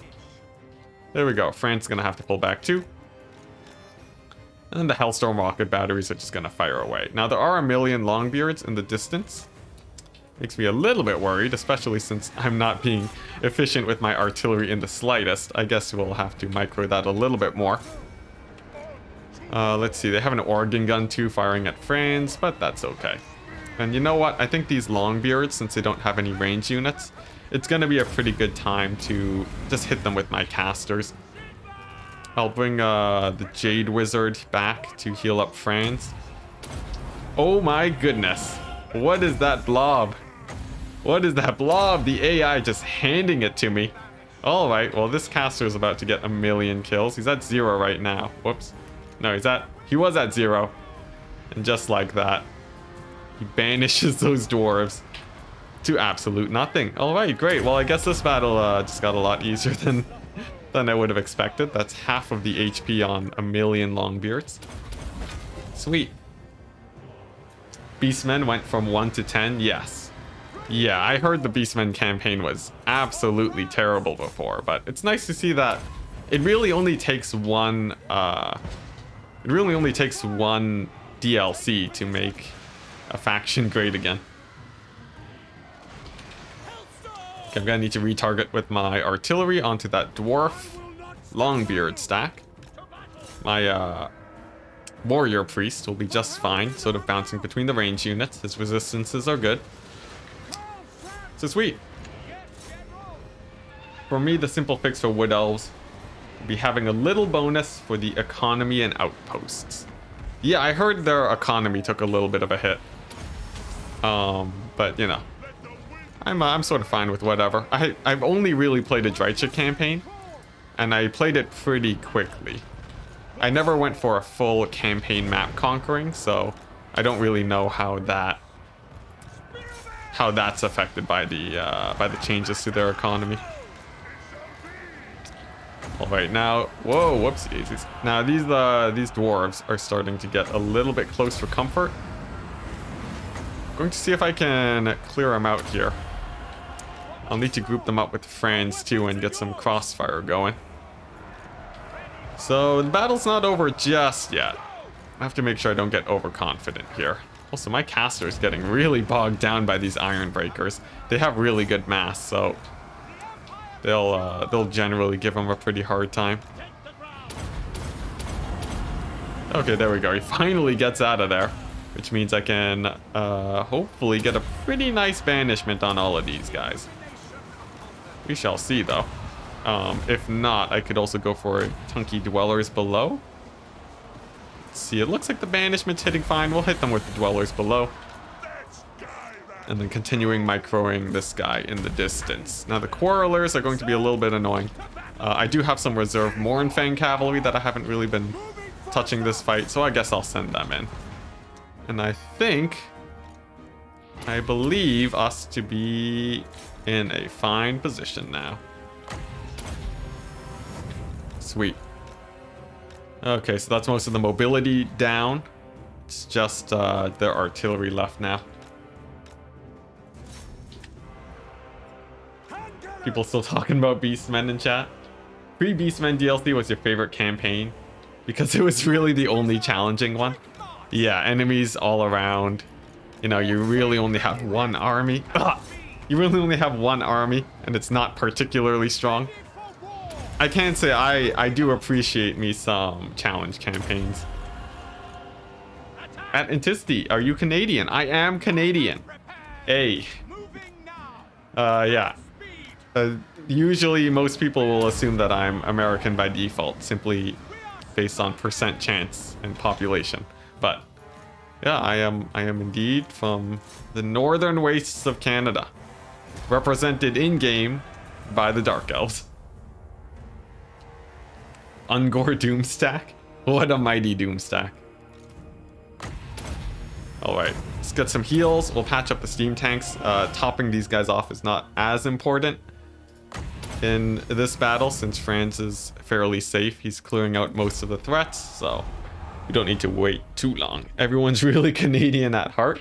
Sure, why not?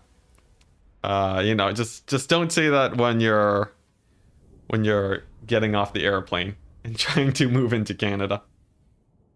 What's the battle difficulty on this campaign? Maximum difficulty. Maximum chaos. Which ends up making things easier, actually. Yeah, Ungor Raider Archers. The best early game unit. But, you know, you can't actually recruit a lot of dogs in the Beastmen campaign. And I feel like dog units are really underrated. I feel like you could really do well with them.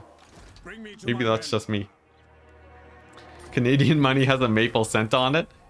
Okay, have you guys seen that video on it's a bit of an old video, but who is it made by? Steve Mould. Yeah, Steve Mould and Matt Parker.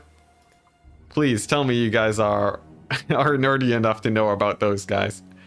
Yeah, they did a Canadian money sniffing test, and apparently it does have a maple scent to it.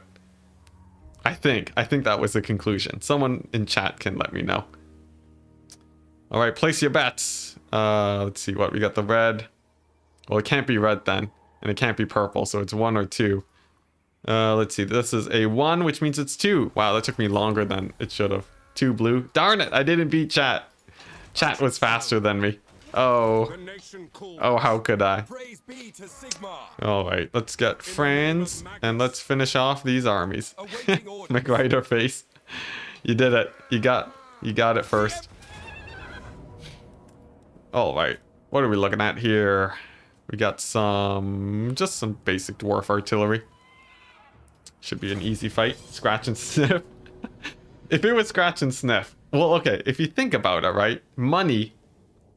If you tie the cost of the actual bill itself, right? That's sort of the philosophy on coins, where it's bound to the metal that it's worth. I know I'm getting sort of the idea of money really wrong here, but if you think about it, right? You could make a Canadian, $20 bill worth its cost based on how much maple scent is put into it. Now, is that a very good way to make your money worth its cost? Probably not, but I feel like, if I ever became president, I would push for that. Or, I guess not president, prime minister. Sorry. The American in me is, it's really hard to detach yourself from America, living so close. Value of money is owed in the case of UK. It even says on the bill. Oh, that's interesting. It's pretty cool. Yeah, so it's sort of similar to like a banknote, right? In that case. Yeah, I know, right? Whoopsie daisies. Whoopsie daisies. Oh my goodness. I'm gonna get in trouble for that one, guys. Calling the president, prime minister, same thing, right? I'm sure that won't cause any issues. You would bankrupt Canada? Probably. How much maple scent do we have? Who knows? Sus? Yeah, a little bit sus. Alright, let's get this artillery in range. Come on. Just a tiny little bit closer is all we need. Canada is just a strategic mineral and timber reserves of the United States. Yeah. Have you guys seen that oversimplified video? The ending of the most recent oversimplified video. Oh my goodness. What an ending. I gotta say, as a Canadian, it hits slightly different than you would expect. Pretty crazy. $100 bills actually have trace amounts of cocaine on them. Well, all bills have trace amounts of cocaine on them. That's just natural. It's just how the world works, really. Alright, France is taking a lot of damage here. At least my artillery's getting a lot of work in, but I say we send in the steam tanks now. Yeah, something drug trade, you know. I guess what's it? Am I allowed to talk about drugs on stream? I feel like probably that would be a bad idea to get too much into the waters on. I feel like YouTube does not appreciate that a whole ton. But you know what? We're like 3 hours into the stream. They won't know about it. I'm sure it's fine.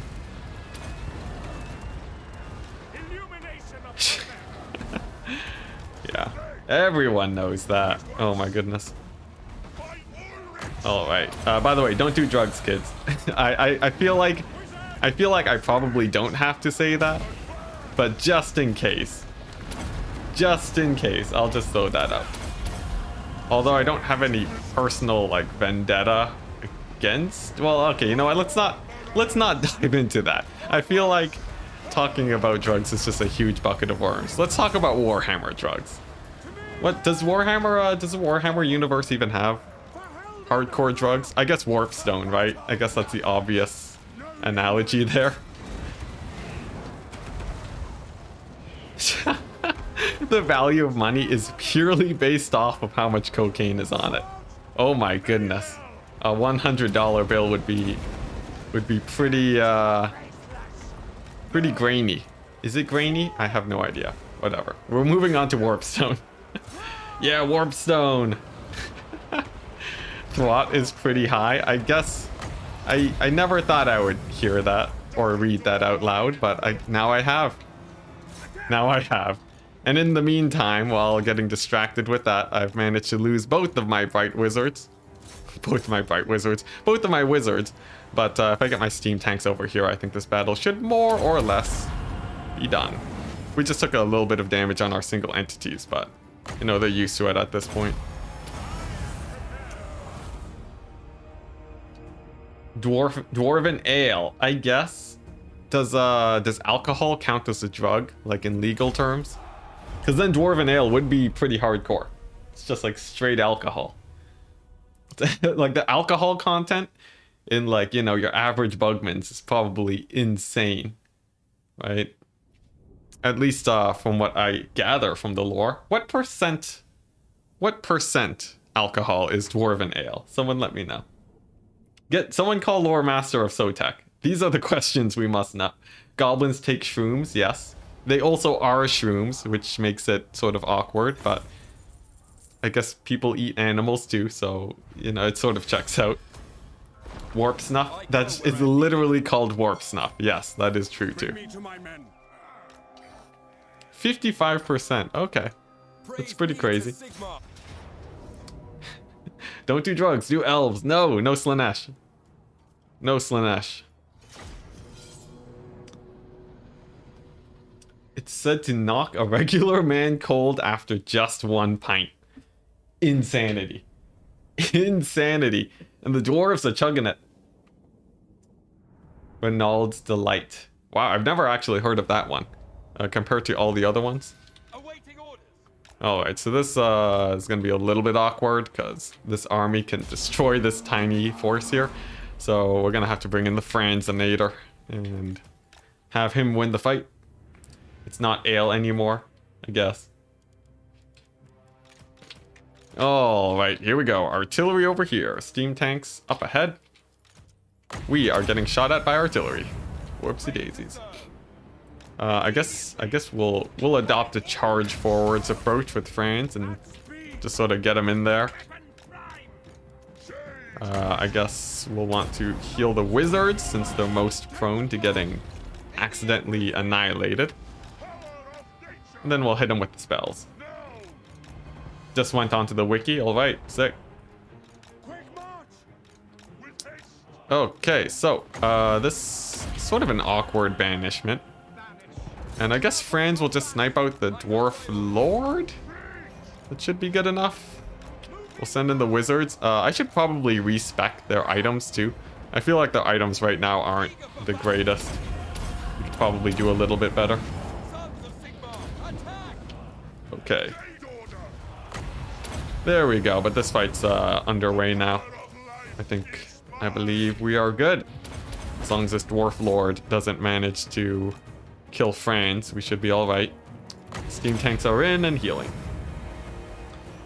Brewmaster Snake Venom. Alright, that sounds pretty cool. Sounds like a good fantasy name.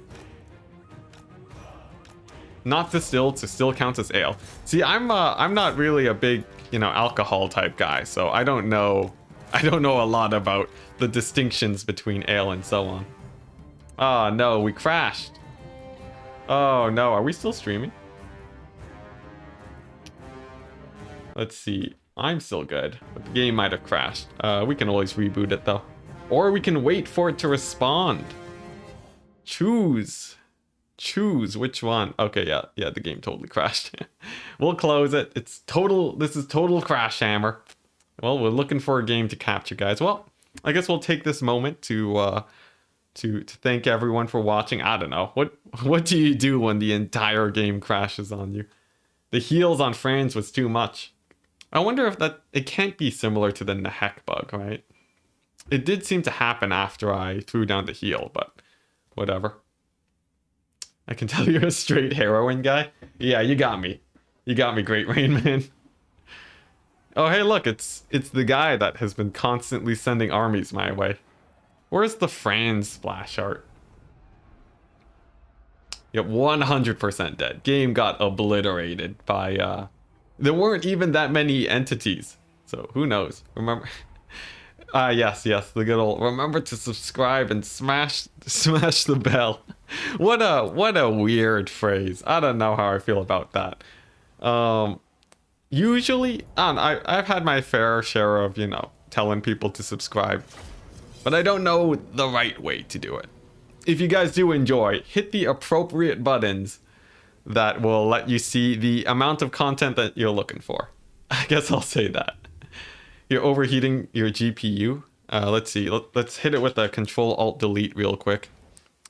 Task Manager, what are we running?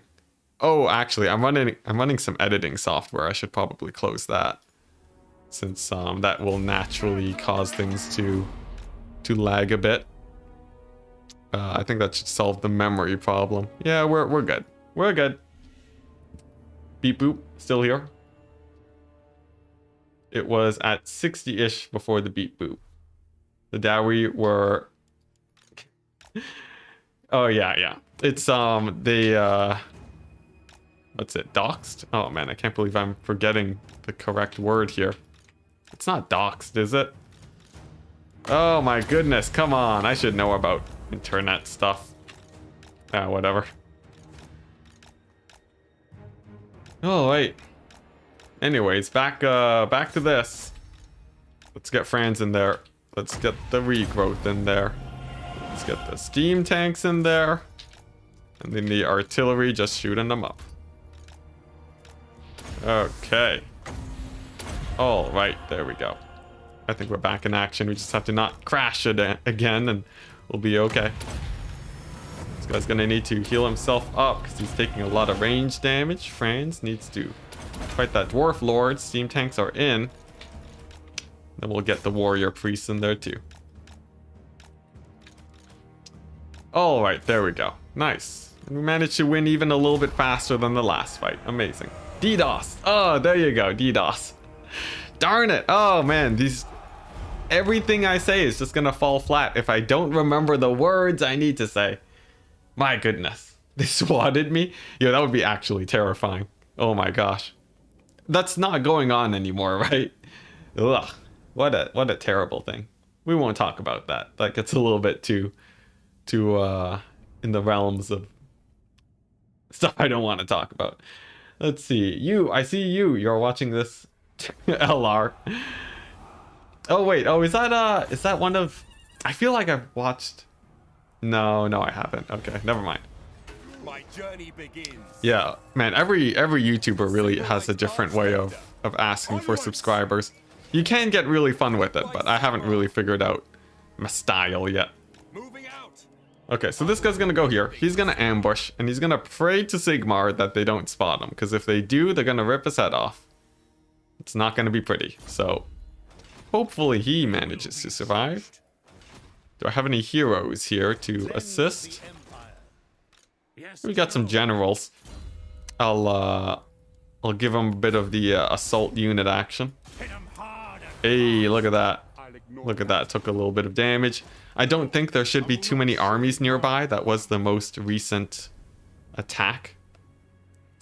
And Heinz, for the first time ever, has pretty good freedom to move wherever he wants. So let's go ahead and move him over here.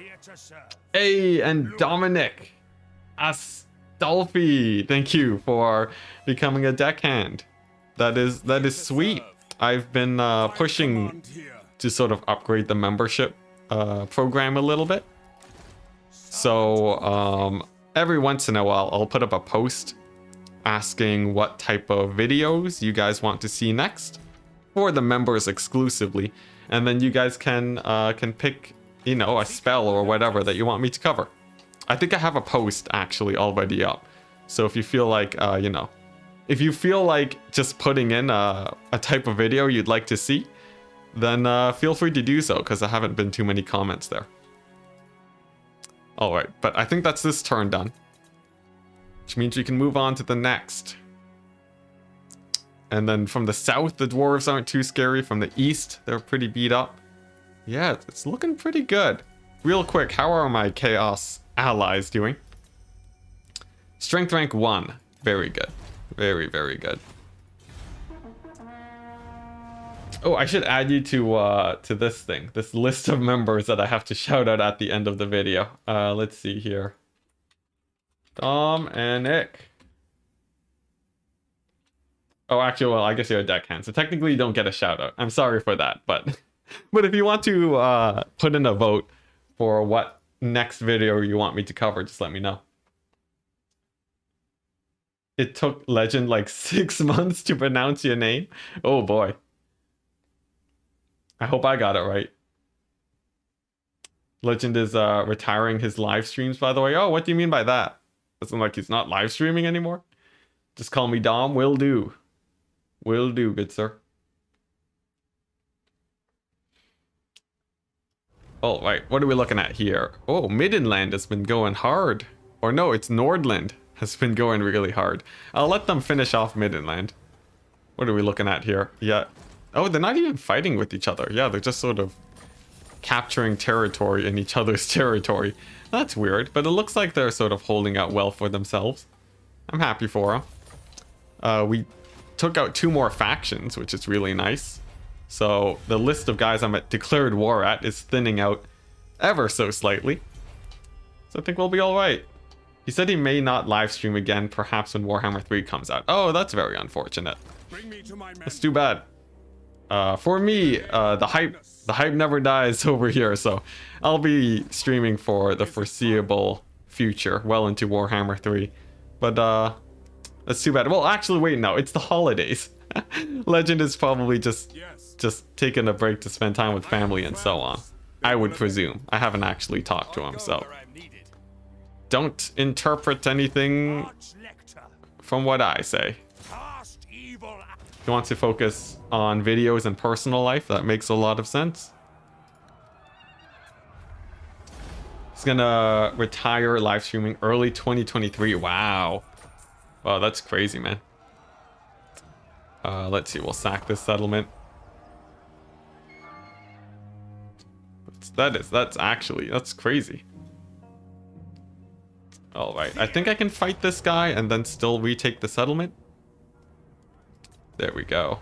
Nice, good old decisive victory. Moving out. All right. Oh, and we can't retake the settlement. That's unfortunate. But this guy's gonna start securing the south. Forward. We'll send out our scouts to make sure that there's no enemies. And the next target is the Black Crag. That is a pretty big dwarf, big old dwarf garrison that I want to finish off. It's a major source of income for them and a really easy staging point for them to attack me. So I'd really like to finish that off as soon as possible. Over here, we'll get the last piece of technology. And it seems like the chaos is coming in hot. If they're at Mount Gunbad, they're about to start spilling in over here. So this guy's going to have his work cut out for him to actually hold and defend. I guess it's time we upgrade the garrison at Karak. Step to it. This guy can go ahead and scout. And I think we're looking pretty good. There's like not a single army in sight. I think we might have finally outpowered the dwarves, guys. Where heritage Yeah, not a single army. This is huge. This is actually huge. This is a potential snowball situation if all goes well. It really depends on how hard the Black Crag is to secure. It looks like it doesn't have a garrison, so that's a big plus.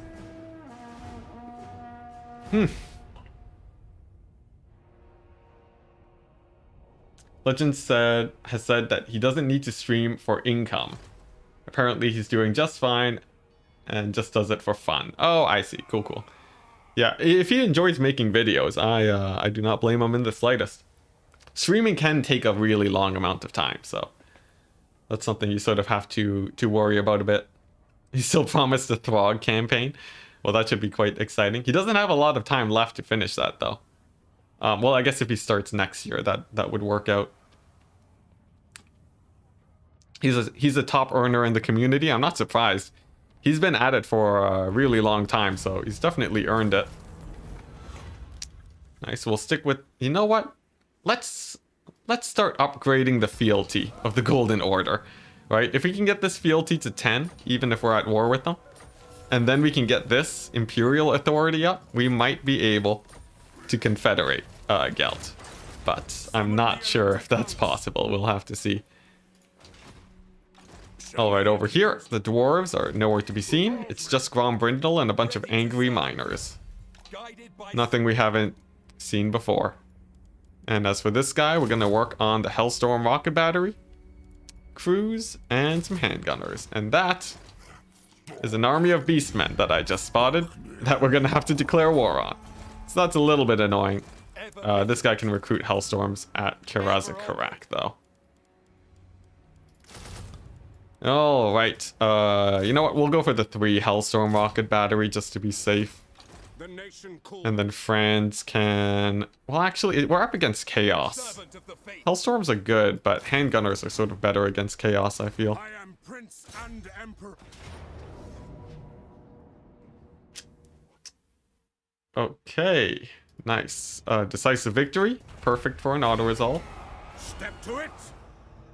At Enticity, any interest in SFO? I do have some interest, but I don't know if that's something I'm going to be playing anytime really soon. Because there's like so much main Warhammer content that I'd like to play first. You know, like Wood Elf campaign I could play. There's what was it? There was another one, a few Bretonnian ones. Ochendorf, I'll still want to play him. So it feels like, you know, sort of delving into the realm of... It would be a little bit too early to delve into the realms of mods and so on. Praise be to But eventually, if I run out of things to do, that'll be the plan. Oh, I think that's another bot. I need to get a few more moderators in chat. Let me see if I can get you guys. Oh, what the? What the? Is there... Sorry, 1 second, guys. My elevator music is playing because I have my old Twitch stream up. Anyways, what are we looking at here? I'll ban that bot in just a second. This guy, I guess we'll just capture this settlement. That's a fairly safe bet. And where can I find my own stream? This should not be so difficult. Let's see. Yeah, there we go. There we go. All right. And then I can finally head on. Oh, someone already got to it. Darn it. Biblington, you beat me to it. All right, sweet. That lets me just focus on this then. All right, we'll give it the good old loot and occupy too. And in a couple turns, I can move on over to the Black Crag. Of course, I'd like to take Carrick Drawn too, to sort of really push the dwarves out of here. But that's gonna... That'll take a few more turns than I would hope for. Franz is on the march. You know, I think the dwarves are basically done for, right? They're getting real beat up right now. I think we might have done it. We might be able to start steamrolling this campaign, finally. After so many sessions, guys, I think we're actually doing good for once. Until the Bretonnians show up, and then Gelt shows up with the 50 stack. But that's still a ways away. It was a Kislev bot. Wow. Wanted someone to play an OBN Dwarf, Chaos Dwarf campaign? That'd be pretty cool. But like, you know, Warhammer 3 is gonna come out. We'll get enough Chaos Dwarves from there. Rip elevator music, yeah. You're watching while doing other things, but if you call out bots, you'll get them for me. Thank you so much, Biblington. Your help is greatly appreciated. All right, so I think Chaos is very nearly here. I'm hoping they take a lot of attrition traveling through the mountains. That should slow them down quite a bit. And then this army over here should be more than enough to defend. All right, so what are my main threats right now? Everyone's sort of fighting Chaos, right? Guys, I'm telling you, Chaos. Chaos is gonna win it for me. There we go, there they are. So they've shown up with one army over here, just a random guy at level 15. Nothing to really be worried about. What's this? Just a random small army. Let's see, I guess I'll finish them off. I have to declare war on them anyways, so might as well. It's too bad that they won't be around to raise my settlements to make it really hard for the dwarves, but this'll have to do. Okay, so there's a big dwarf settlement over here that I'd like to take. Alternatively, we could also hit Gelt in the back. He's strength rank 9. I could sack Piffeldorf. I don't know how to say it, but we could sack it. And really sort of hurt him. And Chaos might even be able to get a death blow in there too. I think that's going to be the plan. Random dwarf army too that I can finish off. Nice. Yo, Franz is doing work. So we can take Fort Seoul. It's gonna be at a pretty high level, but we have a million pieces of artillery, so I'm not too worried about that fight. Imminent rebellion, not a problem. Getting sieged by beastmen, not a problem. Decisive victory too. Let's see. We will... Oh, casualties low? Sure, I'll take it. Nice, lightning strike did it. Send an occupation army. Let's see. Occupation army? Like what? Send them towards Lewin, all the way up here. This is like... The Bretonnians are going to be really hard to reach. That's going to take a while before I manage to get to them. But nice. I think I should be able to take the Iron Rock now. We'll go ahead and give it a... Ooh, we'll see how this plays out. I can auto-resolve it, which is good. You know what? Let's just auto-resolve. Okay, pretty good. And then I can sack it, and then I'll scout before I decide to occupy.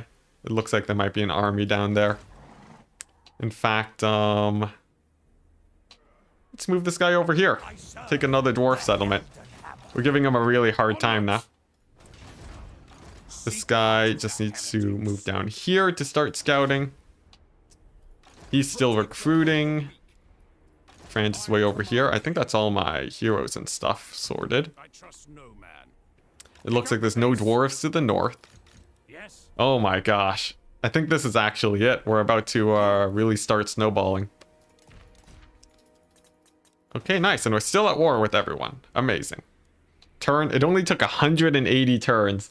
And we finally dealt with most of the major threats thanks to a chaos invasion. Oh boy, get Altdorf? Oh, maybe. Maybe. It's pronounced like file. Filedorf. I think that's what it said. Famous last words. Not this time. I've never been wrong before. Never. Hey, we actually have equal balance of power with the dwarves. That's huge. Absolutely huge. Most of the lands to the north are raised, which is sort of a natural barrier against any enemies. Chaos is still really strong though. They have a lot of armies. I'm wondering if they'll actually raise Altdorf. If they do, that would actually sort of suck. We'll see. Yeah, we finally reached the mid-game, guys. After all this time. Rebellion at Barrickvar. Alright. Oh, we revived the Barrickvar dwarves. That's pretty fun. Oh, and it's the greenskins. The greenskins are making a resurgence. And they're strength rank 5, which means that they're terrifying. Alright. I'm gonna have to... Yeah. I think I have to stop beating up the dwarves now. Because the greenskins are gonna start coming back real hard if I'm not careful. So that's gonna be the plan. We're gonna lay off on the dwarves a bit.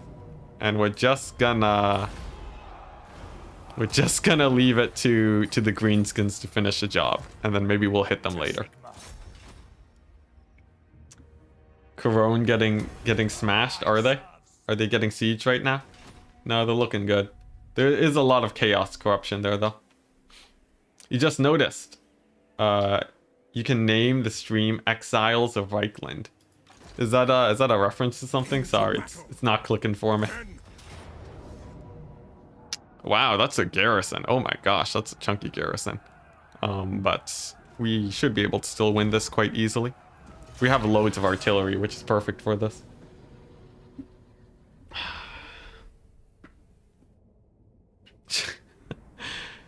See, it's just, you gotta...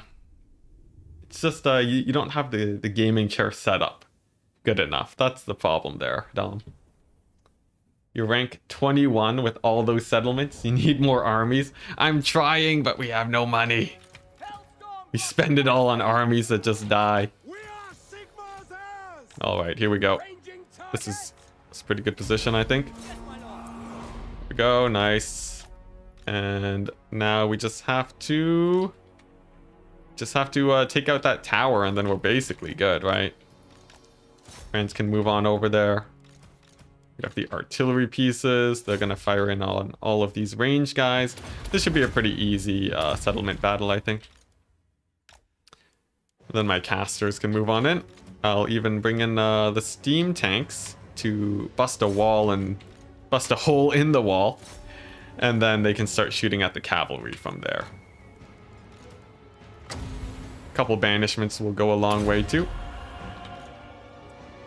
And nice. I think we almost have a hole in there. Is it finally going to set? Is he finally going to settle instead of being on the run? I think so. With the dwarves sort of out of the picture, the biggest threat to the south is sort of a mix between the greenskins and maybe the Tomb Kings. I don't know if the Tomb Kings are still running strong. They might have been obliterated by Bretonnia. If they have been taken out by Bretonnia, Bretonnia would be a little bit of an issue that I'd have to worry about. But otherwise, I think I don't think there's too many big threats around me. Of course, there's chaos. There's always chaos. But I don't think they'll have too many armies. They fought a lot of battles just to get to me. So surely they have to be softened up a tiny bit. That's a theory anyways. We'll see. Yeah, eventually I will go over to the donut, but I think that's going to be a really big late game situation. I don't plan to go there until I have a much more settled position, especially because aggroing the high elves is a terrible idea. There are 20 stacks of, you know, they bring really scary 20 stacks of like tons of arcane phoenixes and so on. And I don't really have the composition nor the money to really fight that just yet. So I'm just ignoring them for now. Fighting Ungrim? Yeah, Ungrim's a pain. He's a big pain. He kills most of my heroes. Exactly. My economy is all spoils of war. But I think we finally are starting to get enough settlements where I can make money off of my settlements, which is a huge upgrade from where we were before. And we're just gonna occupy it. And we finally have a fort for the first time in 150 turns, I think. We have finally reclaimed a fort. It's at tier 4, which makes it extremely strong and easy to defend. This is it, guys. Oh my gosh, we're finally doing it. We're finally doing it. Franz is finally gonna get back home too. This is insane. Absolutely bonkers. Okay, let's get some more handgunners going. Ubel is gonna assault this army. Nice. He killed...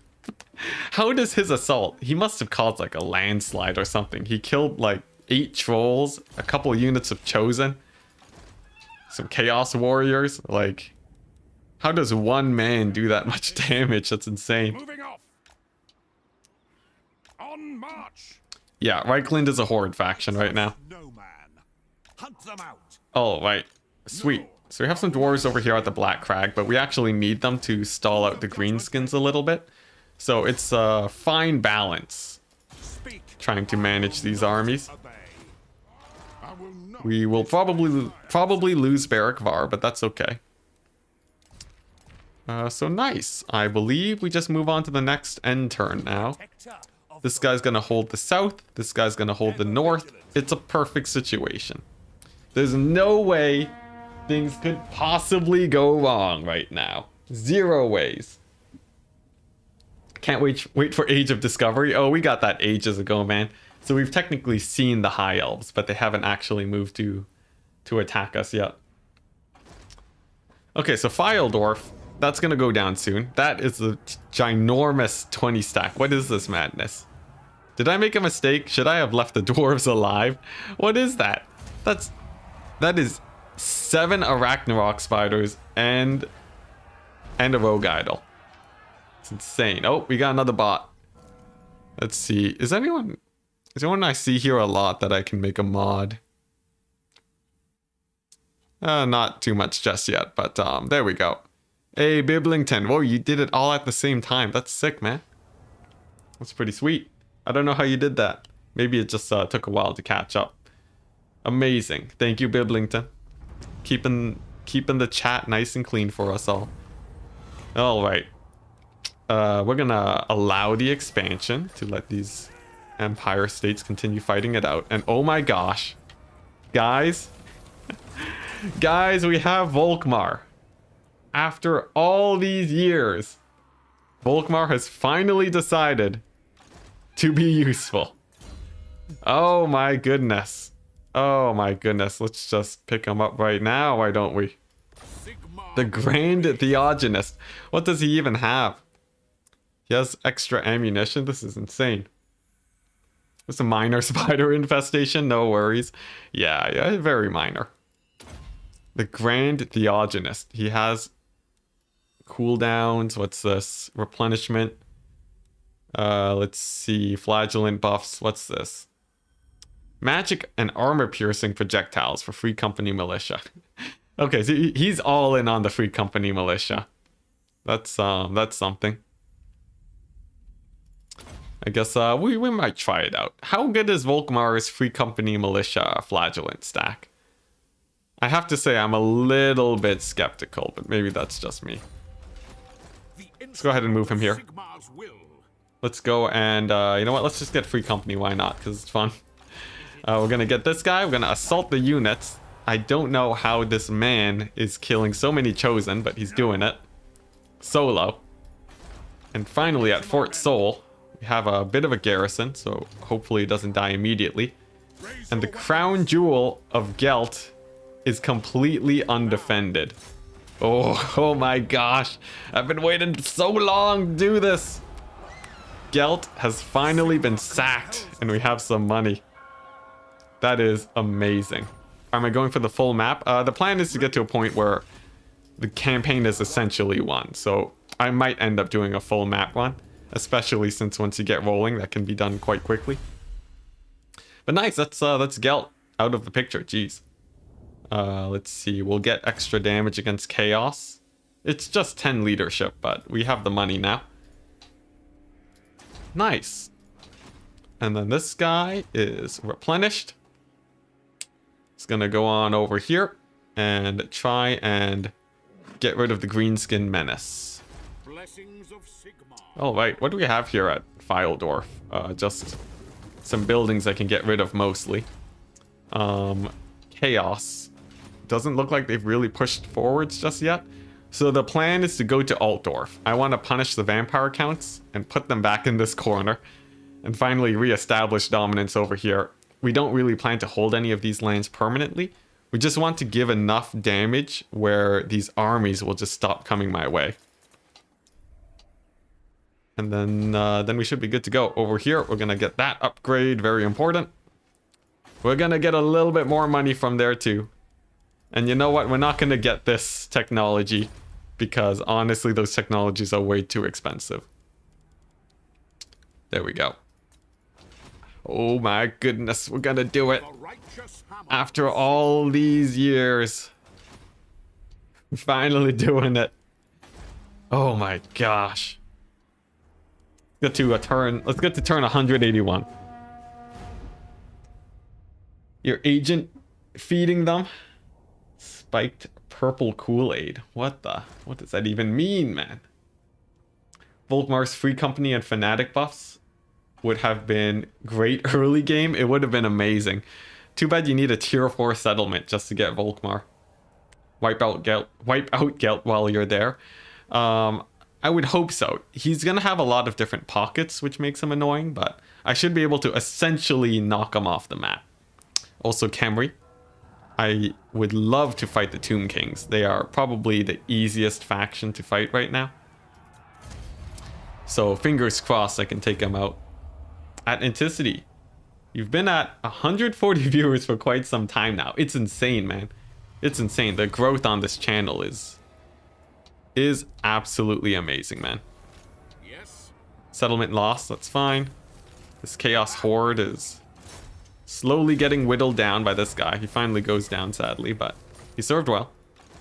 Volkmar can go ahead and get some Pistoliers. Yeah, good old distraction, guys. I like it. Over here, we have this menace of an army. I have a lot of handguns. Is this winnable? I have a Pyromancer. I would be able to beat Warzag, which is quite nice. I'd rather just not fight them, though.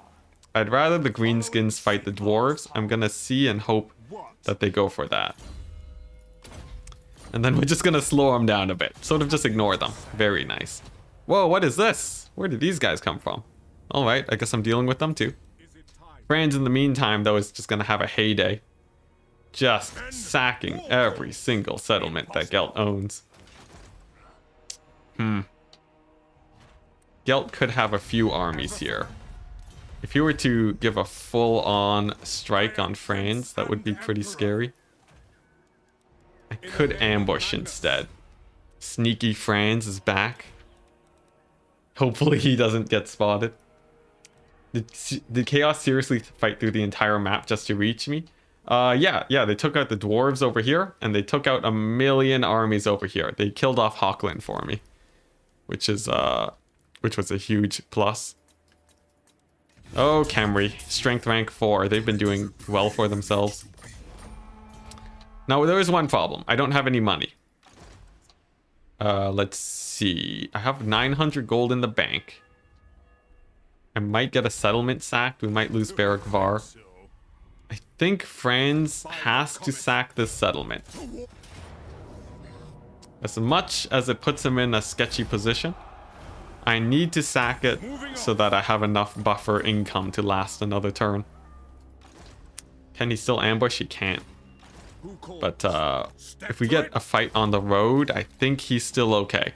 Let's see if Franz can survive the armies of Gelt. I think he can. Okay. Okay. Nice. Man, we are in some heavy debt right now. We need to get a lot of spoils of war, or I'm gonna have to start disbanding armies. On the bright side, once Chaos is dead, the other factions should start turning on each other. You would think so, but they haven't turned on each other for this entire campaign. They love fighting me. It's crazy. So maybe the funniest campaign you've ever seen on YouTube. I deserve every view. Thank you so much, LR. Those are very kind words. I'm happy to entertain. It's I've been having a blast playing this. I can say that for sure. Oh, hey, look, we have a tiny little bit of yellow against the Chaos, which means that their armies are still going quite strong. I have to be careful that I don't fight them too much. So let's see. Volkmar over here.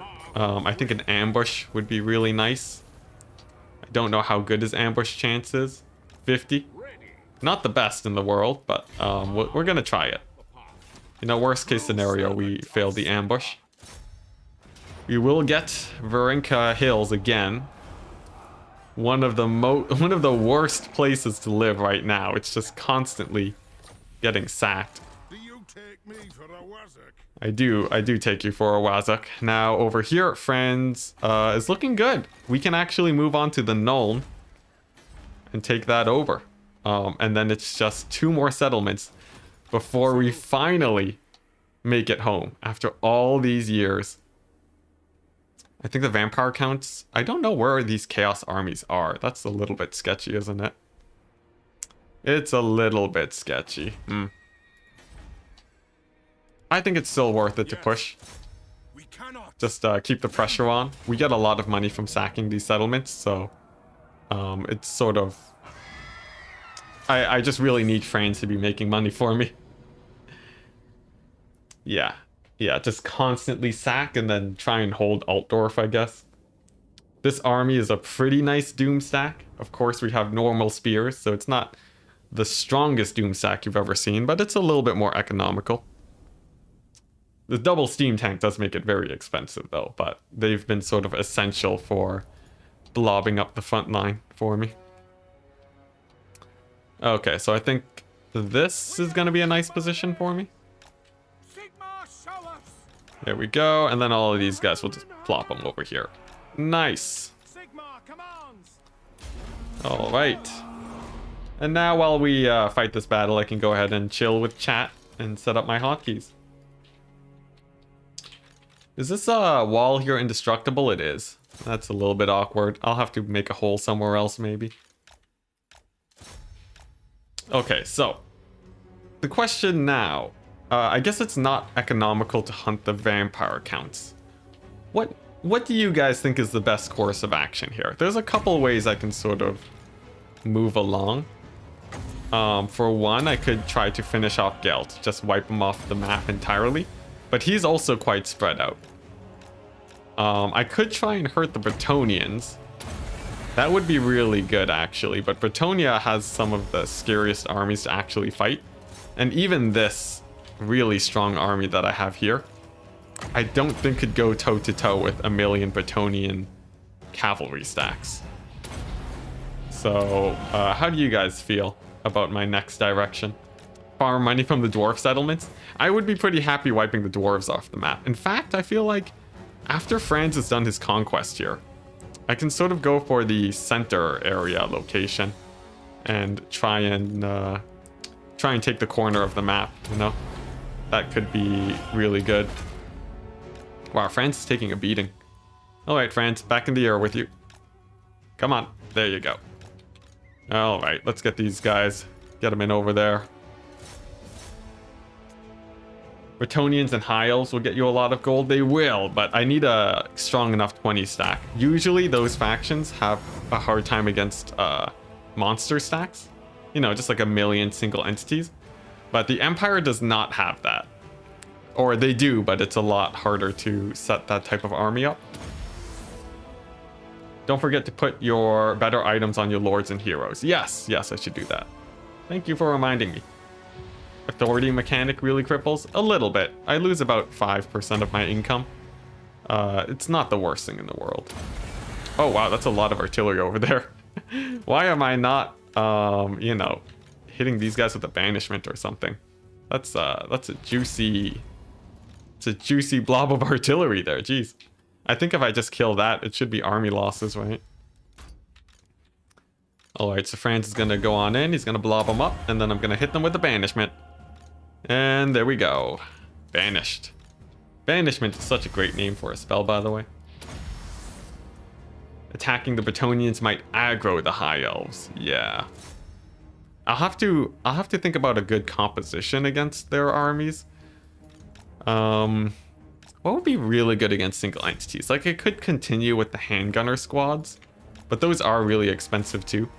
Outriders could be really good. Maybe try and kite the High Elves. If they have a lot of single entities, that would be decently viable. I'm not sure. Cheese it and try to fight Bretonnia in sieges. I would really want to do that, but that's a pretty time-heavy strategy. And while I'm waiting for them to actually fight a siege battle, they generally start causing a lot of issues. If I can take a fort, though, near the Bretonnians, they don't perceive that as a walled settlement. And I can actually get a lot of kills at a fort. I think that might be the best strategy. Yeah, horses can't climb walls. The ground is made out of ground. I think that's a strat. I think that's it. Alright, let's sack the settlement. We finally have money again. And we're gonna take Nuln for the first time in 150 turns. But yeah, the fact that the horses can't climb, that's a huge plus. Alright, now someone said I should switch out the items here. It's been a long time coming, so... Let's take a look. Scroll of Power could definitely be replaced.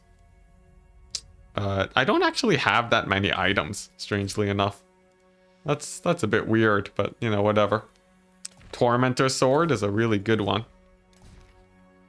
You are limited... Oh, he's out of abilities? Wow. What a ripoff. Alright, let's take a look at this Jade Wizard that actually has no items. Whoopsie daisies. I should have given him items ages ago. What does he want? Some ward save? Is there a better missile resist item? There is. Yes, we'll give him that ward save. And then... Sure, some recharge. And a fireball, why not? More steam tanks, yes. We will finally be able to start going ham on that again. Oh, hey, look. Some cool buildings. I don't plan to hold this for very long, so I'm actually going to get rid of a few of those buildings over there. Volkmar over here, waiting for chaos to move up. Dwarves are still just absolutely battered and bruised. I think, what? How many settlements do they have? 21. Okay, well, they still have quite a few settlements. The greenskins are sitting tight at 15 settlements. I just have to make sure that the balance between those two factions stays as even as possible. Because thankfully they still fight each other instead of ganging up on me. If they ever declare peace on each other, it will truly be the end times. But yeah, they'll never do that. Sweet. Oh my gosh, we're gonna get Altdorf.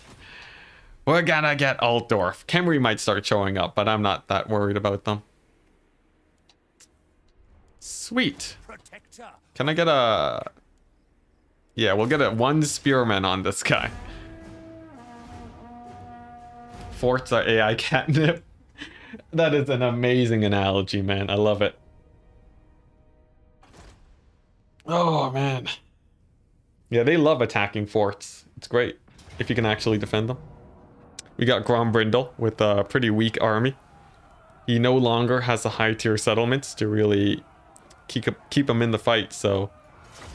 How the mighty have fallen! How the low have climbed! This is great. Man, that means this campaign could end in a couple more sessions, guys, actually. Yeah, as long as, you know, the High Elves and the Dark Elves don't give me too much trouble, but they're also at war with each other. Yeah, I think we're actually really set for winning this campaign soon. But, you know, let's not call it early. Let's not call it too early here. Sunmaker's doing great. There they are. Rangers. Big old burning head on them. Cavalry's gonna go over here. And a flame storm to clear them out. Million handgunners just shooting down Grombrindle. Shoot her! Shoot her! There we go, he's getting knocked down by the Hellstorm. What a great time. Man, the Dwarf stacks have really softened up a lot, guys. This is going real good for me. Grombrindle going down. They're still flanking over here a bit, which hurts, but I think we are good to go. A couple more of these Rangers that have to be dealt with. Grombrindle, there we go. He finally goes down properly. It just took, you know, a few thousand bullets to the face, but he did finally go down. And it should be army losses soon. Sweet. Oh my goodness. Control all provinces. The short victory condition for the Empire, I'm not entirely sure. I think it is something about province control and kill Archaon or something, as is most victory conditions. But yeah, I'm aiming for a map completion. I want to show that I can even defeat the High Elves and the Dark Elves, since sometimes in the late game they can cause a lot of issues. It'll really just come down to the composition here. But handgunner stacks are really strong. As long as I'm not getting completely overwhelmed. Handgunner stacks with just like a couple units of spears, that's usually enough. Oi. Has anyone tried a full Griffin Amber Wizard army? I was considering it, actually. That would be a really strong army against the High Elves. But the problem is that I need so many wizards to get that going. It becomes a little bit unfeasible. Like 19 wizards, and they have to all be really high level. I don't know if that would be easy to... Like, if I can make an army like that, I feel like I've basically already won. Oh, we're at -10. Now -9. Oh, wait. So I'm sort of... I want to take the Forest of Gloom. That seems like a decent choice. But I really want to make sure Barrickvar lives. We'll go right over here. Loop all around, just because the settlement does give a decent amount of income. So I'd rather hold on to it. Okay, Barrickvar holds. There's going to be another army coming up, so we'll have to deal with that. But nice, over here, Franz is getting sieged by 1 million guys. No problem in the slightest, because we have Lightning Strike. They'll go down in droves. I'll go with the replenishment. And then we're back to fighting the undead. We haven't fought the undead since we moved out of Sylvania. But I think this army should be more than enough to handle them. Yeah, so much gold. We're not playing Skaven. We're not fighting for food. Oh my gosh. One more turn, guys. One more turn. Alright, this is an easy sack. And then Altdorf will soon be mine, which means I can finally use the main mechanic of the Empire. The Elector Count system, which has been locked away for me for forever. You can see Franz has done a great job managing the empire. He's gifted Sylvania to Lewin. He's shifted Gelt over one province. And Mainford is currently in the main seat of the empire. But, you know, once Franz finally gets re-elected, he's going to be shuffling things around and making the empire a better place again. Sweet. Now, where is that Chaos army?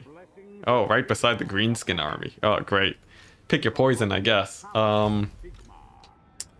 Honestly, both are a little bit scary. I'll fight the Greenskins first. Or I can let the Greenskins take Mount Squighorn and then have Chaos fight them. That would be pretty good. Let's see if I can get some shenanigans going. I feel like there's a chance Chaos would actually fight the Greenskins here. You know? Have let them fight sort of deal. Yeah, it's gonna be a lot of lightning strike. I think this campaign would be impossible without it. If you want to see a campaign without lightning strike, though, I think I did that with my dogs only run, my last challenge campaign. So something to check out if you're interested. That video has actually been doing quite well, considering that it was a live stream. Okay, I think everything is more or less in place. Let's just keep pushing on with Franz. How is Rakarth doing? Does he just have 4 settlements? He has 5 settlements. Alright, good job, Rakarth. I will want to take him out eventually because he has black arcs, which are really annoying. But other than that, it's not too bad. And the Wood Elves have yet to unite for whatever reason. So, sure, I'll take it. Turn 184, guys. 5 or more Hellfire cannons are pretty good against High Elves. That's true. What's that? Hellfire volley guns or whatever. That would be quite nice. We have a fort battle here against Gelt. I think I can win this one. We can hear Manfred screaming, summon the vampire counts. Someone call the voice actor and get him to do that for us. I'd pay to hear that. You need to get them to get a lot of high damage against the High Elves, yeah. I think Hellblaster volley guns would be a pretty good idea. I actually haven't had a single Hellblaster this entire campaign. So it's a unit I would be happy to test out. As for this battle, we have a Hellstorm rocket battery that I need to hit with my artillery. We have a ton of cavalry here. Perfect time to get my range units on the walls then. This is a tier 4 settlement, so it does mean that it's worth manning the walls just to get those early cannon shots off. There we go. And then the rest are going to be in reserves along the walls. Wonderful. Alright, my artillery is going to focus on their infantry first, because that's actually a little bit higher priority here. This Hellstorm rocket battery shouldn't get too much damage. We'll see, I might eat my words here. But that's sort of the plan. Can I get my cannon to hit it? I can't. Cannon's just gonna have to sit here for now. And then now my Hellstorm rocket batteries are gonna target here so that I don't friendly fire on my wall. And now we wait. We wait for them to come. Let's see, let's reposition a few of these guys and have my cavalry over here ready to intercept at the wall. Looks like they're climbing. A lot of their archers are getting a lot of damage. Probably a bad idea to hold the wall, but you know, what can you do? Let's see. These guys should be able to pretty easily win against the infantry, I think. Maybe the great swords will do well. I'm going to pull back with my range units because they're getting absolutely beat up by all of these archers here. I did not account for that, and that is a mistake that I'll have to live with.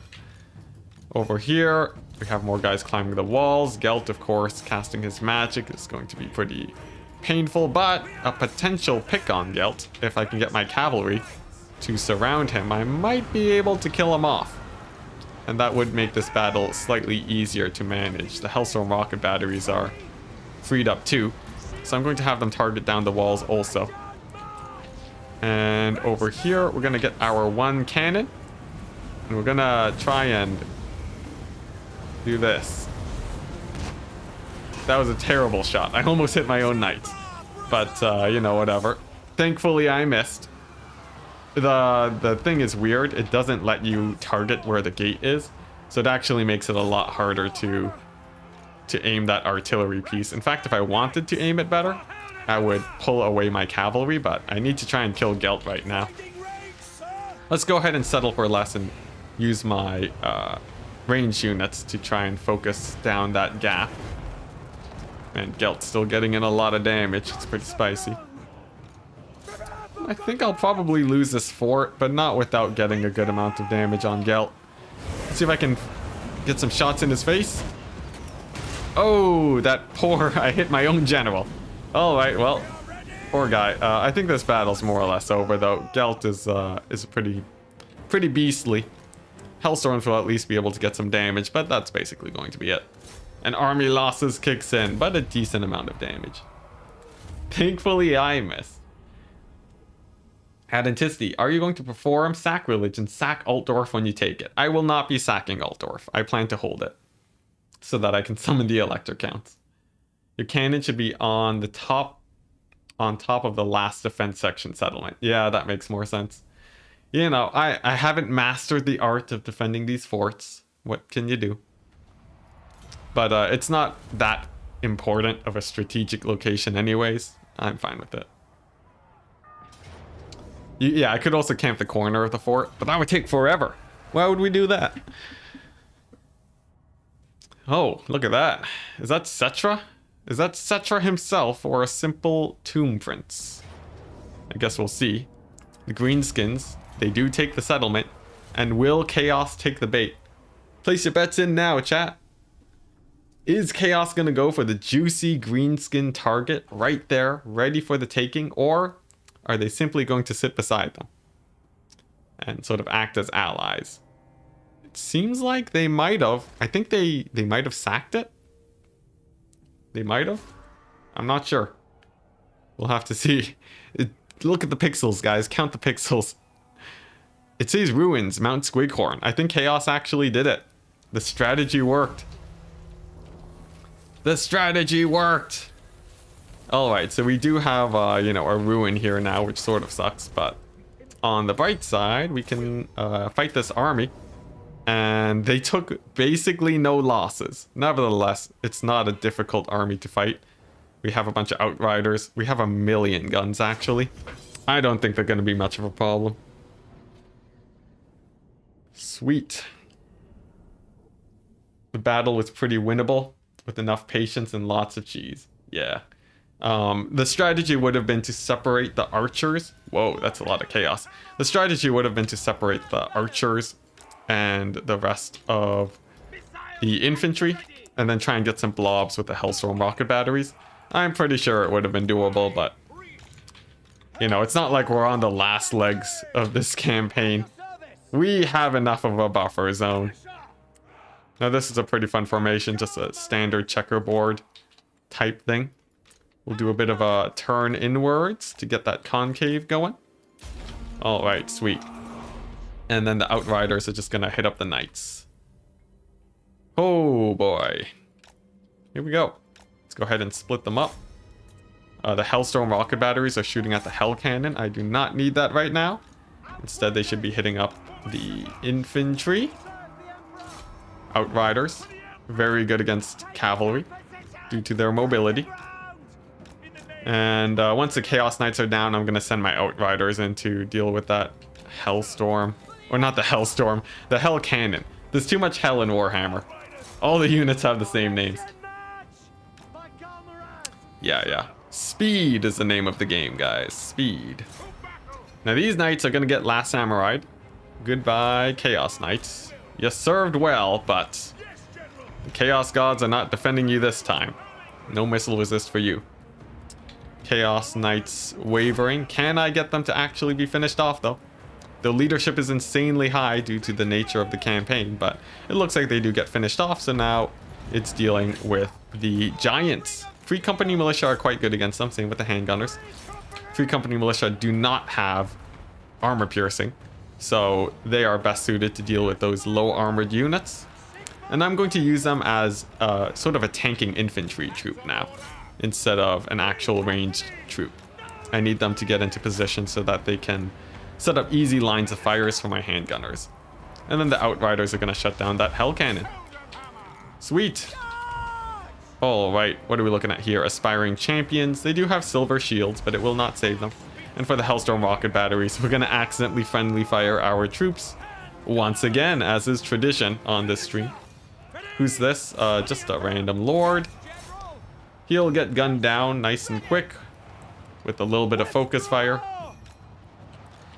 And wow, Volkmark's taking a lot of damage. Did I give him any items? He has no items. At least as far as I can tell. I'll need to deck him out after this battle for sure.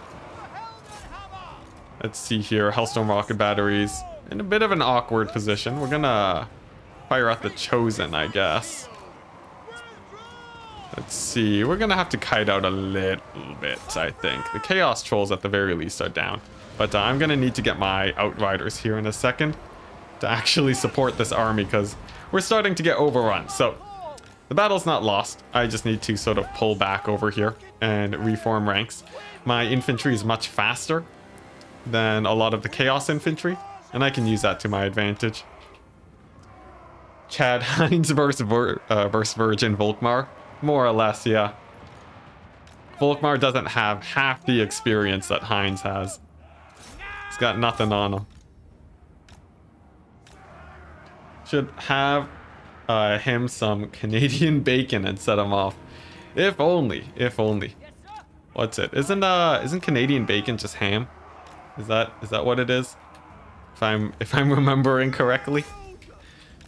Yo, it's hilarious how in different countries they what's it? I forget what the term is, but basically, you know, they'll advertise goods as being from another country just to make it seem exotic. Just because it's good for marketing. It's sort of strange, but you know, I guess if it sells stuff, I don't blame them. Alright, nice, and the power of the Outriders will help me kite out a lot better here too now. Just a couple units of Chosen, not too much of a problem. Hellstorm rocket battery crews can just continue retreating. And Volkmar is gonna run for his life because he can't fight in a battle yet. He needs a couple more items and maybe a couple more levels before he can actually tank like Heinz. It's ham in the USA, bacon over here. Alright. Okay. Wait, it's ham in the US, bacon over here? Wait, so you call our bacon ham? That's insane.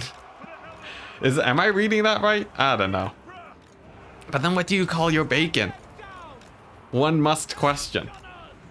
A staunch line of guns. Yes, there you go.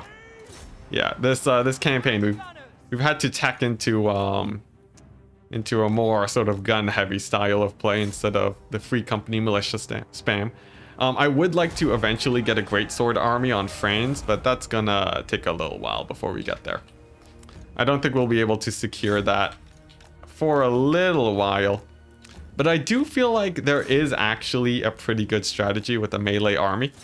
You know, a bunch of Demogryph Knights with halberds would do really well against many of the High Elf armies. I feel like teching into melee would actually be pretty good once we get into the late game. I'm in Canada, that's correct. Don't mind me, I'm just stretching my legs. Because, you know, these streams tend to get pretty long. But yes, I am of Canada. Or Canadian, as normal people would say it. And nice. I think at most there'll just be a couple Chaos Warriors. Actually, I should have left a couple more guys alive just so I could level up Volkmar, but Moving out. You know, live and let learn. Okay. I see no armies over here. We can resettle Squighorn. Province secured for the third time this time. Sweet. And I think I can even upgrade the pillars of Grugni now. Is this Cetra? No, it's just King Intaf. A pretty weak army, honestly. Tomb King armies are not known to be especially scary. So, I guess... How much land do I want to secure here? I need to decide what to do with this guy. I think the Dwarves have had enough of a beating. I'm feeling I start finishing off the greenskins over here and secure this corner for myself. We might aggro the lizardmen though, so I'd have to eventually push over there. And there are still chaos forces. But I do feel like getting rid of Grimgor. Grimgor worries me just a little bit. So dispatching an army towards him is sort of high priority for me. Equip the big mustache. Oh, yes, I will. Thank you for reminding me, chat. Ambush success chance. That's quite nice. Can I throw that on Franz immediately? Please? Let's see here. What can I get rid of? He doesn't need this anymore. Give him ambush chance. Should be somewhere here. Did I pass by it? I don't think I can find it here. Well, you know what? We'll stick with the casualty replenishment rate. His ambush is high enough. All right. Mustachio. What do you got? A berserker sword. That is disappointing. Volkmar, you deserve better. Take a tormentor sword. Take some glittering scales. Get some ward save on yourself. There we go. More abilities. And what shall we add over here? Magic resist is quite nice. These are mostly just battle banners. Griffin banner for the leadership debuff. That's actually quite useful. Casualty replenishment rate, as always, is quite good. Movement range. All right, I think we have this guy basically decked out now. And then movement range +8. All right, good enough.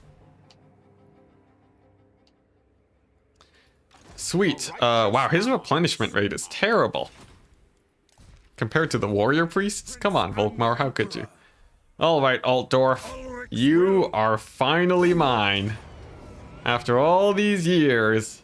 And it's just the tiniest garrison known to man. Oh my gosh. We could summon the elector counts. Oh my goodness. We reclaimed Altdorf. I can finally change the thumbnail. We can recruit wizards, but we have no capacity, never mind. This is sick. This is amazing, guys. We have Altdorf again. Oh my goodness, the possibilities are endless. I've never had my capital before. What's this? Reichsguard building? That's pretty useless, honestly. It's decent, but it's pretty useless. Let's get more money. Oh, huzzah, we did it. It's good to be back home. Let's see how Boris is doing. Oh. Oh. All right. Let's see how Marienburg. Oh, Gelt took Marienburg. All right. You know, the one thing that hasn't changed is Rakarth. Rakarth is unchanging. He's been here since the start and he's still hanging around now. I don't think I need this tavern, though. I can replace that. We're going to get artillery. And this is going to be our new staging point as a point of strength for us. Because we only have to attack down into the left to get a lot of damage in. If it goes well, we can give Corone a lot of issues and push the Bretonnians back. And the High Elves are simply so far away, it's going to take them forever to get to me anyways. I'm not particularly worried about them. Alright. Is there an army over here of greenskins? There isn't. Look at that. That is amazing. And a little bit more scouting. Sweet. Any new friends? Nope, not yet. Hola, Lupi. Hello. Chad Daddy back home after having bought the cigarettes, yeah. Never built that landmark. Reichsguard are not worth investing a slot for it. It's sort of true. I sort of feel like getting some Reichsguard this campaign though, especially for France.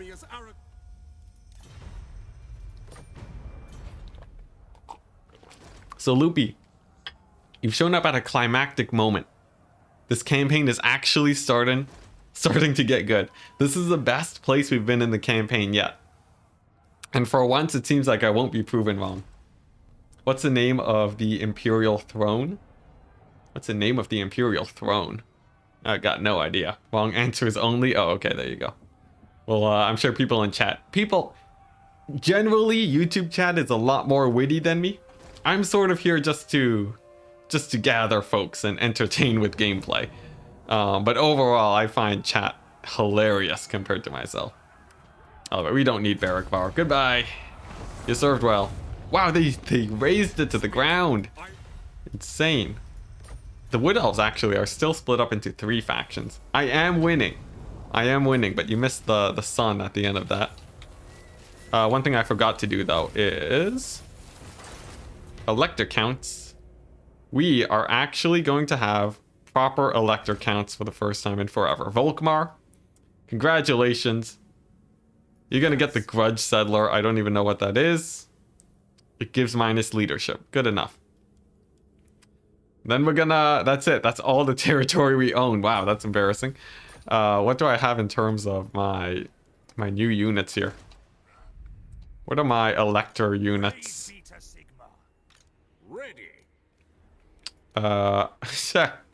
Spearmen.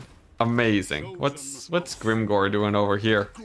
It's Warzag. He's sieging Karak with actually an army that could possibly run it over. That's terrifying. I'm gonna need to deal with that in a second. First things first though, let's occupy this settlement. Volkmar's gonna have his work cut out for him though.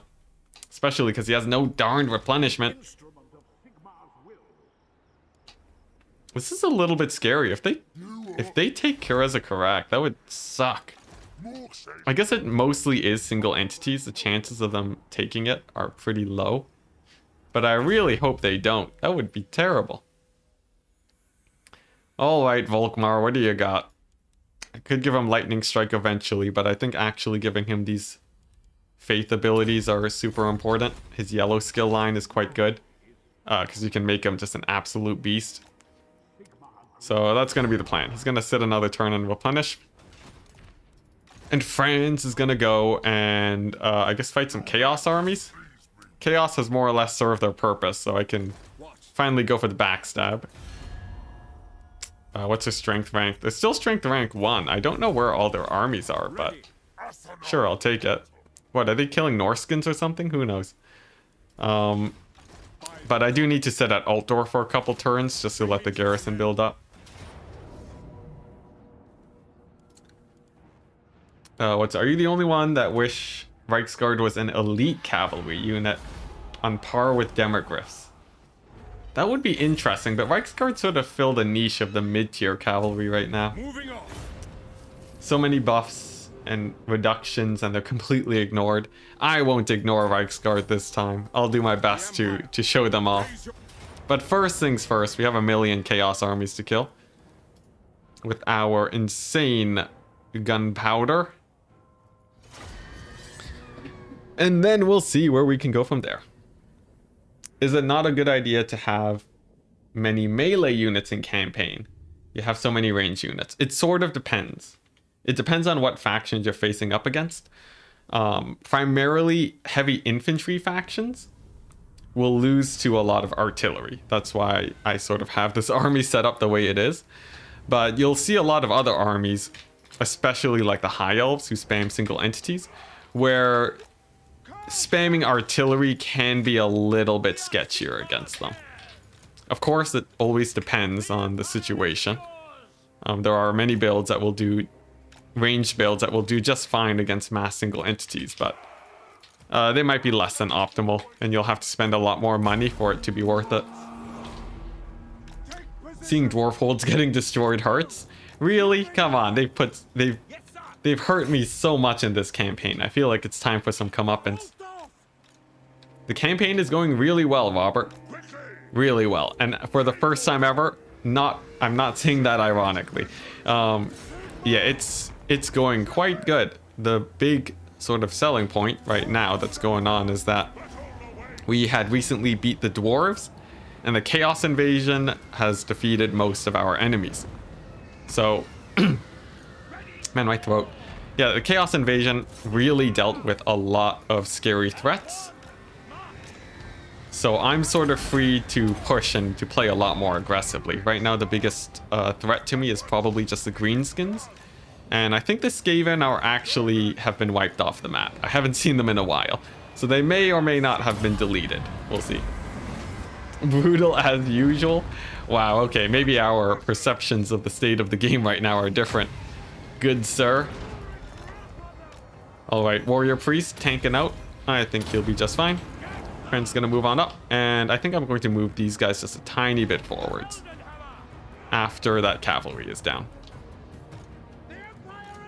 Let's see, the double giant is actually gonna hurt my warrior priest a lot. Let's go ahead and evacuate him while we can. There we go, very vicious handgunner volley. Steam tanks are firing away. Okay, now this blob is pretty good. I'm gonna hit him with the dwellers, even though it's technically not the most efficient thing in the world. And we'll see if my handguns can deal with these guys. We have the classic spears turned in the wrong direction strategy. It's to make it so that they, it's to make it so that the AI actually charges them. Otherwise, the AI will basically never engage your spears if they're facing the right way. So, you know, it's just some shenanigans to make the AI mess up. We do take a little bit of friendly fire too. The classic. You know, honestly, it's same old when it comes to this campaign. France is taking a lot of damage though. I forgot. Chaos monsters are actually quite scary. We'll have to pull him back. But then I think we're okay. So we'll pull him back. We'll get the warrior priest back out of there. I need my handgunners in here to actually offer their support. If this guy dies, that'd be pretty unfortunate. Hit him with the regrowth, I think. Okay, nice. He's making it out. Okay, sweet. And with the loss of their lord, that should be a pretty nice leadership debuff, but he's not dead just yet. Warrior priest is still getting hounded down too, but at least the chaos giants I can now focus with my range units, and that's basically gonna one-shot him. Sweet. Chaos Lord will go down to a Shems. And there's no heals I can really give to the Warrior Priest, so he's just gonna have to tank it out. Oh boy. Let's see. I think we're still doing pretty good, right? I'm really just hoping that they hit army losses soon. And just like that. Like clockwork, army losses. Okay, sweet. Ooh, okay, so it got a little bit dicey there, but we still made it. And I can just sort of spend the rest of this time healing up Franz. Let's see, can I get an overcast regrowth? I can, wonderful.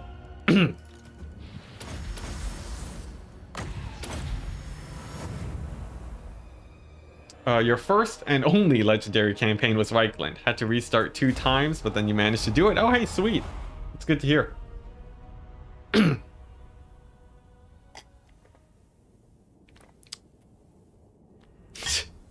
2/3 of the Empire might be a chaos wasteland, but what's important is that Boris is dead. Yes. Our one true enemy. The only other person that people would vote for is finally gone. We have won the election, guys. At what cost? Doesn't matter. Alright. That's a good amount of money. Oh, and Prince Sigvald. Siggy himself has shown up to the front gates. This army has no cavalry, so this should be very straightforward. And yeah, we'll lightning strike it. Lightning strike him down. Well, his name means Deathbringer. So he brought about his namesake to his part of the empire. It only took him 200 turns to happen. Yeah, no Boris this time. I don't think we'll be able to confederate anyone, let's be honest. Our reliability and so on is just way too low to get there, so. No confederations this campaign. It's gonna be a Franz and Volkmar campaign exclusive. The Dream Team. And by the Dream Team, I mean just Franz, because Volkmar took forever to show up. All right, sweet. Let's do it.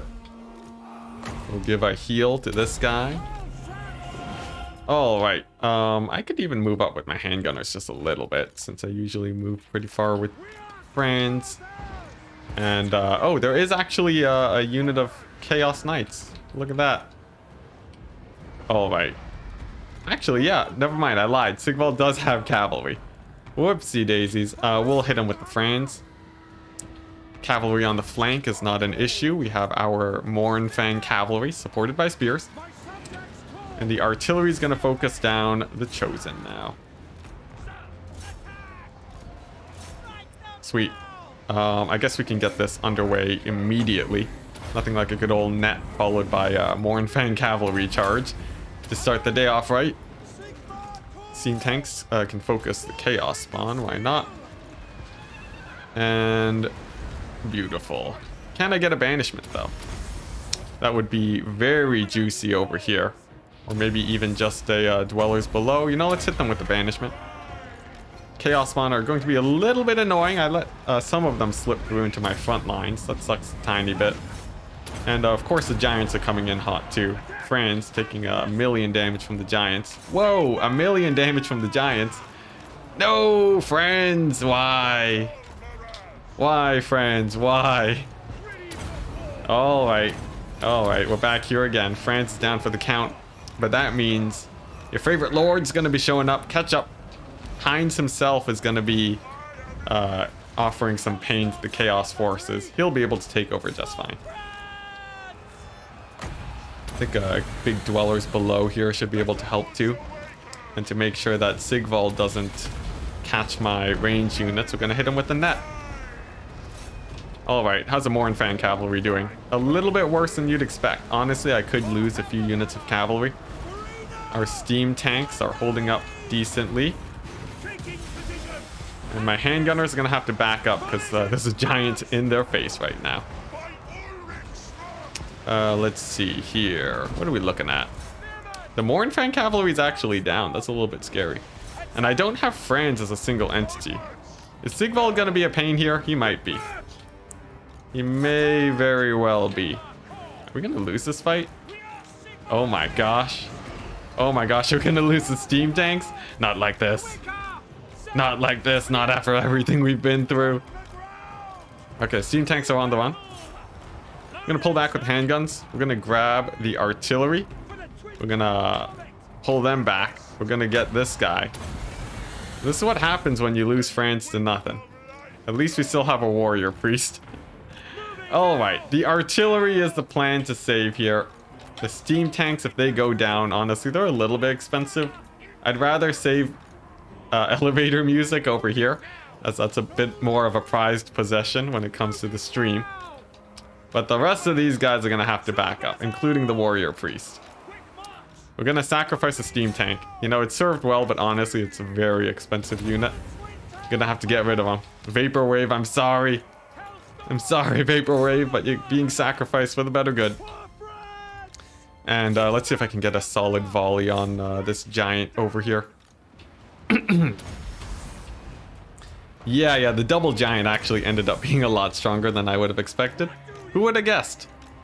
Giants are good at fighting single entities.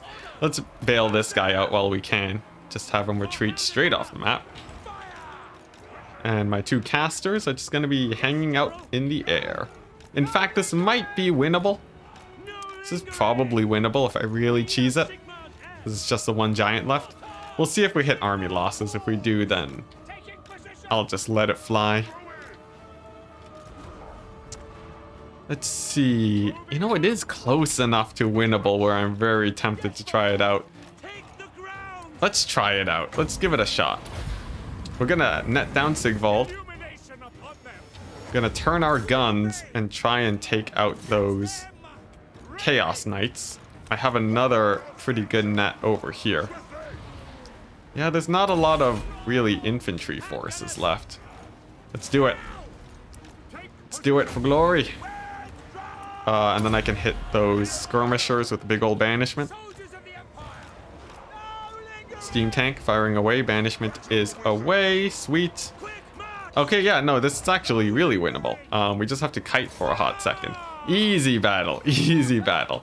But yeah, we're gonna have to kite, try and get the steam tank into a safer place.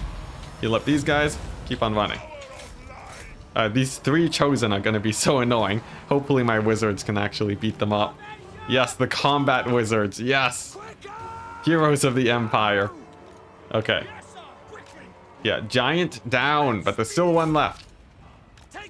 I think just vast quantities of nets are gonna be the solution here. The steam tank hitting up the infantry is definitely a big win also. Oh, thank goodness for that. Okay, I'm saving for a regrowth now. These guys are gonna get another pretty nice volley on the on those horsemen. Steam tank's taking a little bit of damage, but it's doing okay. We'll hit it with another heal though, just so it doesn't get too close to dying here. And I think there's some chaos spawn on my flank. Yeah, there's also a hell cannon in the distance shooting away. The wizards are gonna have to deal with that. I'm gonna leave one of them back here to deal with the steam tank and heal it up. Oh boy, yeah, this is a close one. This is a real close one. Let's get the steam tank to fire over there. These guys are pulling. And we'll hit them with another heal. Now, if I can get my guys to reman the artillery, that would be amazing. But I don't know if that's going to be a possibility just yet. These Chaos Warriors are going to be a little bit annoying too. But a single volley might be able to deal with them. Looks like that's a nada. I'll use a steam tank instead. Alright, Jade Wizard. We have a couple units of Chaos Spawn moving in. I'm going to hit these guys with the slow. Oh, that giant's gonna, yep, get a ginormous smack on the steam tank. Let's heal that bad boy back up. Trolls are on the run very soon. Gonna need to hit them in the back. Steam tank just barely outrunning the giant. Not a problem. All right, there we go. And I think we've managed to escape that wrath for at least a second. Sweet. I still have some handgunners. As long as I have these guys, I'm not worried about Sigvald. But I do need Winds of Magic. Quite desperately, actually. Sigvald catching out another Hellstorm rocket battery crew. Hurts a little bit too. But these guys are making it out of there. My combat wizard's doing fine too. And we still have 3 units of handgunners, and then the wizards will be able to stall it out. So I think that's okay. The Chaos Trolls have been reduced to 3 models, and they shattered off the battlefield. Sweet. All right, that means I just have to move on over here and Tormentor Sword this Chaos Giant. And then we're looking to be in a good place. Tormentor Sword.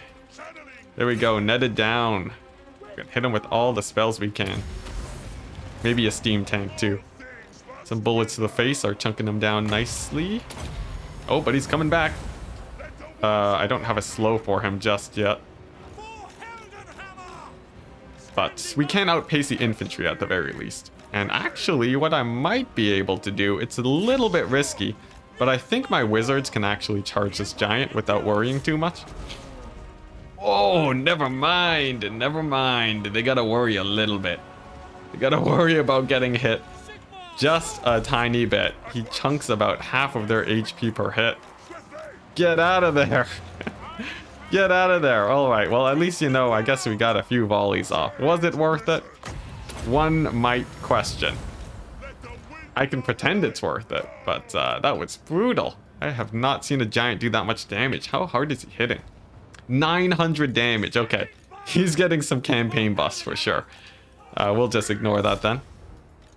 Let's just let the steam tank do its work then. Hopefully we'll just get a couple volleys off on the giant and that should do it. At Enticity, when was your last stretch/hydration break? I think it's like a couple minutes ago. I'll get another one in soon enough. Here, you know what? Since this battle's lasting a while, I'll just stretch a tiny bit. I've been hydrating throughout this battle though, so that's not too much of an issue. And the giant is finally down. Now it's just a Hell Cannon crew. A couple chosen halberds, and then Sigvald. And then we should more or less be good.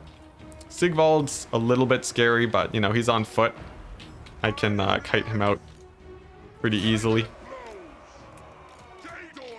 So I think that's a non-issue. We'll Tormentor Sword these guys. Here we go. Very nice. Just out of range of the steam tank.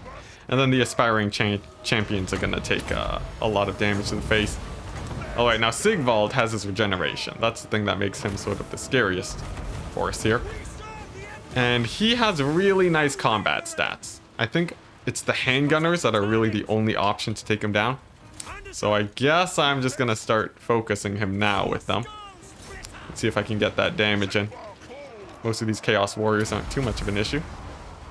And I will have a couple artillery crews too, just in case. Steam tank, in theory, can cannonball Sigvald to death, but that's not exactly a fast way of killing him. So that's sort of a plan B, worst case scenario type thing. Oh boy. Charging my dudes again. Let's see. Do I need another heal? Not really.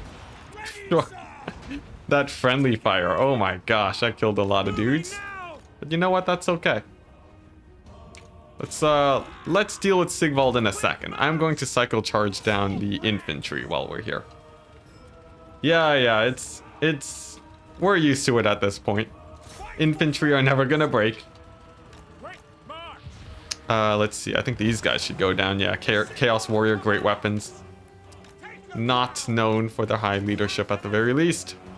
Sigvald's regenerating, but not super duper quickly. The big problem is that he's a very fast guy. He's a sprinter.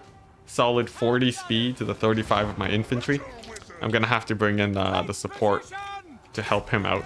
The aspiring champions are a pain too. But I think a single Tormentor Sword and then shooting him in the back should be able to deal with them quite nicely. And there we go. Aspiring champions are down. It's a good thing I held on to the one steam tank because Sigvald is down too. This is the perfect opportunity to actually finish him off because I don't want him to get too high of a level. And there we go. Hey, you know, we thought we lost it, but instead we just lost half of our army. Not a problem. Let's go ahead and throw down the heals too. Oh my gosh, what a fight. Oh, there we go. We got him with the Tormentor Sword. It was a lot of kiting, but we got there. I'm gonna hit him with the slow over here just to land some hits a bit easier. Edge of the map still quite far away. That's good. Let's see. Man, this guy does not die. Sigvald refuses to die. Oh, but the wizards. Come on, who's gonna get it? Is it gonna be the light wizard? Is it gonna be the jade wizard? The steam tank, perhaps? Who knows? Who knows? Okay. Come on, Sigvald. How much life do you even have? 300. Edge of the maps are right there. We're gonna go with the classic cannonball to the face. The back of the head. I mean the completely missing of the cannonball. Here we go. We're gonna hit him with the net. We're gonna line up the steam tank because I don't trust these wizards to actually kill this guy. And then we're gonna shoot him in the face. And he's gonna live. The madman. Do spells kill this man? Come on, Sigvald. Not like this. How much life do you have? 21. There you go. We got him. He has a melee defense. Jeez. What a guy. Franz's army is worth 3 chaos stacks. Yeah, apparently so. Now we lost a steam tank and we lost some Mournfang cavalry, but I still have the artillery and some of my handgunners. So honestly, this is sort of just saving some money. Pretty good. Pretty good. So, there we go. That's a good amount of money. We're gonna replace Franz with one of these many warrior priests. Oh, I guess Ketchup's already in the other army. Yeah, well, we'll put this guy in.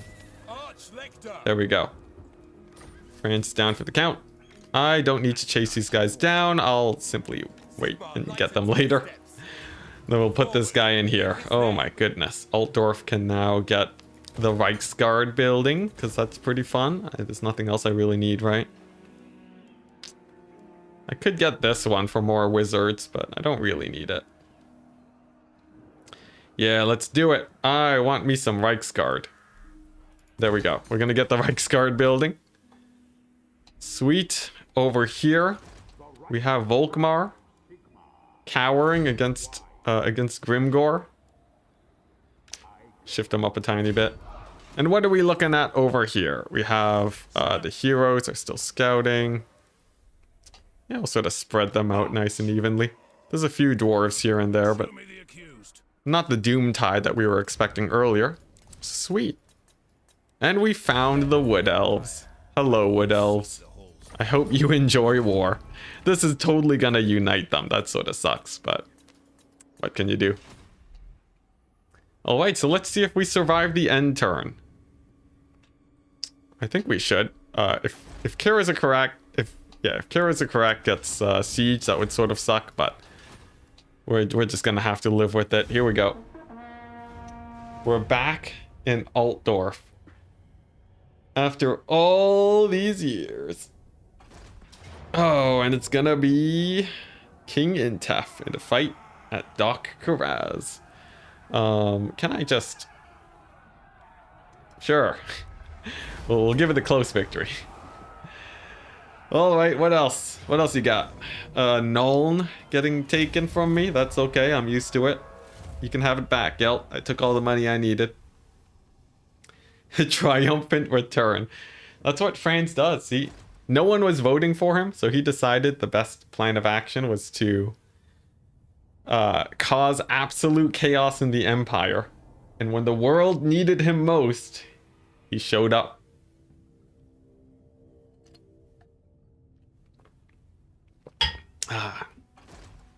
Talea. You can siege Ochendorf. I won't blame you. Oh! It's another one over here. Oh, okay. It's a pretty spicy battle. You know what? I think this is a fun battle to end the stream off on. I might stream tomorrow.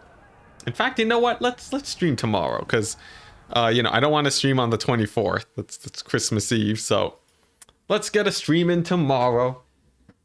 And for now, we'll leave it off here at this pretty fun battle. It's 1,000,000 handgunners against 1,000,000 great swords. That should be quite good, of course. We all know the Pyromancer is going to rule the day here. So thank you very much for everyone that came in to watch today. You know, if you enjoyed, there's a button for that. Yeah, if you like it, I think it helps promote the videos. And I've been really trying to make this a full-time job, so that would be very much appreciated. And lastly, or second lastly, special thanks to the members. Rogelio, Alonso, McWriterface, and Ravon 7.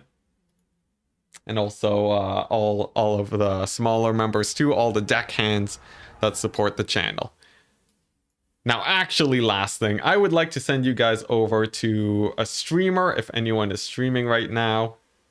Hey, look at that, Dame Offensive is streaming again. I feel like I'm always sending people to Dame Offensive. Does anyone have any favorite streamers that are on right now? It could be a multiplayer streamer too, if Logic is streaming. Let's see what Warhammer streams are on. Oh, Lore Master of Sotek is streaming on he's streaming on Twitch right now. Oh my gosh. For anyone who doesn't know, my channel exists because of Lore Master of Sotek. Like, actually, if it wasn't for his speedruns, I would have never made a YouTube channel. Imagine that. So I'd like you guys to go over to Lore Master of Sotek. You can give him some thanks for the existence of this entire here channel, or at least I would like to send you guys over because of that. And I expect to see you guys in there. Let's see. I'll take a look at his stream. You guys can, I don't know, message something like I don't know what you message him. You guys will find something. You can give him beep boops. I don't know if that's a legend thing, but yeah, just hop on over and say hello. You know what? Just say hello in chat. That'll do. All right. And then I'll sort of just wait here while you guys spill on over. I'm not saying anything else, so hello Sotek! Exclamation mark. All right, sweet. Peace out, guys. I'll close my box here. Everyone go to the link